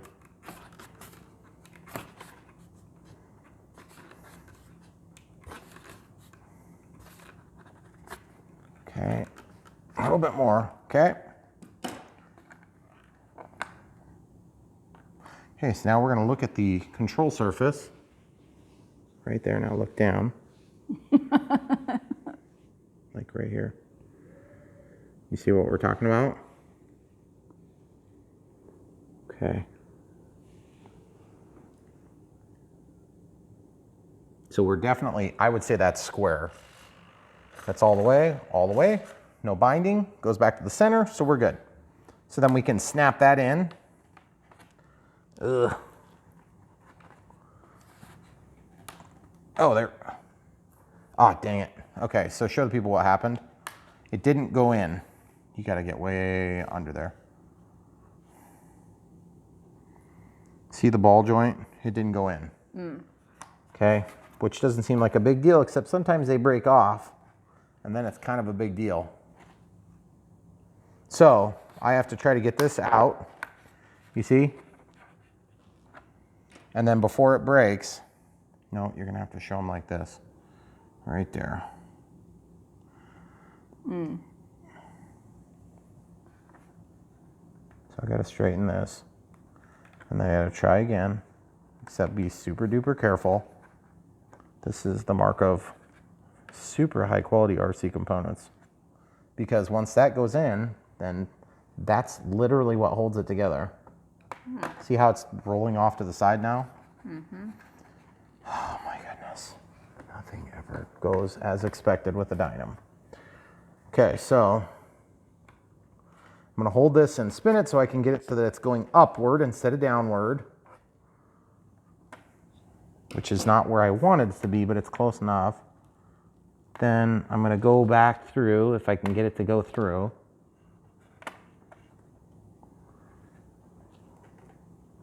Oh, for goodness sake. Okay. So there it's going through. You see that little ball, how it's bobbling around? I don't have a lot of confidence in this snapping in. I have a lot of confidence in it probably snapping off here in a second. And when that happens, then we'll have to respond to it. But for now, we're going to keep trying and see if it goes. I don't know how it could possibly force itself in. There it goes. It just broke off. Okay, so now we get to fix that. The way you fix it is you have to either replace this thing, this little turnbuckle, which just irritates me to death, or you have to do something else. And we've done a bunch of different ways. Sometimes these break because I did something wrong, and in this case I did nothing wrong. It just broke because it was crappy. And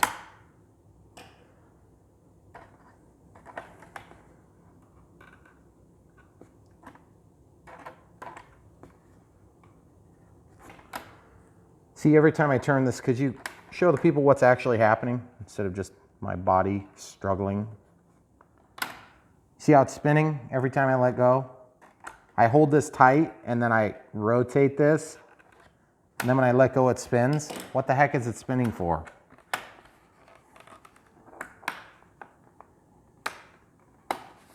See how it's spinning? It's like spun there. And I mean, I'm holding that tight. Okay, now it finally stayed in that position. So you could hypothetically hold that tight, but it's not going to be good enough. You could hold it tight, but it's not going to be good enough. Okay. So I have a paper clip here. The paper clip is going to go through this hole, okay? That's what's going to pin it. Did you catch that? Why don't So this pin goes in and out here. That pin is going to be what actuates this control surface. This pin is going to get melted into that spot. You have to cut this thing off first, okay?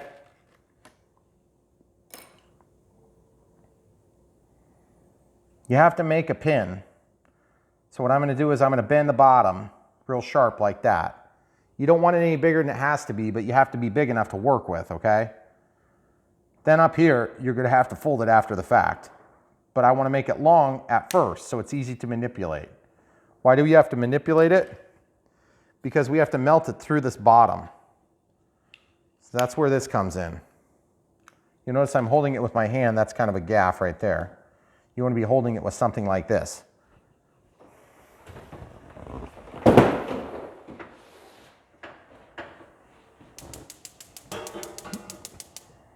This is going to be quicker than a lighter. See how it's changing the color of the flame? It's hot enough. Now I'm going to take and I'm going to hold this right here and I'm going to poke it through.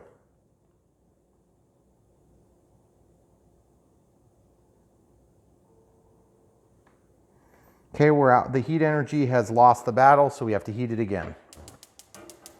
If you aren't doing this on your kitchen stove, that's fine too. Just go until the flame changes to red or orange. Then it's hot. Don't touch it while it's hot. You'll regret it. Okay, we're through. I'm going to let it cool for a second now. Okay. All right, so it's cooled. Now I can feed this through that hole that we just created. It's a little bit messy, so we'll have to clean it up some first.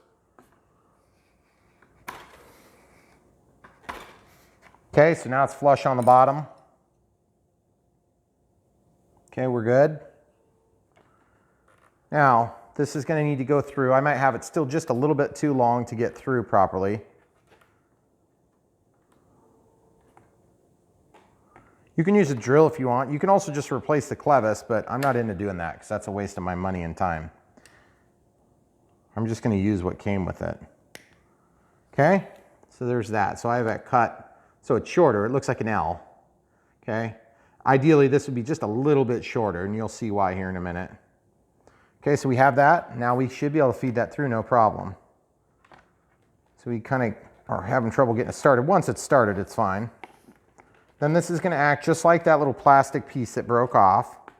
Again, this is just one of those things that you shouldn't have to do, but it just seems to be a popular thing to have to do on Dynams. Okay, so you'll notice it's fed through the bottom. Now it's going through the control surface. And now what I need to do is I need to grab my pliers and push it through the top hole now, because it's just not quite exactly the same size, a little bit bigger than the plastic piece. Okay, so that's all the way through now. So now when I actuate the rudder, it works perfectly, right? So now all we have to do is we have to figure out a way to bend that without breaking any of the rest of the plastic or causing all sorts of other grief. Okay, so in order to do that, I'm just going to very carefully hold this and very carefully give it just a little bit of a bend, okay? See, I've only got a little teeny bend on that. That's not quite enough. I need to go a little bit more.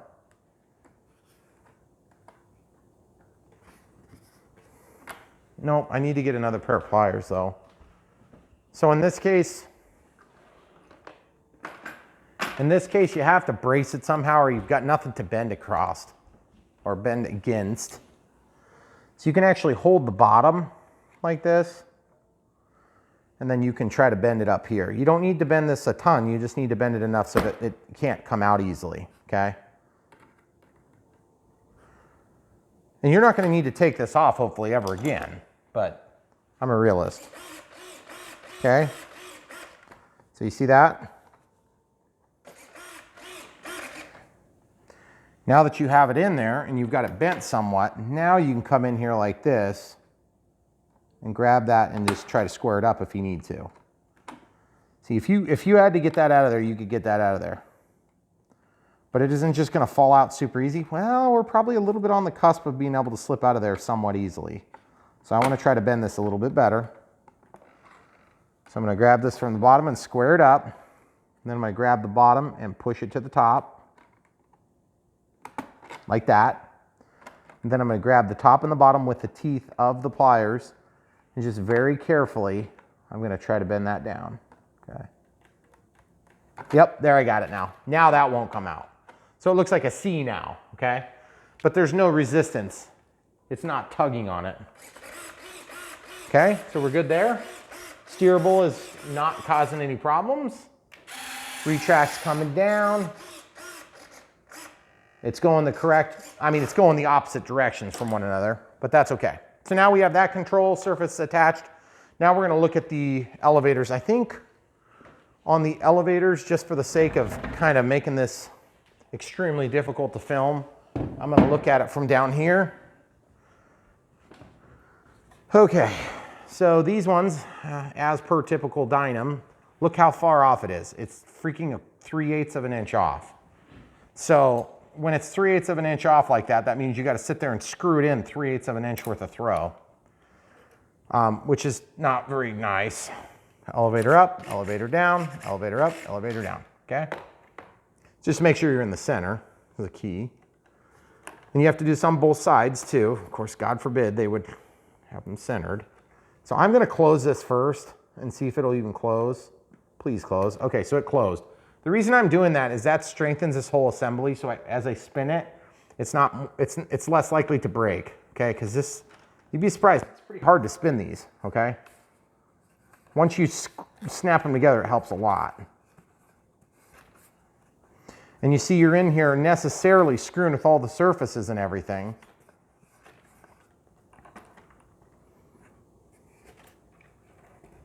And one thing that just drives me nuts about these things is that, you know, like most of the other manufacturers have this stuff pretty much done for you.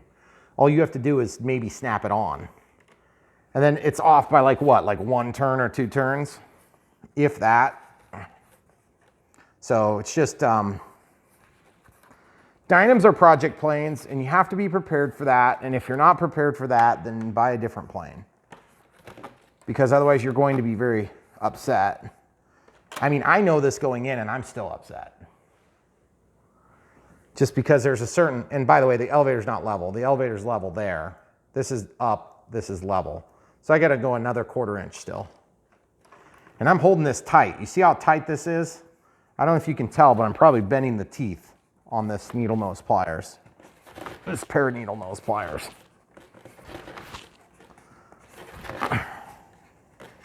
Because these things are not super easy to turn.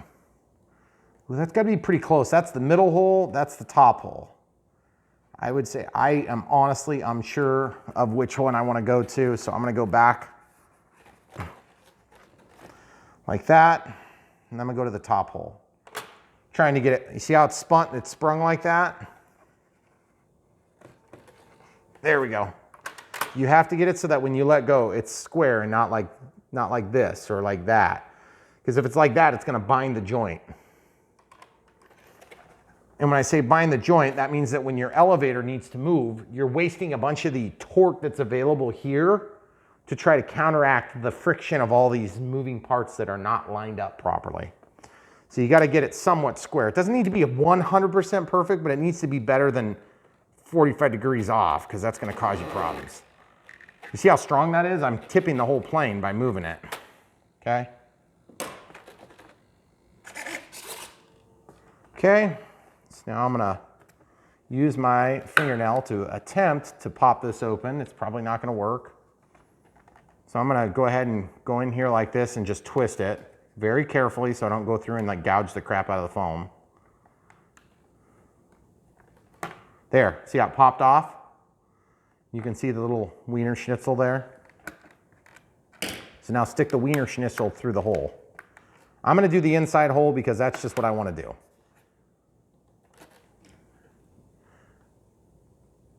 Get in there. Okay, so it snapped on, no problem. See? That's the way that's supposed to go.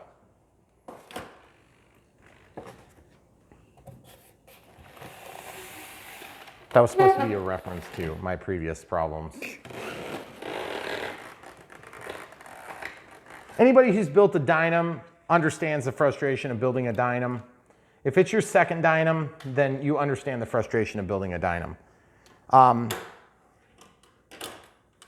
It's kind of like building a Hobby King plane, except that they fly good when you're done. Sorry, Hobby King. I've flown plenty of Hobby King planes that fly okay. And After yeah. they've been worked on. Okay, so you see this? They just released their Lancaster V3. I saw Stu did his video and I just thought, you know, Stu, that guy, I always really appreciated Stu. When I was really kind of coming up into the hobby, I always thought Stu was kind of like, you know, he was like no nonsense, give it to you straight. And I guess he's working with them again, which is cool. Good for Stu, I guess. But then I thought he was working with Motion. So I'm not sure if things fell apart there or what the deal is. But if you're watching, Stu, again, I'd be flattered that you watched this video to this level. But it'd be kind of cool if it didn't take 3 revisions to get it right. And by 3 revisions, I mean cutting out all the features. Because that's pretty much what they had to do to get that plane to fly right. Like, we turned it into a belly lander after 3 revisions of removing crap that was too heavy. And by the way, guys, I have that Lancaster V2, and I think it's, I really wish it was better. And yet it is a beautiful plane. Oh, jeez. Okay, I still got to keep going, guys. It's like an endurance race. When's Bear Grylls come in here and like, you can do it, mate. Just pee in the snake skin. It's a terrible Bear Grylls impression. It was pretty bad. It was pretty bad. If Bear Grylls is watching this, I apologize. That was horrible. I'm just gonna get in my sheeping bag and just lay here and think about what I said. I hope that's not trademarked. Sheeping bag? The sheeping bag. I'm pretty sure it's not. Oh, you don't think so? No. I don't It's like know. one other person even knows what you meant. Whatever. Anybody who knows what I meant, put it in the Leave comments. in the comments. Sheeping bag. I'm not going to tell you what it means. You're going to tell me. And if you know what it means, you know what it means, because it was weird and gross. And hilarious. Yes. It was like my wife's laugh out loud And moment. We still talk about it all these years later. Okay, so that's good. So this one, I just got to get it square. You see how hard I'm having to grab this, guys? I'm like one of these guys that shakes your hand and you're like, ow, that hurt. That's not what people say when you shake their hand. What do they say? Ow, my hand is broken. Oh. Please don't shake my hand again. All right. So what I'm trying to say is I'm holding it hard. And that's everything I can do to get that thing through, you know, and square. Yep, see, it's still not there. See, when I let go, it springs back just enough. I got to go another turn or 2. Oh, you son of a gun. There it is. Okay, it's square. I overshot by 1 turn, probably half a turn. That's unfortunate. It hurts. That's what she said. There it is. There it is. Dang it, it's not there.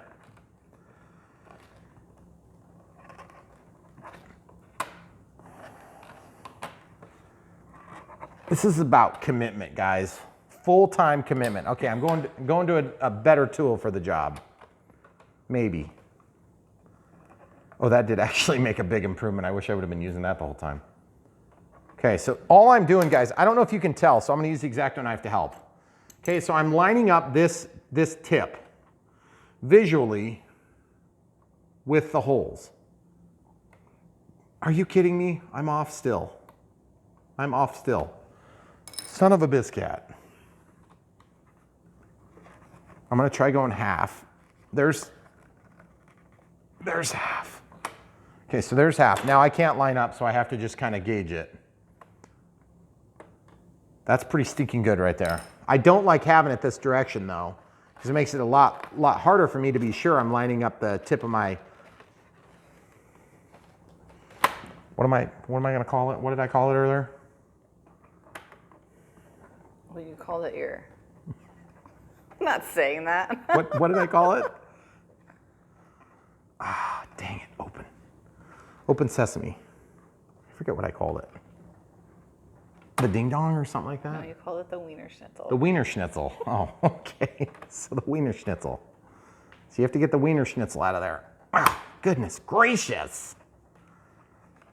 Okay, so I'm going to put this in sideways and then try to pull the Wiener Schnitzel out. It's just really motivated to stay in there. Oh my goodness. Please don't rip the head off of my Wiener Schnitzel. Did you... Look. Well, I mean, what am I supposed to do different? not do that? Oh, good lordy lord. You still have your paper clip? I do. It's right here. All right, let's check first. Oh, that works great. Maybe that's why you have to do it right. I don't know how much more right you can do it. That's the problem. And that is backward, by the way. Okay, so here's what you do. I would recommend starting from scratch so that you have a fresh, clean tip like this. Then I would grab however much you want to be folded for your overlap, and I would just make a nice little 90-ish degree angle. And then I would come out here and just cut. So you've got plenty to work with because, I mean, paper clips are cheap. And then what you're gonna do is you're gonna heat this up, and obviously you're not gonna do it while it's in the clevis because you end up having a problem. And then you're gonna melt it and it's gonna go through there and then out the other side, okay? It'd be nice if you could run it through from the other side, you know, just because it'll be really hot. It's gonna be a little bit challenging to control. So I'm just gonna have to be creative the way I do this and not get burned. See what I'm gonna do? Like that, and I'm gonna push that through. That's gonna knock the tip of the Wiener Schnitzel out of the hole, and then it's gonna also melt off the Wiener Schnitzel, which we need to cut off the Wiener Schnitzel. Oh, you have to cut off the whole little yeah, I mean, thing. you pretty much have to cut it off if you're doing this method. Right. So watch your face because it shot at my eyes last time. Or Okay. just cover your eyes with the camera. You ready? Yep. I gotta brace it. I'm gonna break the servo. It's always awkward to do these things in these weird areas. It's not especially hard to cut. It's just especially awkward to cut at this angle, okay? Show him the cat. Do you see the cat? She's over here freaking out. I don't know whether or not to congratulate her or feel sorry for her. I was gonna say, you realize we have 2 daughters too, so I'm dealing with this for a long time. Well, I would hope they don't like go around rubbing the counters. Well, probably not that. Okay, hot.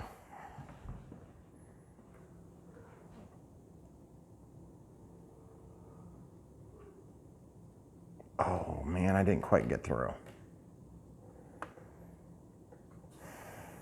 Okay. This is where you gotta be a little bit careful you don't burn yourself too. So I'm gonna grab it way back here. I'm gonna use a second tool, in this case this thing, the other pliers, to pull it out. Okay, we didn't quite make it through. It's not exactly cool to the touch, so just gonna be careful. We're gonna reheat. Remember, we had to do it twice before. If you don't have permission to use your kitchen, don't do it. Could be deadly. I'm not talking about the gas stove. Come on. Man, I took way too long doing that. Just stay out of your way too. So, story time. When we first got this house, they put the wrong orifice in our flame, and it was like a flamethrower. It went this high. It's crazy. A little bit hotter this time.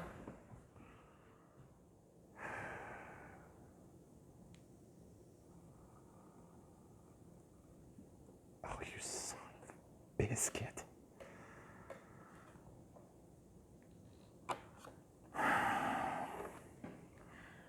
As you'll notice, it's not all the way through, okay? It's okay though, because if it sticks, you can just give it a twist and it should pop right out. Because remember, if it failed to make it all the way through, that's because it was basically cooled down too much. So it went from blazing inferno of hellfire to cool enough to not come out of your plastic in the course of about 10 seconds. Okay, so there we go. Trifecta. So those of you at home wondering, you know, that doesn't look very safe, Brian. Okay.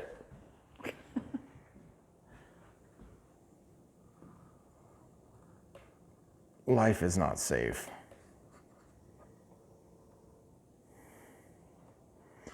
Okay, we're gonna let that cool. Now, why are we gonna let that cool, camera crew? So you don't burn your fingers. No, so I don't rip this hole. Yeah, you don't want to rip That the would be hole. bad. What would happen if this hole ripped while we were in flight? It would come unhooked, and then you would only have one elevator. And what would happen to the plane when I pulled up on the stick? It would crash. Which way would it roll? If you pulled up on the elevator, it would roll. That way. It would roll this way. Yep. That's right. And what happens if I push down on the stick? Well, nothing. Well, no, it would roll the other way. It would go down here, but it would, yeah. It wouldn't be attached. It'd roll the other way. So it would be kind of a bad situation. Okay? So that's why we don't want to end up in that situation. So we're going to just try our best to do this as right as possible. And you're like, but Brian, the right way would be to replace the control arm. No, it wouldn't be, because it's just going to break again. Because trust me, I've worked with Dynam enough to know when they're breaking and crappy like this, they just are. See how soft that was? That does make me quite concerned for the future of this plane. I thought you didn't need a pesky elevator. I don't know. We'll have to ask. Let's ask Ian. Ian, if you're watching, Bear Grylls, Ian, Randy RC, And Stu. and Stu, if you're watching, please leave it in the comments below. And the second part of that is, why are you watching? Okay, so I need to melt the second half, but yes, I need to melt the second half before I get too excited. I'm like really nervous. I went too close to the edge. Have they seen this? You see how close we are to this edge, how thin it is now, right there? Okay. That's unfortunate. But to be honest, I'm not sure there's a lot I can do. I'm gonna rotate this whole control arm around. I mean, there's a lot more material there. I could just put it further back on the length of it, which should be fine. That would totally be within the realm of doability. See, there's already a hole on this side. Just make a whole new set of holes. That would be one option, or I could just, I should be able to make this work. I should be able to make this work because I don't have to melt through the other side. Okay, so I'm gonna just cut this so it's a little bit less long, extra long. And so now it looks like this, okay? It's about that long. And then I'm just gonna kind of put it so that I can need a sandwich around it like this. And remember, I gave it an extra turn, so I gotta verify it's gonna be okay where it's located. And I would say right now it's close. It's pretty close, but if I'm gonna go through all this trouble, I'm gonna go out one turn. Oh, you son of a gun. It sounded precariously like I had cut it. I didn't, don't worry. Okay.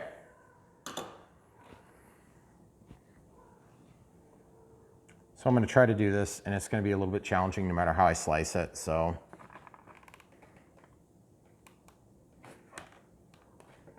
Okay, so that's what we want.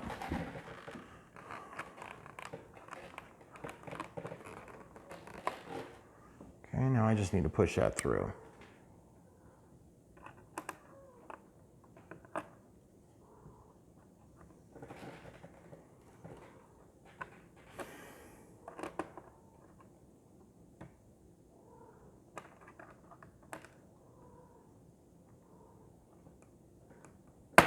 Oh, jeez. Okay, so we're through now. So now I'm pointing the tip to the camera crew.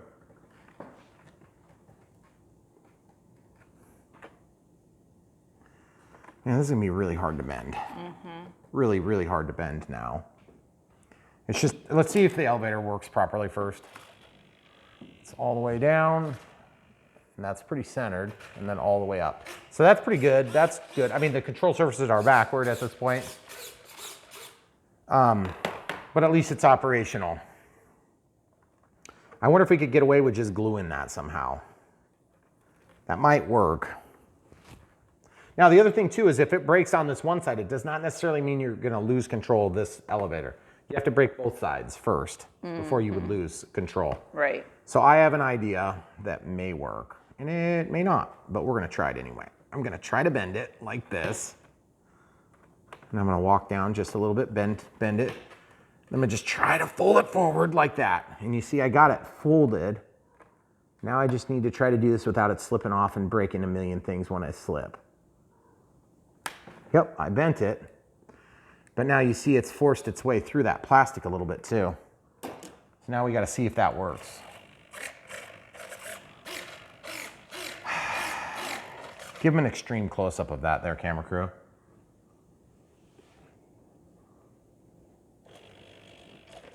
There's down and up.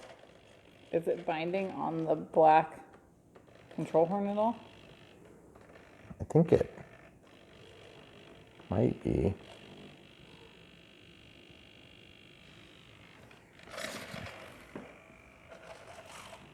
I don't think it's going to be a problem though. I think we're secure. Okay. I think we're okay. All right, so now at this point, sorry guys, that was not really meant to be part of the radio setup video, but we're going to pause, get our stuff cleaned up, and come right back. All right, so we're going to pick up. We just got done adjusting these things to be even.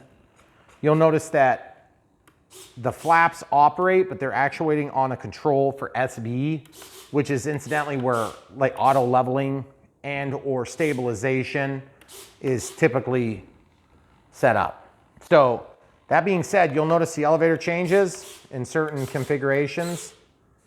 When you have it on a plane stand, for instance, you see how that is? So that's where yours truly adjusted it, like that, okay? So in case you're doing the same thing, you may want to be aware of that, okay? So that could challenge our auto leveling capabilities a little bit. Also, the landing gear are on SA right now, so I want the flaps to be up on SE, and I would normally want the gear here, but this is the stupid bind toggle, which I don't know why you would ever have the bind toggle here. I have gear here always on every other radio, and then I have flaps or flaps, flaps or flaps, and then I usually put my like safe or auto leveling or whatever here. Okay, so we need to rotate a bunch of control axes. We still haven't centered our ailerons, but we can't really do that yet. So what we're gonna do is we're gonna go into model set, function list, model parameters, reverse. Elevator is backwards, so we're gonna reverse that. Click, then reverse. Now if you look over, when I pull down, it goes up. When I push down, it goes down, okay? Now, rudder is backward as well, both the steerable wheel and the tail, which is good. So we're gonna go to rudder, click, and reverse. Okay, so now it's going the correct direction. It's going the correct direction. Now watch this.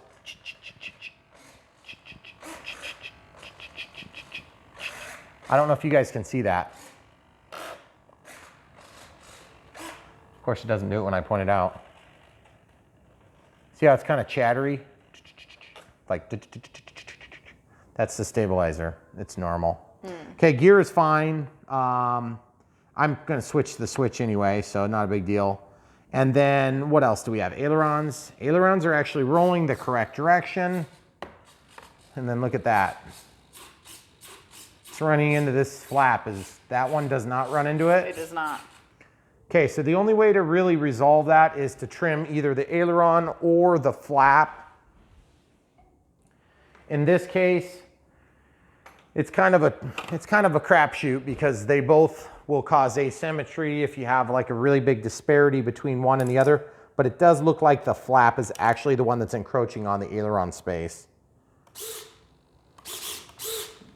So I need to actually cut that right now, so I'm gonna just cut this. It's not really hard to do. I'm just cutting basically the top part. Now that that's cut, now we can test it. And then we can move the ailerons. Up, down, that's pretty stinking tight still, so we gotta go a little bit more here. Just a little bit more. Hey, did the manual say how long it was gonna take to build this? I don't know, probably like 15, 20 minutes. Yeah. You know, the funny thing is this plane was going along just fine until we mounted the vertical stabilizer. Oh yeah, clear, clear, clear, clear. Yep. I do gotta say those flaps are really cool. They are cool. Okay, so now the flaps, I want those reversed, but I don't want them assigned to SB. So now I need to go to servo delay, switch set. I want to change this to S. No. Well, SA is currently gear, right? SE, what's E? SE. No. Oh, I am on. Oh, crap, I am. Yeah, sorry, I guys. You just clicked in the wrong. So SH. Oh, I meant to go in this.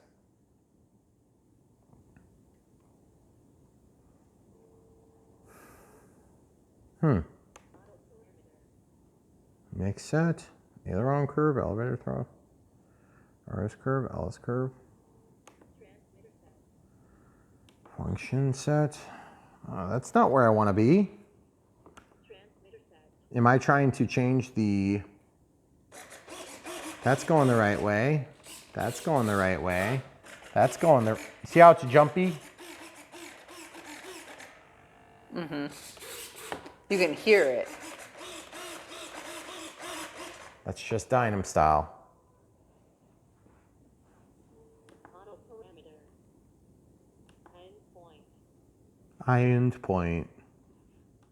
Auto parameter. Reverse, servo delay, switch set. There's gotta be like a channel assign thing. Or Auto parameter. Filling curve. Auto parameter. Mix set.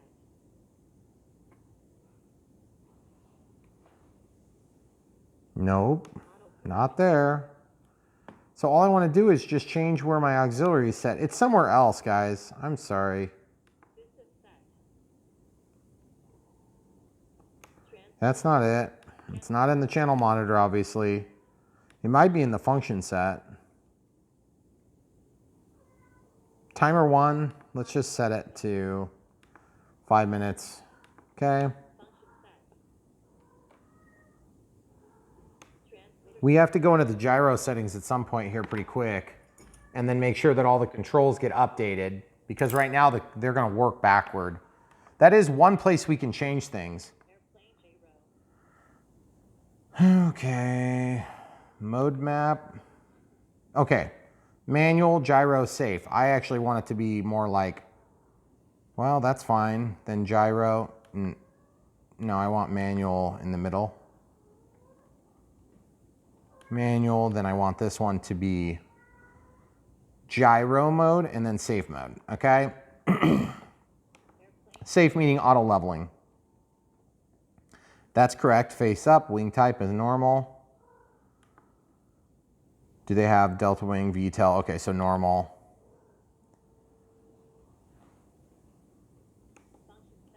ESC set.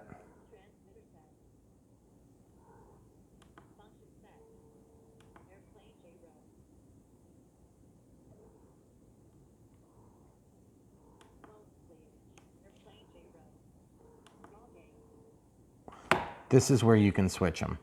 Yaw gain. Okay, so now this should be in stabilized, okay? Yep.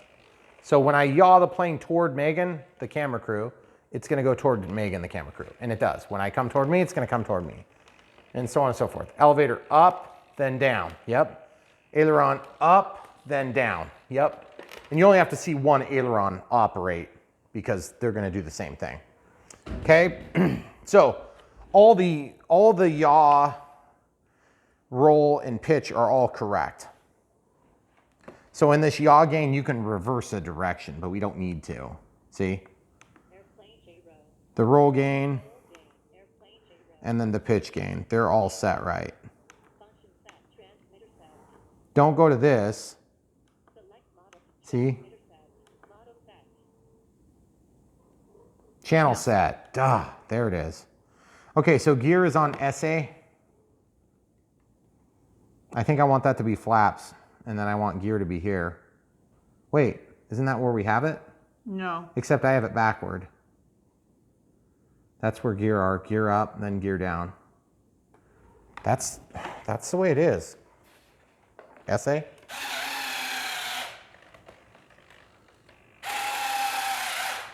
Yeah. But That's- you want flaps on a different channel I than want- whatever they're assigned Yes, to currently. yeah, flaps are on SB. Yeah. So auxiliary 1 is currently SB and it doesn't do anything. So I actually want auxiliary 3. That's auxiliary 1. What? So auxiliary 1 is SB, I want it to be SE. Okay, so now there's the flaps. Then the gear would operate here. And then SB, It's just the stabilizer then, right? yeah, that's what I'm verifying. Well, there's nothing else set to SB now. I guess I want, oh goodness gracious, he's being so annoying. You guys can't hear it, I hope, but the cat is freaking out right now. Okay, so we want this one to actuate auxiliary 1, but we need the gyro to actuate on whatever SB is controlling, which is in this case auxiliary 4. Model set. Trainer set mode 2, import export reset model. Okay, so let's see what happens when I change this. If that changes the setting. No. Nope. Did not change the setting. It's on the same control channel.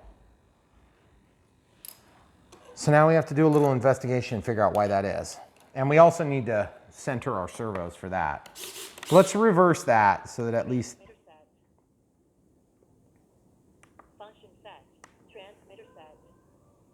Model parameter. Reverse. okay, so we want to reverse SE, which is auxiliary 1. Okay, there we go.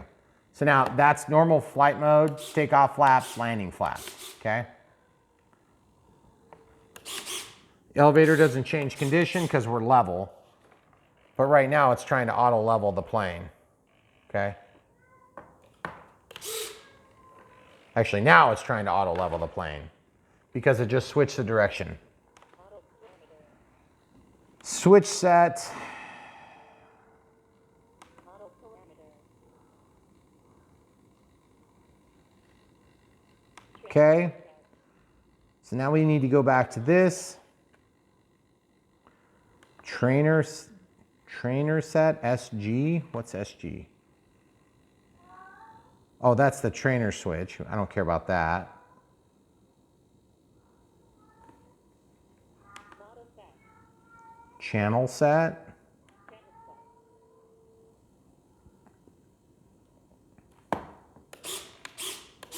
So that's running auxiliary 1 is what's running the flaps, but auxiliary 1 is also supposed to be running the stabilizer, right?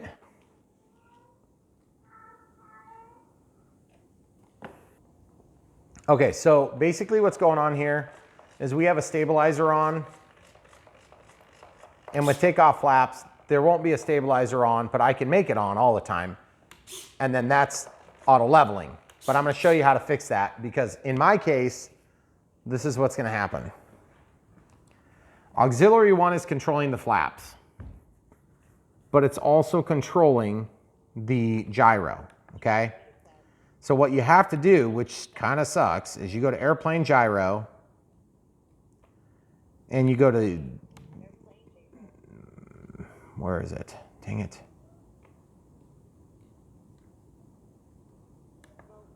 See how it says mode switch? It's on SE right now, which is the same as this. So I want to change mode switch from SE to something else. Okay, right now it says SE. Pause it. Okay. So basically, this switch is currently attached to SE, okay? The only way I know to change SE is to change what's attached to SE, as in which channel is attached to it, okay? So I can make it so that it's in gyro all the time by changing each of the 3 settings to be associated with gyro. Then you're never going to be Airplane function set. okay? The flaps are going to actuate, but it's always going to have the stabilizer on all the time, okay? Up, down, up, down, up, down, up, down. So everything is being stabilized, but it's not auto leveling. And here's how you can tell if it's auto leveling, is you flip the plane over on its back, and is it trying to find a level? No. No. Okay, so auto leveling is not on right now. And I think I just figured that out. That was true for the BF-110 as well. Okay, so basically, if we walk back over to the model parameter and we go to the switch set,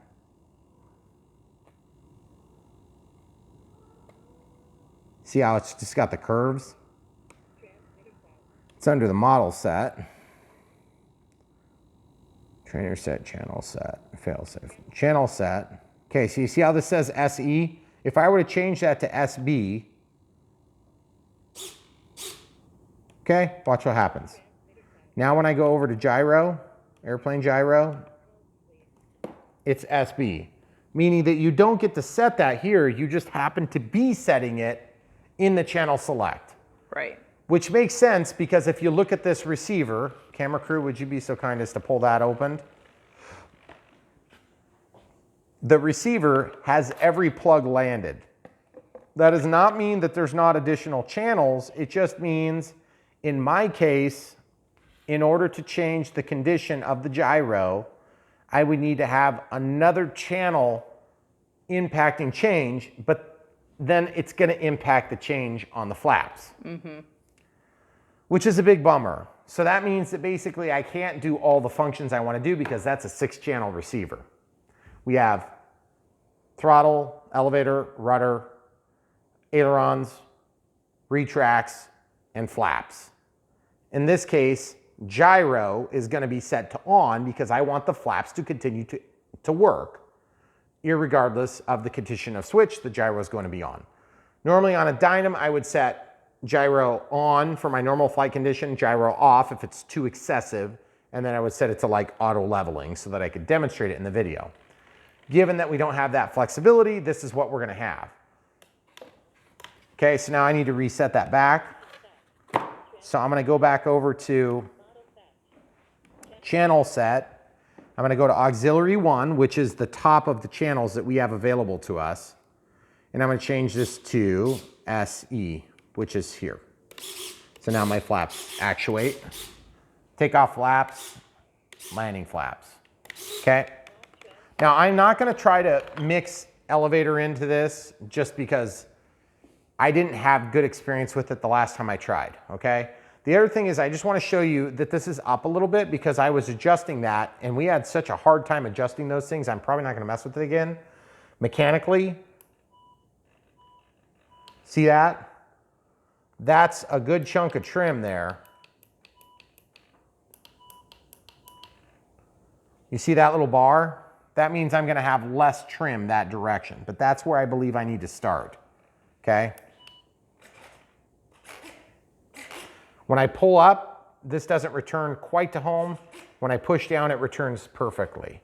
So that's why you're seeing that deviation there, okay? They're mechanically attached together, so there's not a whole lot you can do with that short of tearing out the servo that's inside of there, replacing it with 2 stronger servos and running whole new mechanical levers or control arms. Not going to happen on this plane. So at this point, we have flaps, we have landing flaps, we have gyro always on. We could look at gain. Maybe we can try get gain adjusted. Because if I can adjust gain, that would resolve my conflict. Now the other thing too is, see this? See how that's not level? See, that's down just a hair. We need to fix that too. Before I forget, we're going to do that because that's more critical than the gain. So in order to fix that, it's a pretty straightforward process. Throttle cut is on and it's tested, so we know it's not going to start on us. This is the same exact process that we did earlier. I just hope not to break any of these linkages. I'm just putting in my needle nose pliers and then trying to open them up. shouldn't really be that hard to do this, but it, you know, it just is.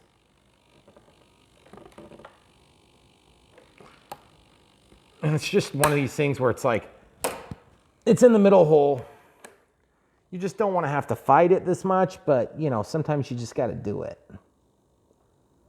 So I'm twisting this out. There's 1/2, there's 1.5. So 1.5 to the middle hole. And then look here, guys. We're not quite there. We got to go 1/2 more, I would say. Okay, so I'm going to just drop that down again and just go 1/2 more. And then I'm just going to make sure it's not right on the tip like it's going to rip out. I feel like we've got enough purchase on the threads that we won't rip that thing out. Now we're going to look before we clip that together. Can you show the people at home this? See how nice that is? It still feels like it could maybe go up just a hair. Let's watch the throw. All the way up, all the way down. I feel like it could maybe go up a hair. What do you think, camera crew? That would look like level to me. But you know what? I feel like we split the difference between the flap. I think that was good. I think if you go one more, it's going to be too much. And there it is. It's just the way the crappy servos are set up. They don't. That's it. Yeah, they don't quite return to all the way to home. Okay, so now we got to do the same thing on the other side. At the way they're set up, they would have been acting like flaperons, which would have made the plane fly kind of weird. You see how they were both down.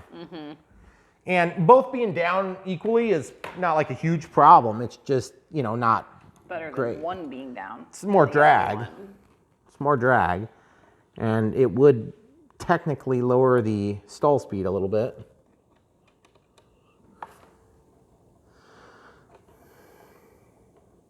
That light's pretty bright. Yeah, I noticed that the white lights were nice and bright. That's always good. Too bad they don't have a green and red light. Okay, so I just popped that out. The, what was I calling that earlier? The Wiener Schnitzel did not break off. Good job.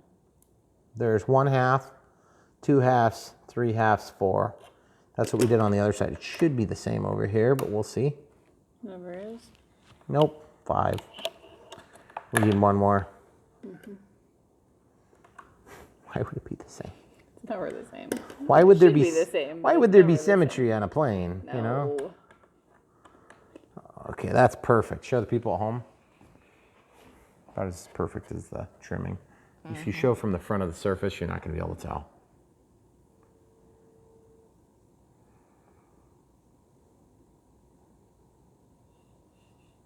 You want to move the stick? Which way? Left and right. No, let go of it. Now move it and then let go. Okay. Now do the same. Okay, there you go. So now you can see kind of that when it moves, it mostly comes back to the home position. That's what you want. The other thing too is when you're out flying, the plane is going to be responding to the environment around it with the stabilizer. So it's always going to be trying to find the correct position that it should be in. Okay, so elevator up, elevator down, rudder left, steerable right, rudder right, flaps takeoff, flaps landing. I'm sure there's going to be a tremendous amount of ballooning. I don't think there's any way around that. I'm going to go ahead and hold on to this, and we're in test throttle if you safe. Most balanced props we've had from Dynam so far.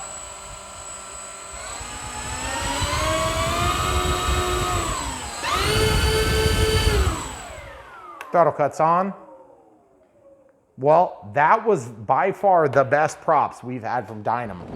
And I'm talking about my entire time with Dynam, not just in the last few months. The elevator is gonna it's just gonna need to be trimmed. I already know it. So without further ado, guys, the radio setup is done on this plane. I know it seems kind of crazy, like we kind of went from having nothing done to everything done all at once. Let's just verify the direction of travel on the gyros. Okay, there's right, there's left, there's up, there's down, there's up, there's down, there's up, there's down. And what I'm doing is I'm moving the surface up. I want to see it go up to counter. When I move the rudder, I want to see, or when I move the tail, I want to see the rudder counter. So it's going to go the direction I'm moving the tail, okay? Elevator, same thing, up, now down, yep. If it goes up, it's going to go down. Up, okay, good. Now, so let's look at the one last question we haven't answered, which is there a way to get the gains on a knob or something, which would help us to kind of do the same thing. I love the tires, they look really nice. Big, fat, wide tires like that's cool. Okay. Transmitter set. Going into the function set. Function set. Going into the airplane gyro. Plane gyro. Yaw gain. Reverse. Okay, so it doesn't look like there's an assignment for those values. So it says rate gain. It says angle gain. Airplane gyro. If you guys see it, if you hear it get quiet, it's because I'm covering this vent with my thumbs. Nope. Don't think so, guys. Okay, so that being said, at this point, the plane is as done as it's going to be without baiting it. This is kind of reminds me a lot of the Messerschmitt 262 in that it seems like we've got it working good. Obviously, we had problems with it we had to fix. It's really pretty. It's probably the easiest one we had to build, but we still had a lot of stupid problems with it. And they weren't problems that I outright caused. Sorry, I'm bumping the mic, folks. They're just manufacturing flaws. It's not like they're insurmountable. There's still a lot of things done very right. The plane doesn't feel especially heavy, like it's abnormally heavy. I feel like it's appropriate for the size of aircraft. I also think that the gear look like they're working good, and that does have one beautiful profile. Look at that thing. That looks so good. In fact, it feels light on the fuse. That looks so cool. Yeah, Did the you show them flaps the are Fowler really cool. flaps? You see the Fowler flap, how it pulls down and away? I have a strong suspicion that this thing is going to be able to fly really good and slow, which is super exciting. And I also feel like it's going to have plenty of power. I also feel like this thing is probably not going to last to the first flight because it's going to get bumped by like some air molecules on the way out the door before it even takes off. All right, guys. We hope you loved watching this as much as we hated doing it. The builds on Dynams are a little bit dreadworthy. But that being said, if this is half as good as the Messerschmitt 262, I think it's going to be worth it because this plane is really pretty gorgeous. It's not perfect in that sense, but it is pretty good. And I'm excited. I think it's going to fly good. I think it's going to do just fine. What are your thoughts, camera crew? It looks really cool. I hope it flies good. Looks like there's more down thrust angle on this one than the other one. That's a little bit strange. It might just be an optical illusion too. Because of here, switch sides and see if it looks like it the other way with the counter rotating props. Maybe that's what it was. Just because The you way can the see the lights- one angle and then the other. Yeah. I bet that's it. All right, guys, that's all you get. This was painful to do for you, but we're glad you keep coming back for more. If you haven't already bought this and you'd like this plane, if you help support us by looking in the links below, we'll list out the Smart Ready to Fly, the Bind and Fly, which is what we used here today with the Dynam offering for one of their, I mean, they don't just come in red. The one I have linked to is black, I think. They blue and red and black, I think, but Yeah, who I cares? think so. Let's get the black one. And then there's also a plug and play, which is, if I was buying this today, that would be probably what I would do. And then my transmitter would be able to handle all of the functions I want. I'd be able to tie the flaps. I'd be able to do there's just a handful of things, the timer. So at this point, I'm not ready to recommend this over spectrum stuff for the transmitter. But sorry, you know, Horizon doesn't make this plane.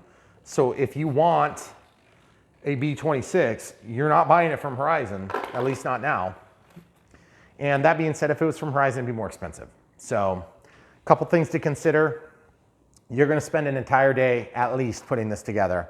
You're gonna run into some frustrating experiences, but they're not insurmountable. And if you're not filming it, it's actually quite a bit easier because the frustration, you can just like, you know, throw things and swear and all those things that we would do if you weren't watching. And that it does really help to make it less painful. Without further ado, guys, please do come back for more. We wouldn't have the channel if it weren't for you. Watching the videos is really the biggest thing you can do. Definitely smash the like button if you like it. Don't give it a thumbs down because we had problems with the plane, please. That means you're punishing us, not punishing them. But if you like this plane and you think you can do it better, by all means, prove me to have screwed up in many, many ways. I would love to see that you have a great experience with it. In my earlier years in RC, I would have just kind of powered through this. It would have been no problem. Because when we first started, the big factor for us was budget. And now the big factor has become time. And there is a moment in time for all people that are, you know, working for a living when the time is replaced with money and vice versa, okay? As you progress through your career, there's gonna be a time when you have more money than you have time, and there's gonna be a time when you have more time than you have money. And we're kind of in that transitional state right now. And so it's a good place to be, but it's also a bad place because all of a sudden you've got the money, but you don't have any time to use it. So it's frustrating. So with this plane, I think it's gonna be good in the air, and it's gonna make up for all of this. So please come back for more.